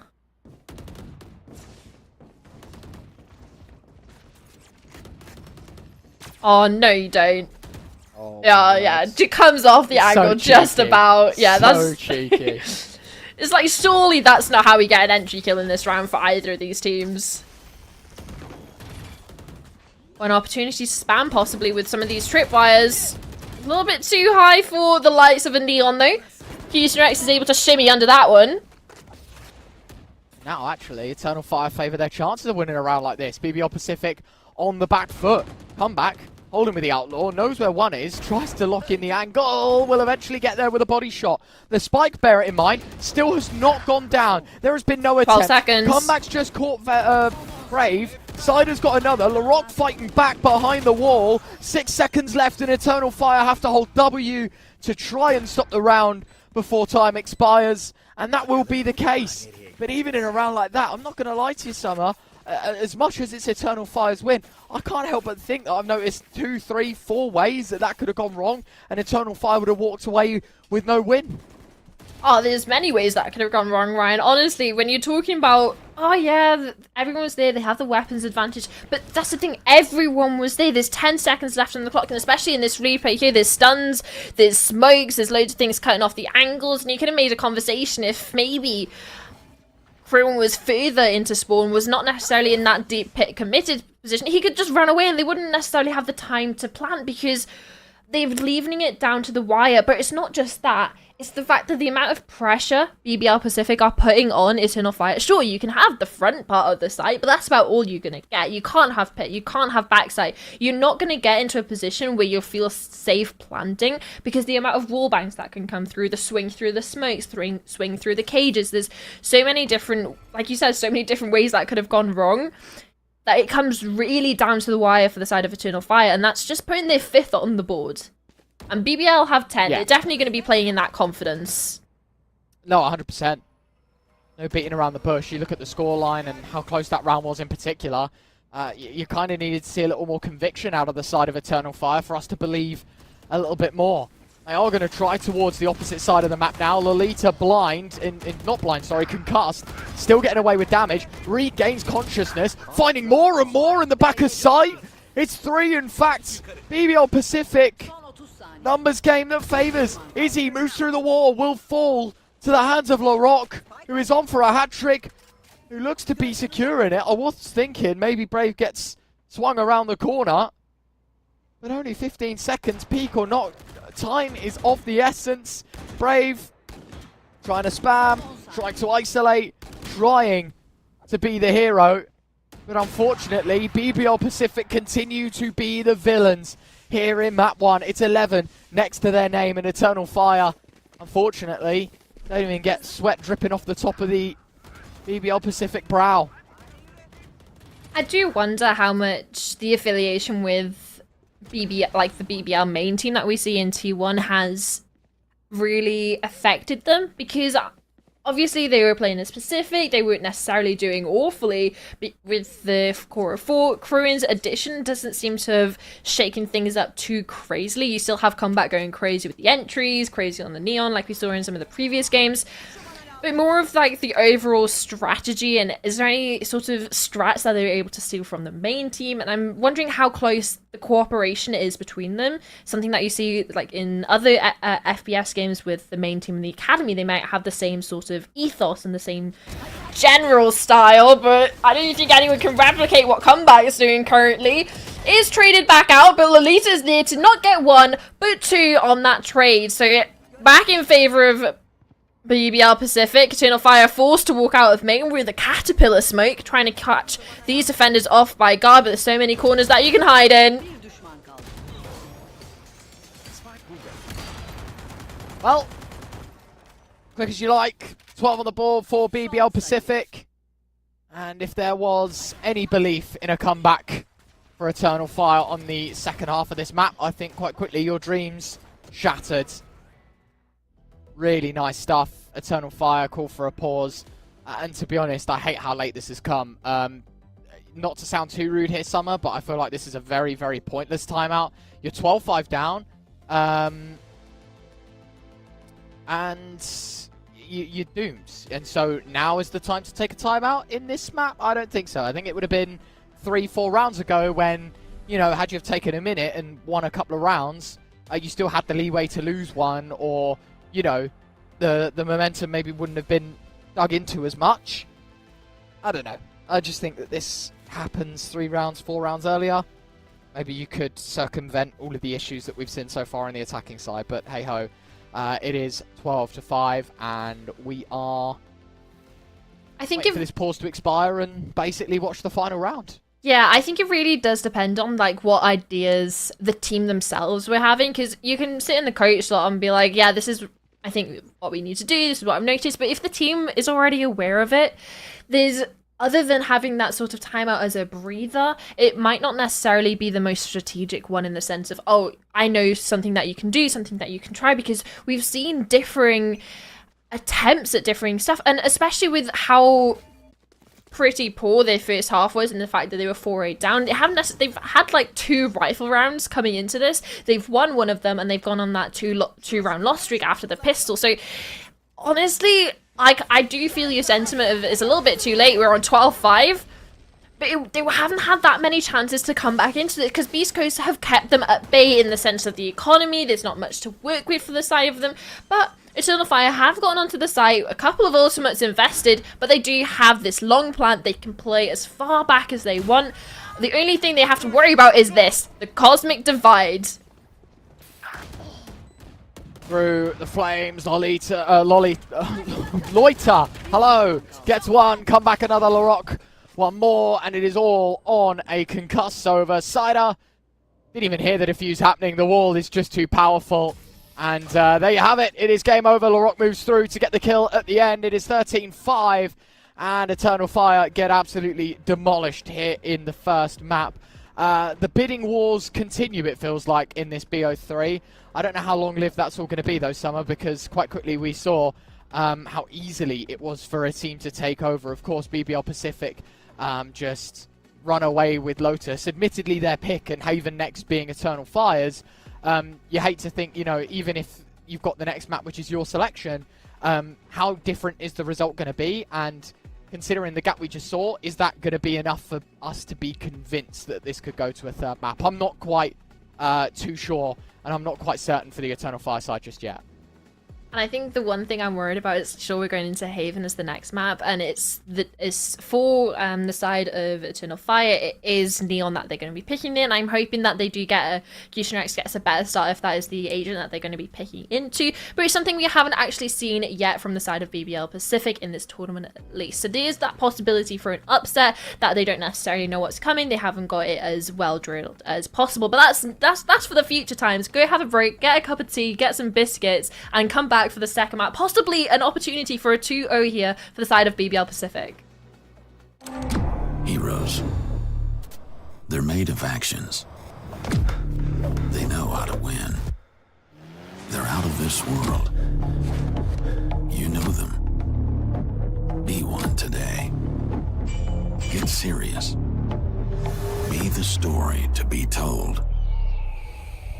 All you need is dedication, perfection, precision, a winning attitude. Become one with your duo and embrace the monster in you. Tulpars for serious.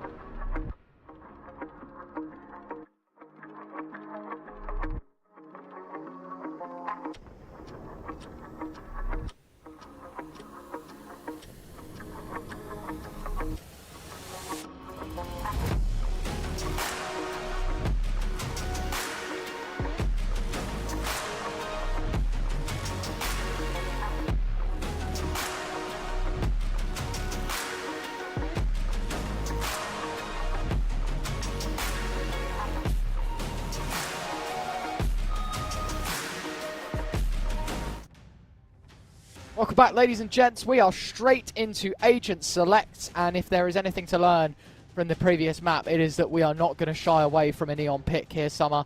Not only that, I think it's pretty much mirror comp, other than the chamber right for the Eternal Fire side. It seems to be that we are playing the Cypher instead for the BBL Pacific side, so nothing too crazy from either camp.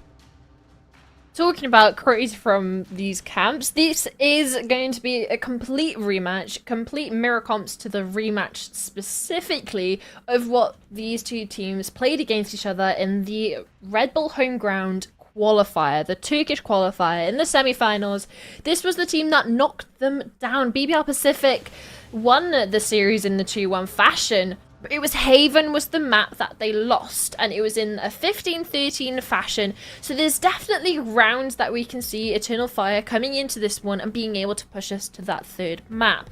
But after the first map, what we saw, I definitely have some questions if they're able to get some of the players online, specifically onto this map. But some of the main players I want to look at is Anima on that breach. In that matchup specifically, went like 27 and 19, went crazy on the breach, and I feel like, especially a player with so much utility focus on that breach, as well as the fracking power, as well, specifically on a map like Haven, it's a lot easier to get away with and play around as a breach, in my opinion. I think it's definitely going to be a key factor into whether we do see a third map so far in the series. Yeah, I think for my buck at least, as you say, I think this is very conditional on seeing Eternal Fire show up more in this second map. I think if we get the same performance in map 1 and map 2, I think this will be a very quick wrap-up of our series and we'll go home a bit early today, Summer. But I do want to hope, I do have belief that Eternal Fire would have had a bit of a wake-up call. I think they expected their first half to probably go a bit better, and by the time you get into the second and then lose the pistol, it did just feel like game over. And another thing I was going to discuss is the pistols themselves, right? And that is that you have a look, and it is the BBL Pacific side that go 2 for 2. You have a look at the first kill department. It was 6 first kills for Eternal Fire, and that is of course out of the 18 rounds played, 7 of which comebacks. So I don't know. We'll see. I still have belief, as I said, in the Eternal Fire side, but it does just feel like a lot of these stats are up against them at this moment in time. Yeah, it's not even just 7 entry kills, it's 7 and 0. Comeback had not fallen as the first player in the round at all.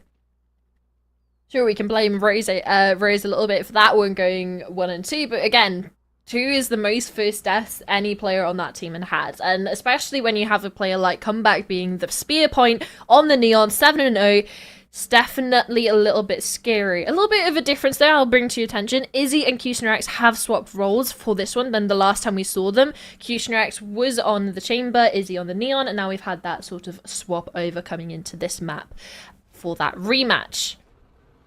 To see if it'll make any much of a difference, if they're able to close it out, or if it'll be their undoing. Nicely done. Only the one, though, for Comeback.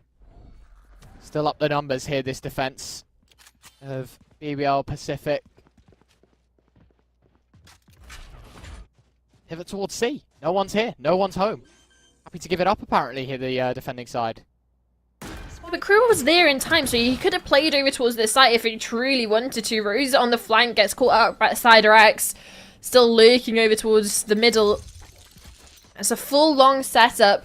Smoke is available as well for BBL Pacific, so they should be able to cut off these angles. Arrow comes out, the stick is being stuck, there's body blocking as well. This is not how you lose the first round, this is not how you lose a pistol. Eternal Fire, sure they clean up the kills, but it does not matter. The win is in the books for BBL Pacific. You can see the one next to the team comp. And what a way to lose the pistol, Ryan. You have the entry kill, sure, you get a little bit messy over towards mid, but it's traded back out. You have the advantage. You have to spike down. You opt to play all towards long. An arrow comes out, sure, to try and keep the players off of the spike, but it doesn't matter. The arrow gets shot out, there's a smoke in front of them, they're gonna stick. And that's exactly what happens. Sure, when it dissipates, it's another story. The kills go in their favor. Similar to this. Smoke down just before it blooms. It's a kill, gone. a player off the board.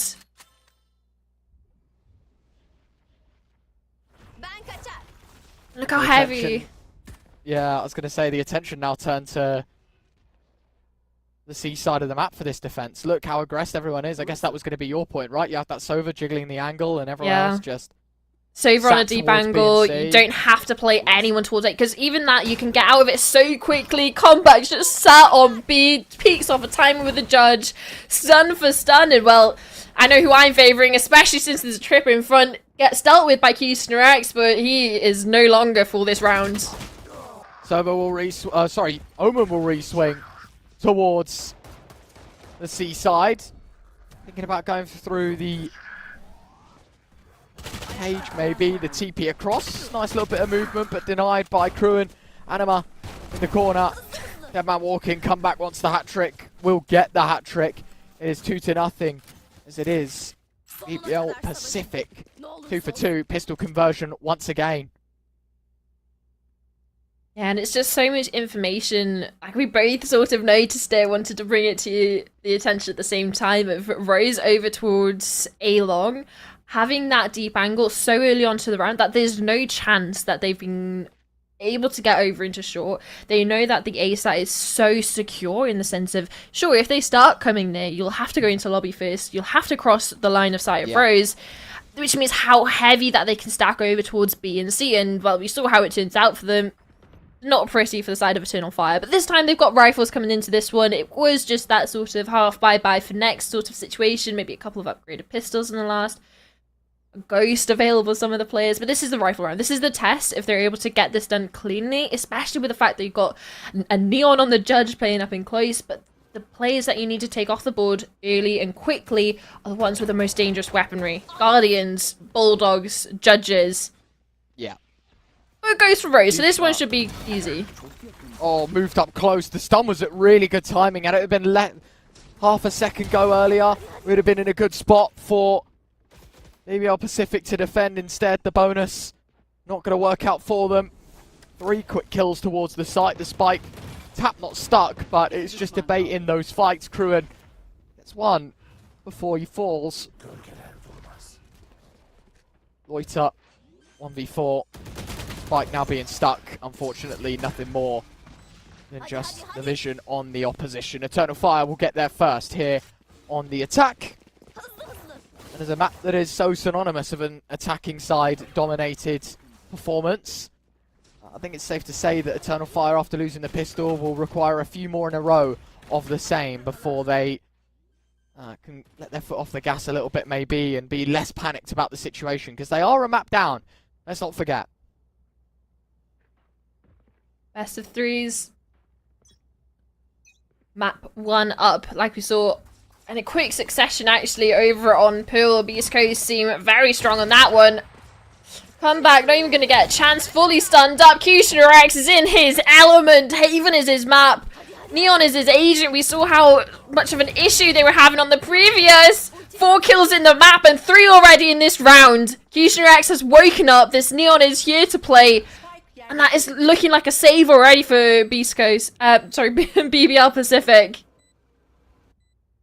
No doubts about it.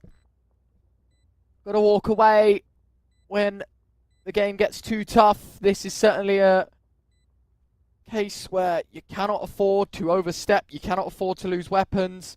You just got to tuck tail. It makes total sense to why, as you mentioned. It's nice that we can point out the bad performance in map 1 to then follow it with a fantastic start in map 2, right? It was a very quiet game from the Eternal Fire Neon, and then all of a sudden, in the second map, it really has sprung to life. All these players will save, no bother about it.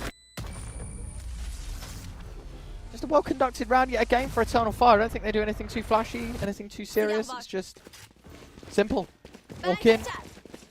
Allow Kushner to create the space, everyone else sort of works with it, and they say thank you. And this is the duelist that we've seen tried and tested in Tier 1 over on that BBL squad. Playing the likes of Heretic, like the old Heretics back at kickoff. Na'Vi, not necessarily the ones that are on top of the game in this year, but the roster changes has Has left him back in the Turkish scene, back onto Eternal Fire.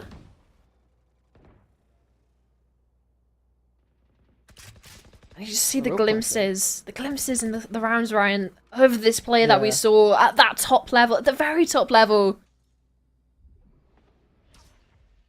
The real question is, how do BBL Pacific respond, right? We were talking about the fact that it was a comeback-dominated map 1.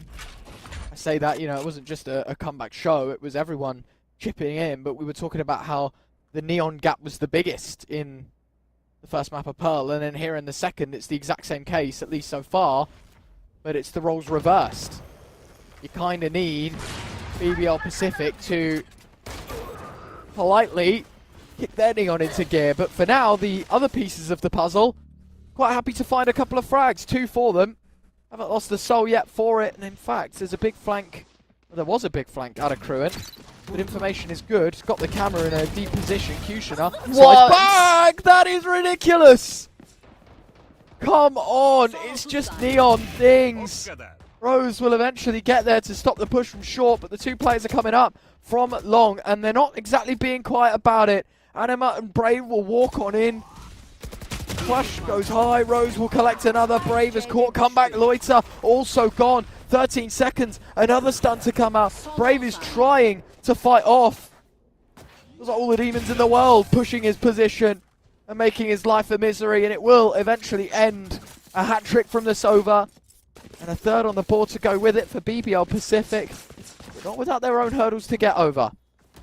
Yeah, what is this? That is sort of the embodiment of someone calling an ambulance, but not for me moment. Like, how have we just ran past and then slid back, and it's the first bullet that goes connects to the head, and even an opportunity by Brave coming into this. A nice double for him. Too many players to deal with, not enough time. An answer back from BBL Pacific. But what a way to do it as well. Come back with the AWP. Back online. Good start. Loiter, jump spot in. Come back now, dropping the shock. All sorts of stuns being used, and it's quickly cancelled out. Neon stun, Cypher cage, Cypher trip, and now the whole C attempt is thwarted.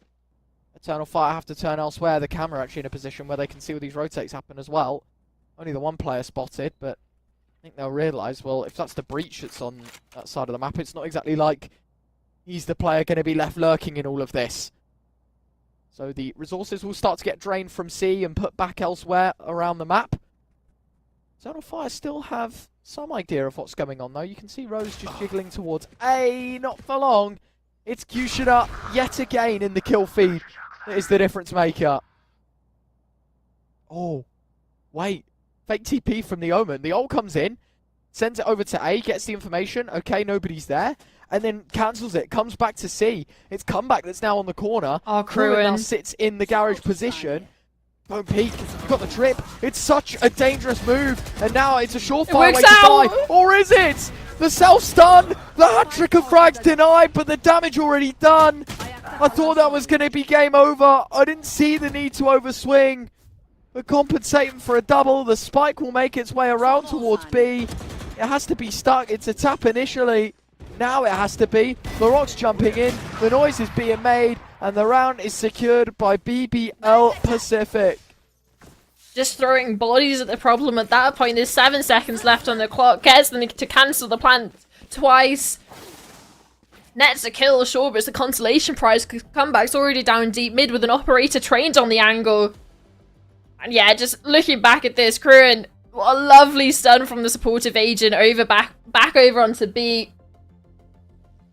Just there for his teammates, whether it's on the Phoenix with the flashes that we've seen with the due diligence back over on Pool, but now it's back onto the more of the default flash initiator, the iconic breach on Haven. I don't think you can really think of a composition of Haven without having breach in the, at least in the thought process for it. And stuns like that really prove why. You were talking about no need to swing.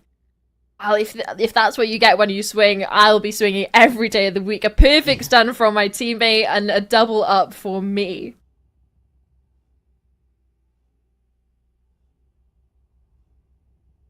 Really well worked for BBL Pacific's 4th on the defense. Outnumbered in terms of bodies on site, but still managing to make things work. There was attack pause coming in, I do believe, from the Eternal Fire side. And it's one of those, yet again, where admittedly this one a little better timed, but you start to realise, you know, you lose a couple more rounds and the damage is irreversible.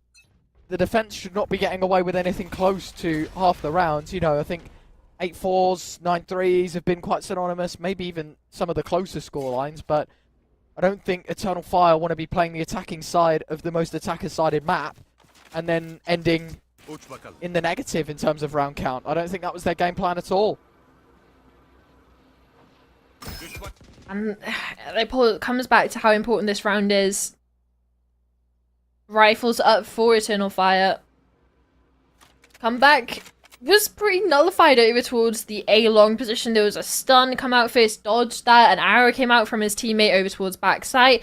And then it was the smoke. The smoke deep long has given so much space like off the back for Eternal Fire, but they have to be worried about the corners. Of course, we can see that there's nobody there, but they have to do the due diligence as well. And that also means that there's no one here on site. You have the Cypher Heaven ready to play off these trips. Is he ready for the second one? Answer's no. Yeah, stunned again, but no one there to punish. Finally, Cruin, as the smoke starts to dissipate in front of him. Anima trades. It's a bit of a wonky one, but BBL Pacific trying to hold on to the limited space. Izzy takes the Vandal and takes ahead.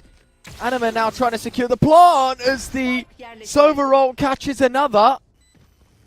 BBL Pacific left down to 2. And I thought the defense was good. You silenced the Neon with all the trips and the stuns, as you were saying. And then all of a sudden, the kills come in, but they're all in red, not in blue. And Comeback alongside Loiter gonna have to find everything. The TP on top of the box was spotted, at least the shoulder of it. Comeback's got another. This round's getting way too close for comfort because it's now ended 1v1.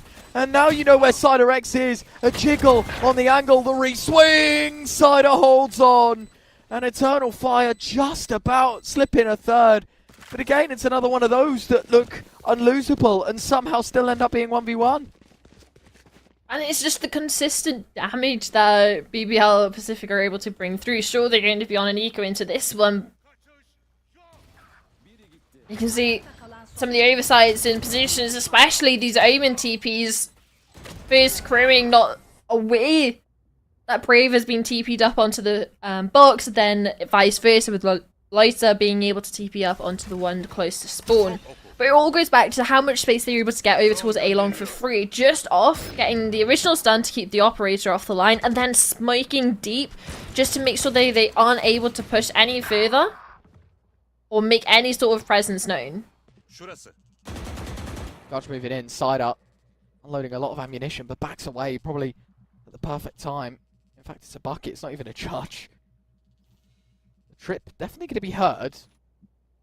I think now just waiting maybe patiently for the chamber to get out of range.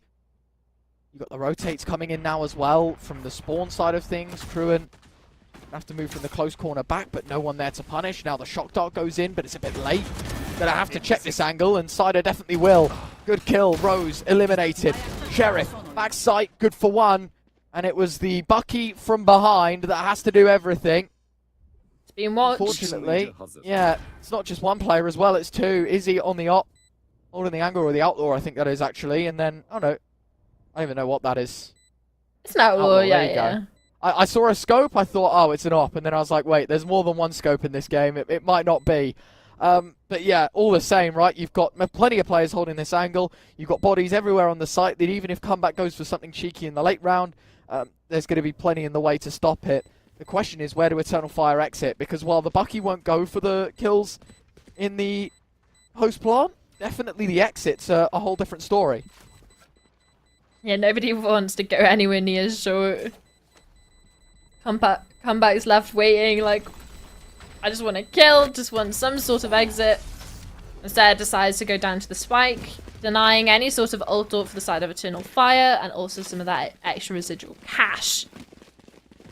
Especially since Anima's 2 away now from that Rolling Thunder, it can be like a massive round changer.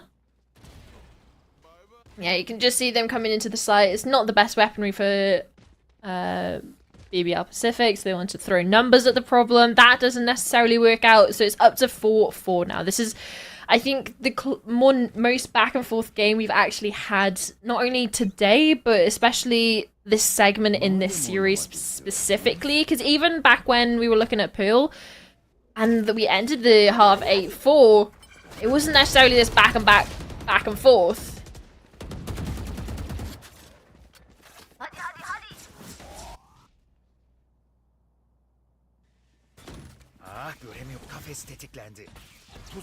All sorts of utility being burnt early on towards B. Stuns are out, Cruan has to retreat, play passive, Eternal Fire given the space, and it makes sense. No need to roll the dice until everyone's in position and ready. Lots going on now, flashes util, rolling thunder burn, but no one acting off the back of it. Eternal Fire just given enough space where BBL Pacific can't close the gap. And now it feels like that ultimate use to re-engage, to go for the retake is wasted. And BBL Pacific are now going to have to spend all that time again clearing all of these different positions. Loiter good for one, a sidestep from Cider's got another, Cushion has got the third, but Larocque in position to distract and destroy the defenses towards side. Cider has to move through, trying to do the damage, left and right of both bodies from the remaining two. And yet again, it's BBL Pacific getting away with murder in the post plant. There were so many ways that you could see Eternal Fire. Yeah, they had the strong point in that you had the timing of getting the Saver player just outside of Garage, behind the wall. You have the Omen taking contact, but as soon as Brave falls, Lighter gets the trade, sure. But it's just, it gets shut down so quickly. They just completely ignore the Saver in Garage. It's like, okay, we can deal with you later. Let me help my players. Let me help my teammates on site. Runs in, gets two, and gets out as well. And I think that's the most important part, is that they were able to get back onto site and play it in that 2v1 situation where they had to force Cider X's hand. And well, we saw how that ended. A quick and swift headshot to the head, and that's exactly what we get in this round. Comeback's not stopping, but maybe he should have. Brave takes his head off. Now we're back into a neon for neon trade. Our ultimates miss Larocque here. Is he going to get more than one? He gets the first and able to get the second, but reinforcements are big, but reinforcements have fallen, Ryan. And it's all on Loiter. A weird timing. Never mind. It's all gone wrong. It's all pear-shaped. The stun's pretty decent. The blind on point. None of the util from Eternal Fire is exactly landing in position and catching Loiter out. Still stuck on short though. 57 seconds. You got a selection of sites to choose from. The concuss also misses. The recon to clear the close smoke now. Loiter has to try and find a way through. And to be fair, it's not a bad bit of movement, but unfortunately, just too many sets of eyes and not enough room to work with. It's 5-all. Eternal Fire tie game.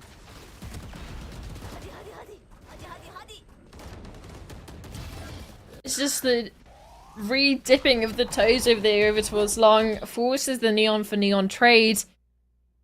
When it comes back onto the site, everybody's there. There's so many reinforcements for BBL, but it's the Rolling Thunder that really capitalizes. Sure, there's a lot of dancing around utility, but still the kills came through in such quick succession as well. I think we were at a point where it was 4v4, Rolling Thunder comes out, maybe have a breath or two of seconds, and then four or five kills came through in the matter of 3.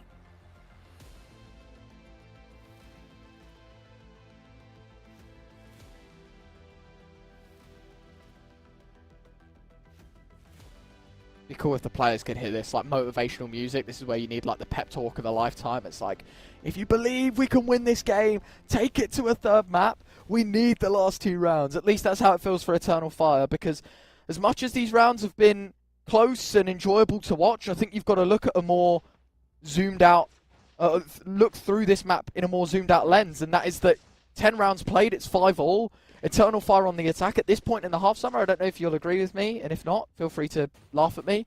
I feel like they should be at least ahead of the BBL Pacific side, and I'm not saying it has to be, you know, a 10-0 half. I'm not expecting the world out of them, but it feels like, especially when in this position, you shouldn't be relying on the last 2 rounds to make your lead a reality.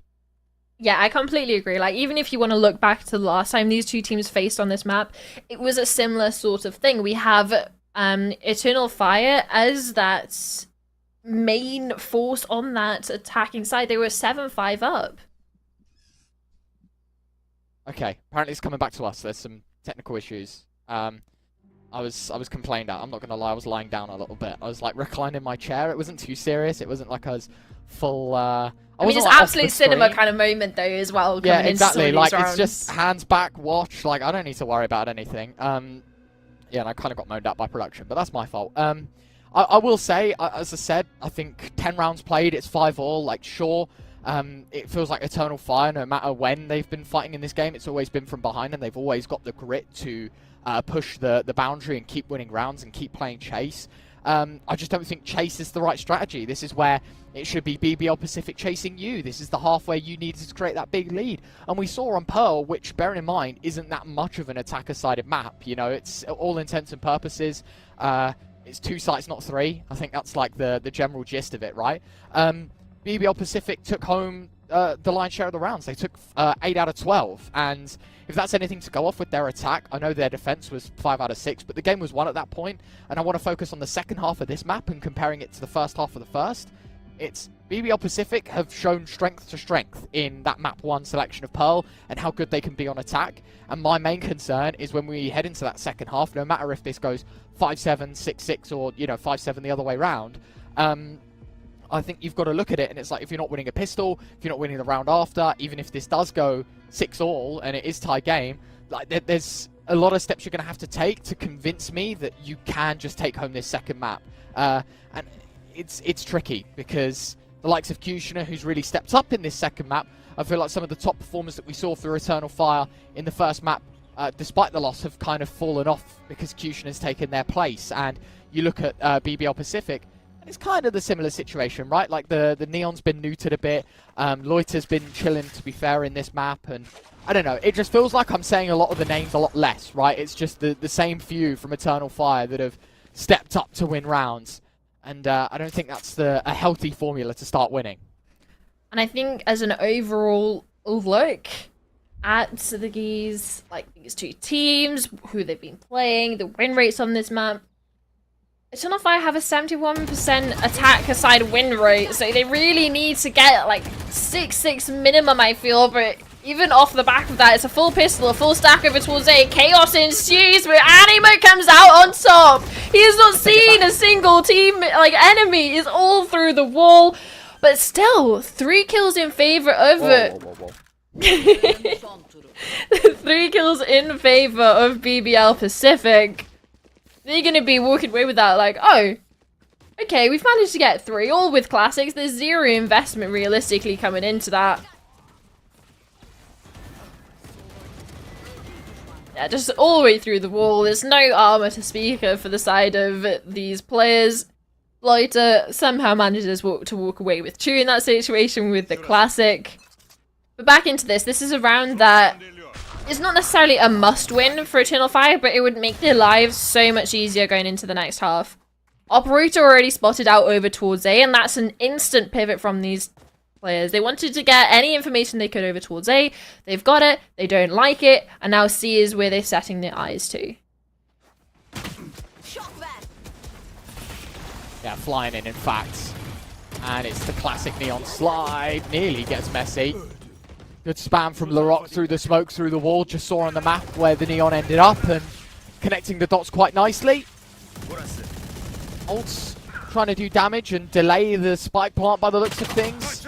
That is the case. The respam. Hold on a second. Brave nearly lining up a multi-kill. Instead, it is the hat coming off the head of the Cypher crew and dead to rights, however. First kill is Rose's, but only the one.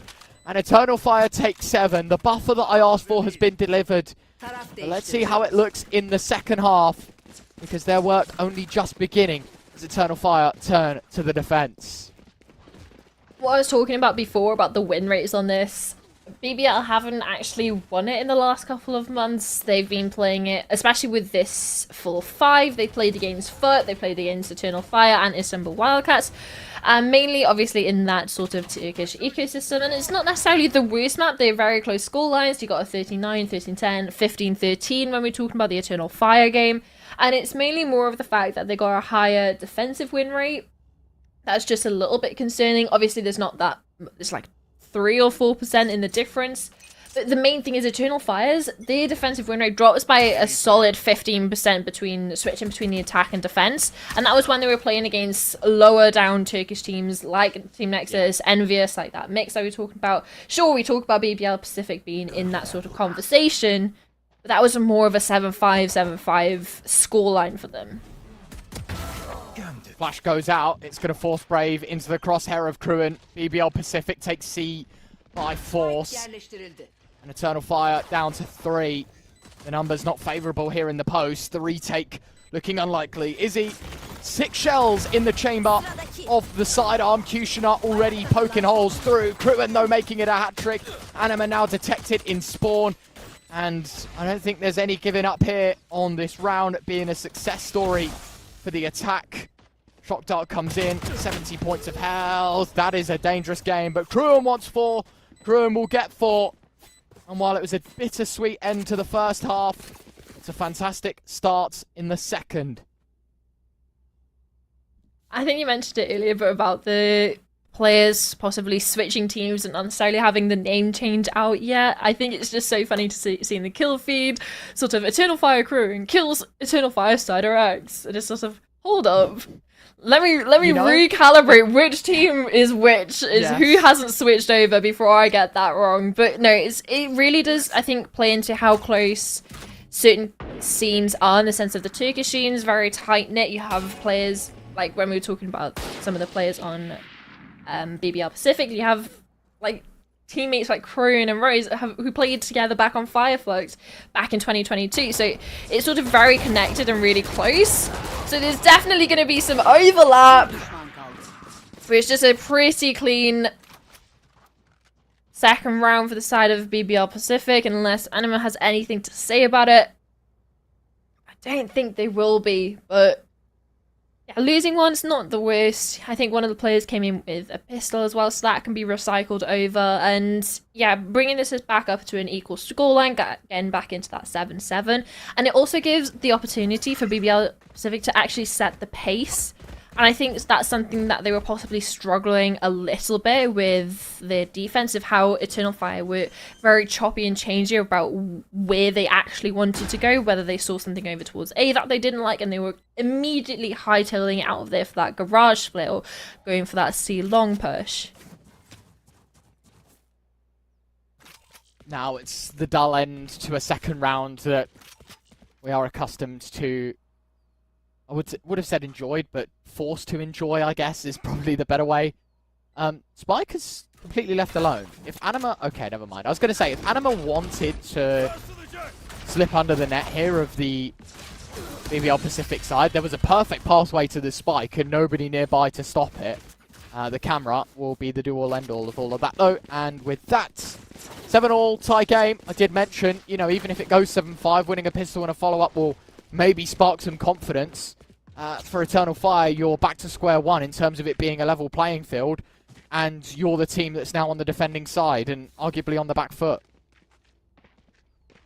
And it's both pistols as well that go in favour of BBL Pacific, which I don't want to say it's a surefire way to win, but it's definitely an easier way to get some rounds on the board. Because if you think about it, 4 of these, realistically, if they're able to convert this one, 4 of the 8 rounds have been from, well, pistols and the conversion that comes off the back of it. So it's definitely interesting to talk about how much, well, sort of importance some teams put on pistols, on sort of the anti-stratting as well, and how heavily they want to invest in the second rounds afterwards. Anima, though, doesn't want to let go of this B site. Cider X is able to capitalize off on one of those kills. Paranoia comes out. There's no space gained.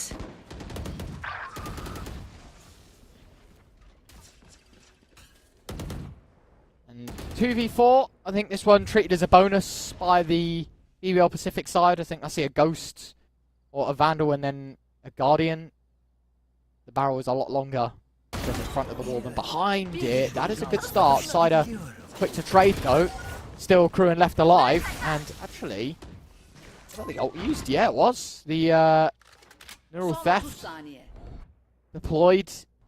Brave now to try and block off any pressure towards C, just on a mental timing. How quick can someone get up? In fact, it was the blind, not even a smoke, so forcing away even further 13 seconds, Cruin. Heard the sprint of the Neon, now knows where one is. Good start, oh my word. I got way too close. Cruin is coming into his own a little bit here in the second map. It's a round loss, but as I say, for what was a full buy for Eternal Fire and then the half crooked investment for BBL Pacific, killing 3 players off is not the worst approach to have. Yeah, and I think the flank from Izzy as well is one of the main things. You can see in the replay, it got 2. Sure, it got traded out eventually. And here, nice crisp shot onto Omen, but unfortunately the transfer was not there onto Kushner X. You could have seen a world of possibility that if he was able to net that kill, there would have been time for a plan. The third player was a bit too far away, so the isolation of the 1v1s is there, and that's exactly what happens for Cider X. His turn now is to get an entry kill. Comeback not necessarily having the same potency, specifically in the entries that we saw him have on Pool before, and I think there's going to be a little bit of more of an adjustment for the side of BBL Pacific that is needed to make sure they either get these entry kills or they can be traded back at the very least. In at left. Is he chucking down the old teleport? And hold on. This is scary. The fight is going to be taken. The TP away into heaven has been spammed out by Larocque. Just like that, they had the one defender, the TP setup they thought was going to be enough for the solo hold. Gets caught out and spammed down completely. Eternal Fire tried to play the numbers game. Look at the flank from the 4v4. Omen. Look at the Omen just walking up. A smoke even being invested to help his teammates. Yeah. Smoke towards spawn. Delaying, Not delaying, ready. delaying. Loiter hits one. Now they know. The flash goes out. The information good enough. Rose gets a second on the side. They now have to defend for their life in middle. And it's just delaying inevitable seconds off the clock. Flash goes through the wall. A second one to follow. The peak eventually afterwards. But Larocque comes up empty-handed. A stick of the bomb. Someone needs to stop it. And that is Rose's job. And that is point going to be a BBL Pacific skin of your teeth business. This back and forth is giving me a heartache, but it is nothing short of enjoyable to watch. Definitely, I feel like one of the highlight games of the day, but also the highlight map as well. Like, just the whole pendulum swing of back and forth, whether we're in a situation where the post plan is looking so strong and so favourable for one team, and then it just gets instantly turned on its head and we see the other one walking away with it. Talking about walking away, it's a sprint down C long. It's good for one. And it's Neon for Neon again. It feels like we're getting that sort of trade time and time again. One Neon runs down, gets the other because, well, they're going to be the only player super close to them. Hunter's Fury pops. A lot of damage done onto the Sova, but that's about it. That all is just a little bit of chip damage. Arrow goes towards backside. A stun comes out as well. And it's just a cleanup over to the site players. C site has been overtaken. Cider X, classic in hand, 20 HP to his name. On the craziest flank of a lifetime.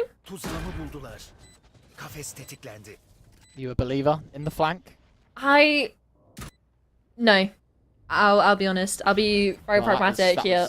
I was gonna hype it up, but he stopped. He come back to Garrett. I don't think there's any sort of way you can see it being a possibility. They know Long's a weak point because the trips have gone down, but you have a player watching each, well, instance. You have a player holding Garage, holding Long, holding CT, and it doesn't even matter. Rose is just dealing with every single player. To say it's a quick conclusion, but backed up with some serious evidence. Brave Spawn, last alive, nowhere to call home, and that is our first ace of the tournament, at least in the close quali. BBL Pacific take the lead at a pivotal moment in this series. It is 1-0 if you're only just joining us on the stream in terms of map wins. It's BBL Pacific that lead from Eternal Fire, and attacker side Haven is looking pretty damn strong. If you haven't seen already, I think it's safe to say, look, there you go, 4 out of 5 converted in this second half. Cyderex just 19-7 casually on this over. An opportunity for ultimates as well, being the round turner for the side of Eternal Fire. Even an operator out for Izzy. So there's things to work with for this team. You even have the Neon ultimate as well for some fast retakes or some aggression like we saw in the previous round. They're not afraid to be in the faces of a BBL Pacific. If not, that's where they thrive from some of the most chaotic rounds we've seen over the last 2 maps. Yeah. Where it's more of how much impact can Izzy have on this operator. This is scary. Rose oversteps.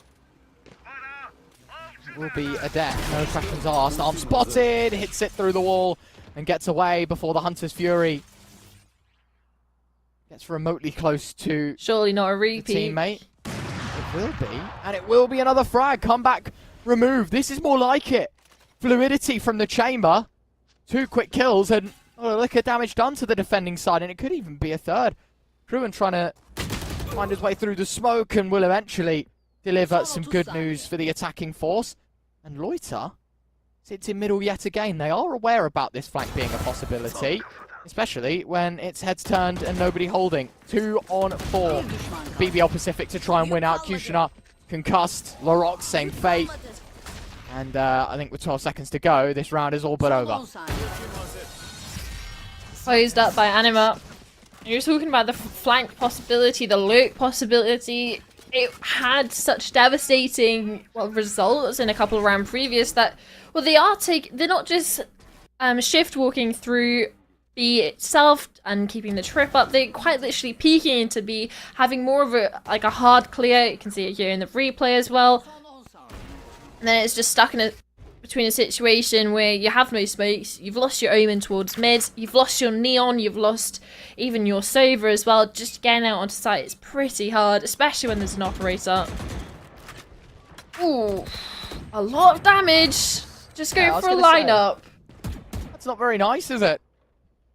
Bit Take rude. 2 steps forward and you just take all that damage. Hey man, that's not cool. I kind of wanted that. Are there any refunds, please? Start for Eternal Fire, not that they'd know it, but it is. Rose getting the information. Look at this. In fact, a complete evacuation. No one wanting to show face on A. Oh, I love Smart little switch around. Little micro play, I think you were going to say that, right? The Sova taking it for a point closer to the orb and the breach ult already activated. Yeah, it's also putting that breach in that hell position, so as soon as Eternal Fire put it out, just in case they wanted to do it to stop the plant, you have the counter utility. The jump down into hell does not work out for them, and even comeback is situated there. He's not going to move an inch. But his issue is, it's the CT players. They're lurking out. Larocque on the bomb right now. Gets the face, jumps around the corner. Cyderex stuck between a player and long. There's no way back into this, surely not. This is all but over. 10-9. BBL Pacific. Really nicely done in that round. Just numbers kept through and through. As you say, little micro plays, allowing certain people to get into certain positions, step closer to ultimates, and then the post-plant 2v1 when it comes down to it. Larocque hits the first, just delays.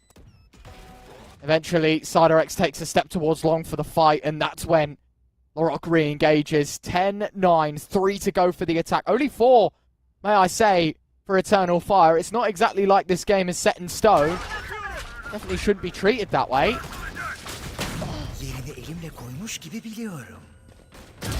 Sure. Start strong. Brave responds in one of his own, and then TP's into the middle of the open. Well, that's one way of doing it. I mean, we've gotten a shorty kill so opening it up against an altered Neon, and then we get It's just, it feels like a lot is going on already. It's just such a mess. There's pushes everywhere, whether it's down mid, down A, and there's sheriffs and, well, ultimates being a key factor in this. It's turned the tide. Izzy, Tour de Force in hand. And Larog, dead to rights. Eternal Fire.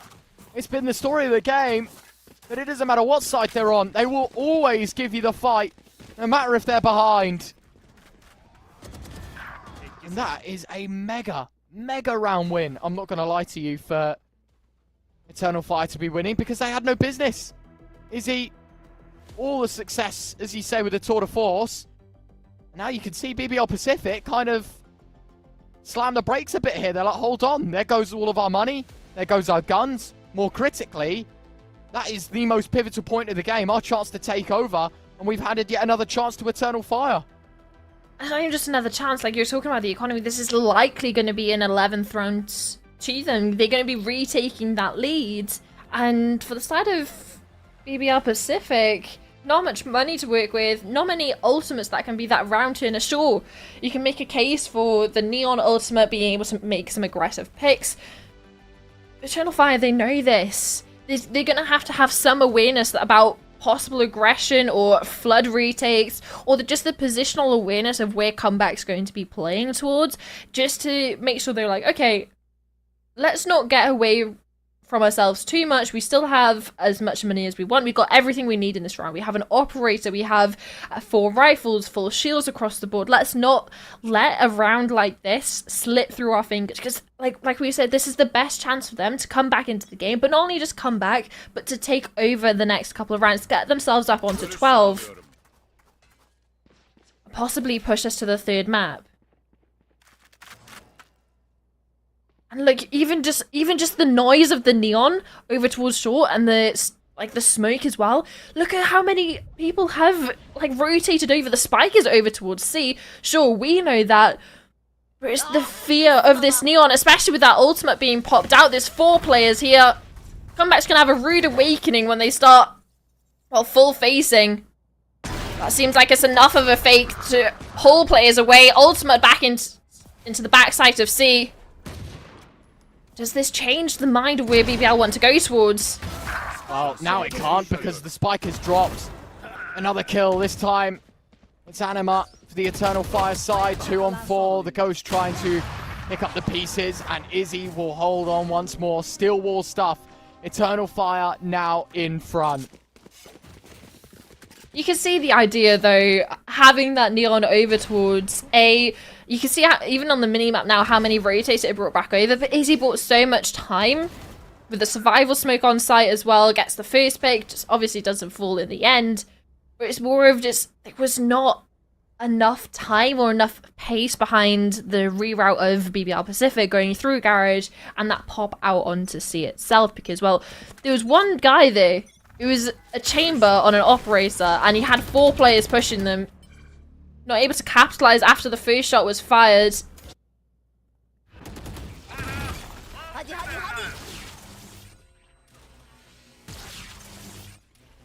Well, that's not going to be used for much. No tags, no nothing. Going to move in towards the middle of the map. BBL Pacific now need to start taking fight, and that they will. 1 kill, nearly a second through the smoke. Instead, it's a 3rd for the BBL Pacific side, and Cider just about collecting a 2nd for the defense. The resources split, 1 on C, 1 towards A, and speaking of A, yes, where the soap is coming from! What? How on earth has Cider read that? It was a surefire round for BBL Pacific. Now it's all up in the air. And at a moment's notice, BBL Pacific have to reroute and rethink. Did it go too quiet over on towards B? The fact that the spike hadn't gone down yet raised too many questions. Spider senses of CyberX tingling is able to avoid as well the exploration of these 2 players over towards A-Link. Spike goes down. Where do they regress to? Decide to opt for main. It's not necessarily planted for them, but that's not the worst possibility. There's no smokes either. After this one dissipates, there's nothing to cut off their line of sight. Even a one-way possibility to pop onto the bomb. Flash it, stunned. There's so much in the back pocket of this breach. But also there's a Vandal in his hand. Moving in, stun goes out, could not have been at a better time. BBL Pacific now return the favour. You think you can mount a comeback? We can too. And the score is tied at 11-all, and Summer, I know it's crazy after the discussions we were having in the first half and the doubt that I had for the Eternal Fire side. I've got to say, I think the most sensible conclusion here is probably going to be overtime. I don't think closing this game out in any other fashion would be fair to either of these teams. On what we've seen, sure, Pool, like, yeah, like, that's fine to close out the way it did, because there wasn't anything of substance, really, that we were seeing from Eternal Fire. This time, though, we're seeing... I didn't want to say anything, but that got a little bit scary. But yeah, I think this needs to end in overtime, because the way that these teams are so back and forth, the momentum swings back and forth, even within the round themselves, like, I feel like it really encapsulates what we were expecting of these two teams when they're coming into that head-to-head. Head-to-head, just a reminder that BBL Pacific, or the old previous Pacific team, have yet to lose.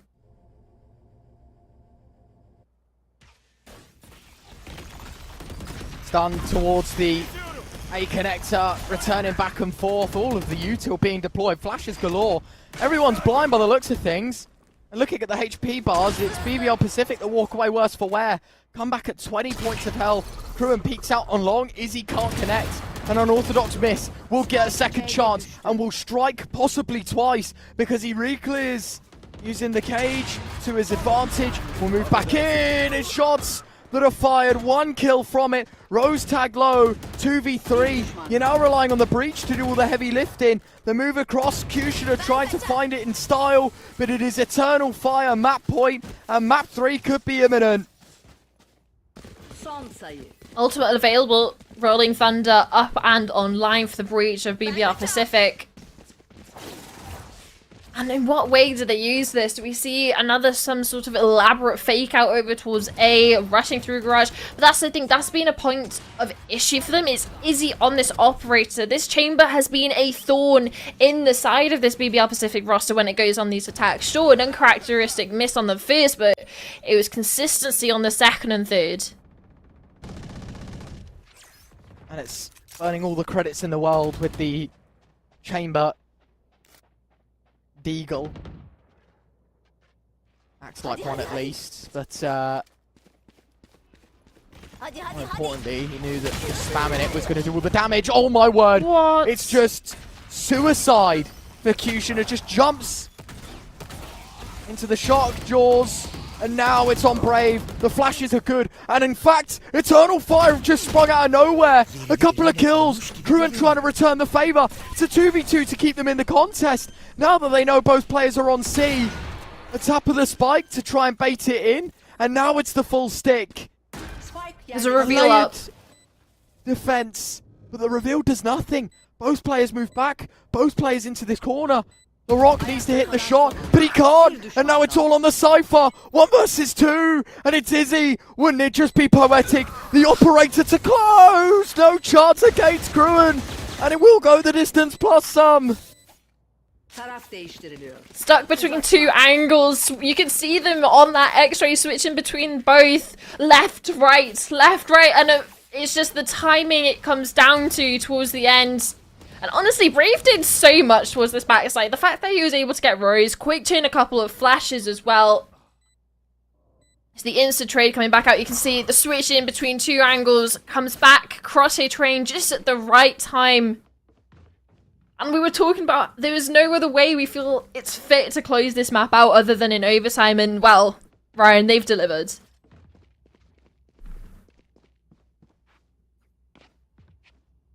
Certainly have. And that is the OT that I thought we were getting come to life. What they got for us now that we are neck and neck after 24. Not easy. Pressure's on. where you really learn who's the best in these kinds of situations. That is a massive fumble. 2 kills, nearly a third as well. Loiter not far away from the spam. The flash goes in, the camera's going to get all the info, and just like that, this whole round just derailed. I say that. 2 quick kills come back for Eternal Fire. There's a massive flank coming out. The flash goes in, the kills are out, and it's all on Cyderex. This round, nothing short of crazy, but it is BBL Pacific that get to 13 first. Respectfully, Loiter should have been dead to rights. There's no way that he should have been able to walk away with that. Like, how? You're stuck on top of plat. You missed the timing fine on the peak, but then you decide to go over and I don't even know what they were smoking, possibly C main or for a teammate. But it's the fact that they come out with the smoke. You have a player who's actively shooting at you, and the readjustment to get the shot, but also survive for long enough that the rest of your teammate are, well, they're there in the backside, or they're at least giving utility from garage or B. You have a player Rose on like the longest flank, but the quickest one at the same time, and there's no safe position on site for the rest of the Eternal Fire players. They were boxed like a fish into the C site, and they were just losing every engagement.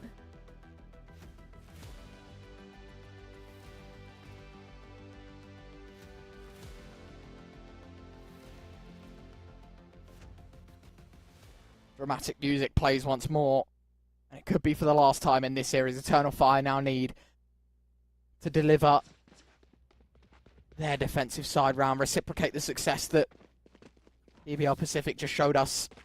27 and 12 Cyderex, 21 and 16 Anima. I've got to say, for Kushner, who was all over the kill feed in the first half, Summer, fell off a cliff in the second, and more integrally in OT.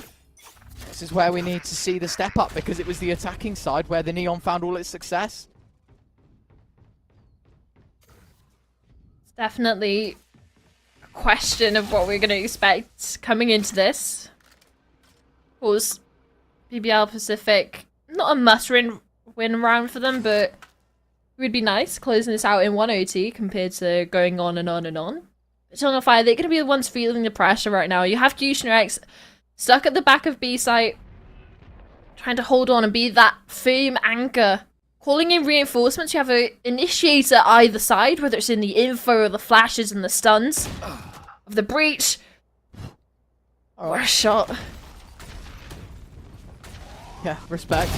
Not a bad shot to hit, Kusha. No, that's what I wanted! And that is what we get delivered. First kill is nice, the hat trick seals fate, it feels like. Loiter now having to play all sorts of dodge in the smoke to deny the 4th kill from happening. Or the 5th, I should say, because it is a 1v5. The slide's going left and right, and there you have it. It's flawless from Eternal Fire, and we are tied level once more. That's what I mean with Kushner. Backside, he has an initiator to his left and to his right. The left one gets stunned out off the angle, off the utility supporting ability, and then look, you have a stun that's just gone straight across site. The smoke front site as well just denies anyone else coming in, and it's just 3 easy pickings for him in that corner, all stunned up, all stuck, just like wondering how they got in a situation like that. Both teams forcing that glass cannon operator. One Izzy, one on comeback.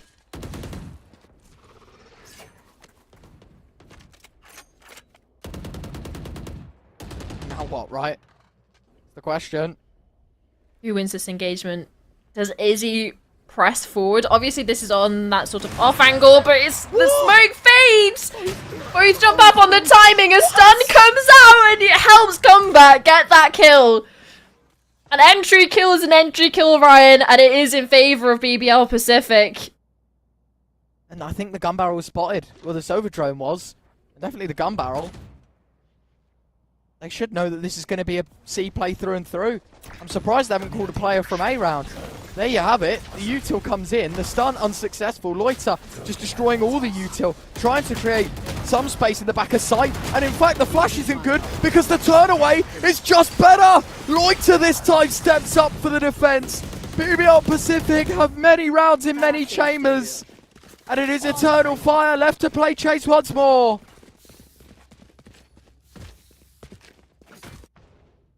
And it just comes down to heroics of Loiter there. Just hopefully we can see it in the replay.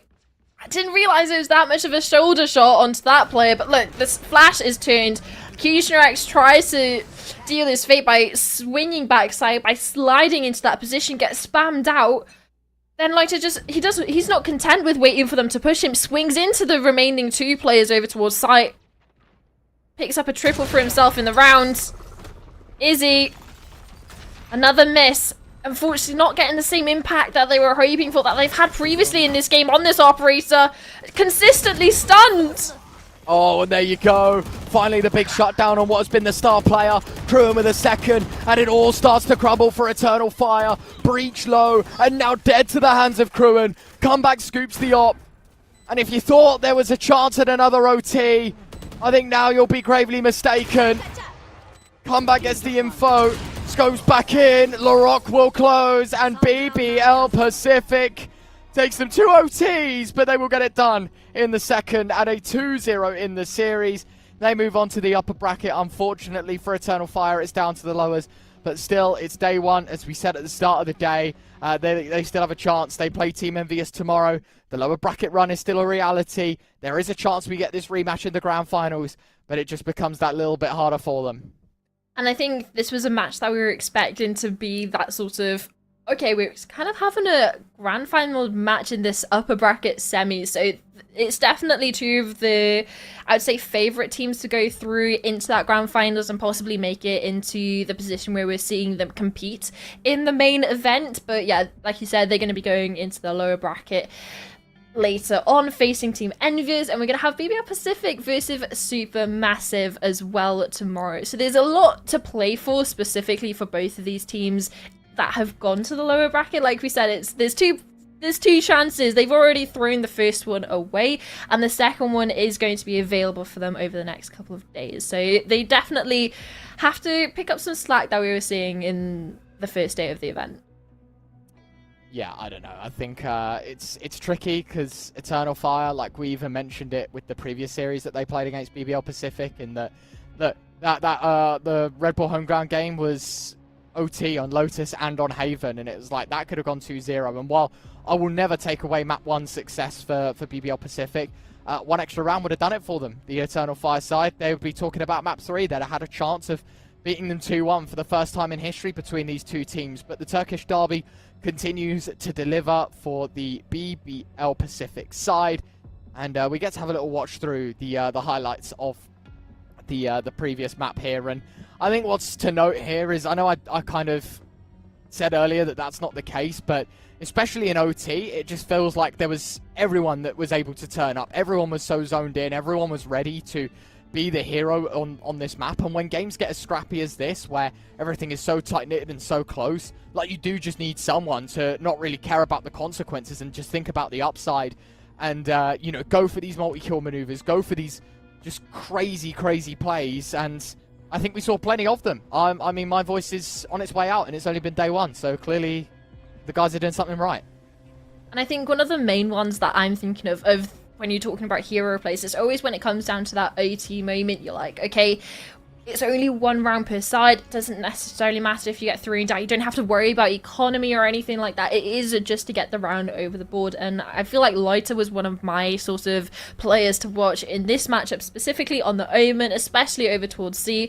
And I think you remember the round that I'm talking about. It's just, he turns the blind, gets the neon kill, and then just continues fragging on all fronts. But it's also, like you said, it's everybody being able to step up for the whole team. Like you saw, there in the replay just then, you saw the rounds available for everyone to take over. It wasn't just the neon. Sure, we had some crazy shots and some, well, honestly, quite frankly, disturbing ones as well, how they've managed to get away with it. But it's more of, you could look to anyone on both teams to have their multi-kill moment and be able to turn around in their favour. So there you have it. After day 1, it is 5 maps of Valorant played. It is, of course, the Papara Supermassive side that beat NVUS 2-1. And then we just watched BBL Pacific close on Haven, but a pretty solid 2-0 performance over Eternal Fire. We come back tomorrow. Of course, opening game is going to be the Eliminator, if I'm not mistaken. It is the case. Team NVUS playing against Eternal Fire. Loser of that is out of this tournament in 4th place. And then, of course, Papa is Supermassive playing BBL Pacific. It's the exact same place here on the English stream, Tulpar_UK. Same on YouTube at Tulpar UK there as well. Same times as well, 2:30 PM GMT if you're a tea drinker like us. 5:30 for the second game, if not, ±1, wherever you're from. But we will see you there. We've got plenty more Valorant action over the next few days, and the main event sure to follow as well, so make sure to drop a follow. Until then, have a great evening, and we'll see you peeps tomorrow. Have a good night. Heroes. They're made of actions. They know how to win. They're out of this world. You know them. Be one today. Get serious. Be the story to be told. All you need is dedication, perfection, precision, a winning attitude. Become one with your duo and embrace the monster in you. Tulpar for serious.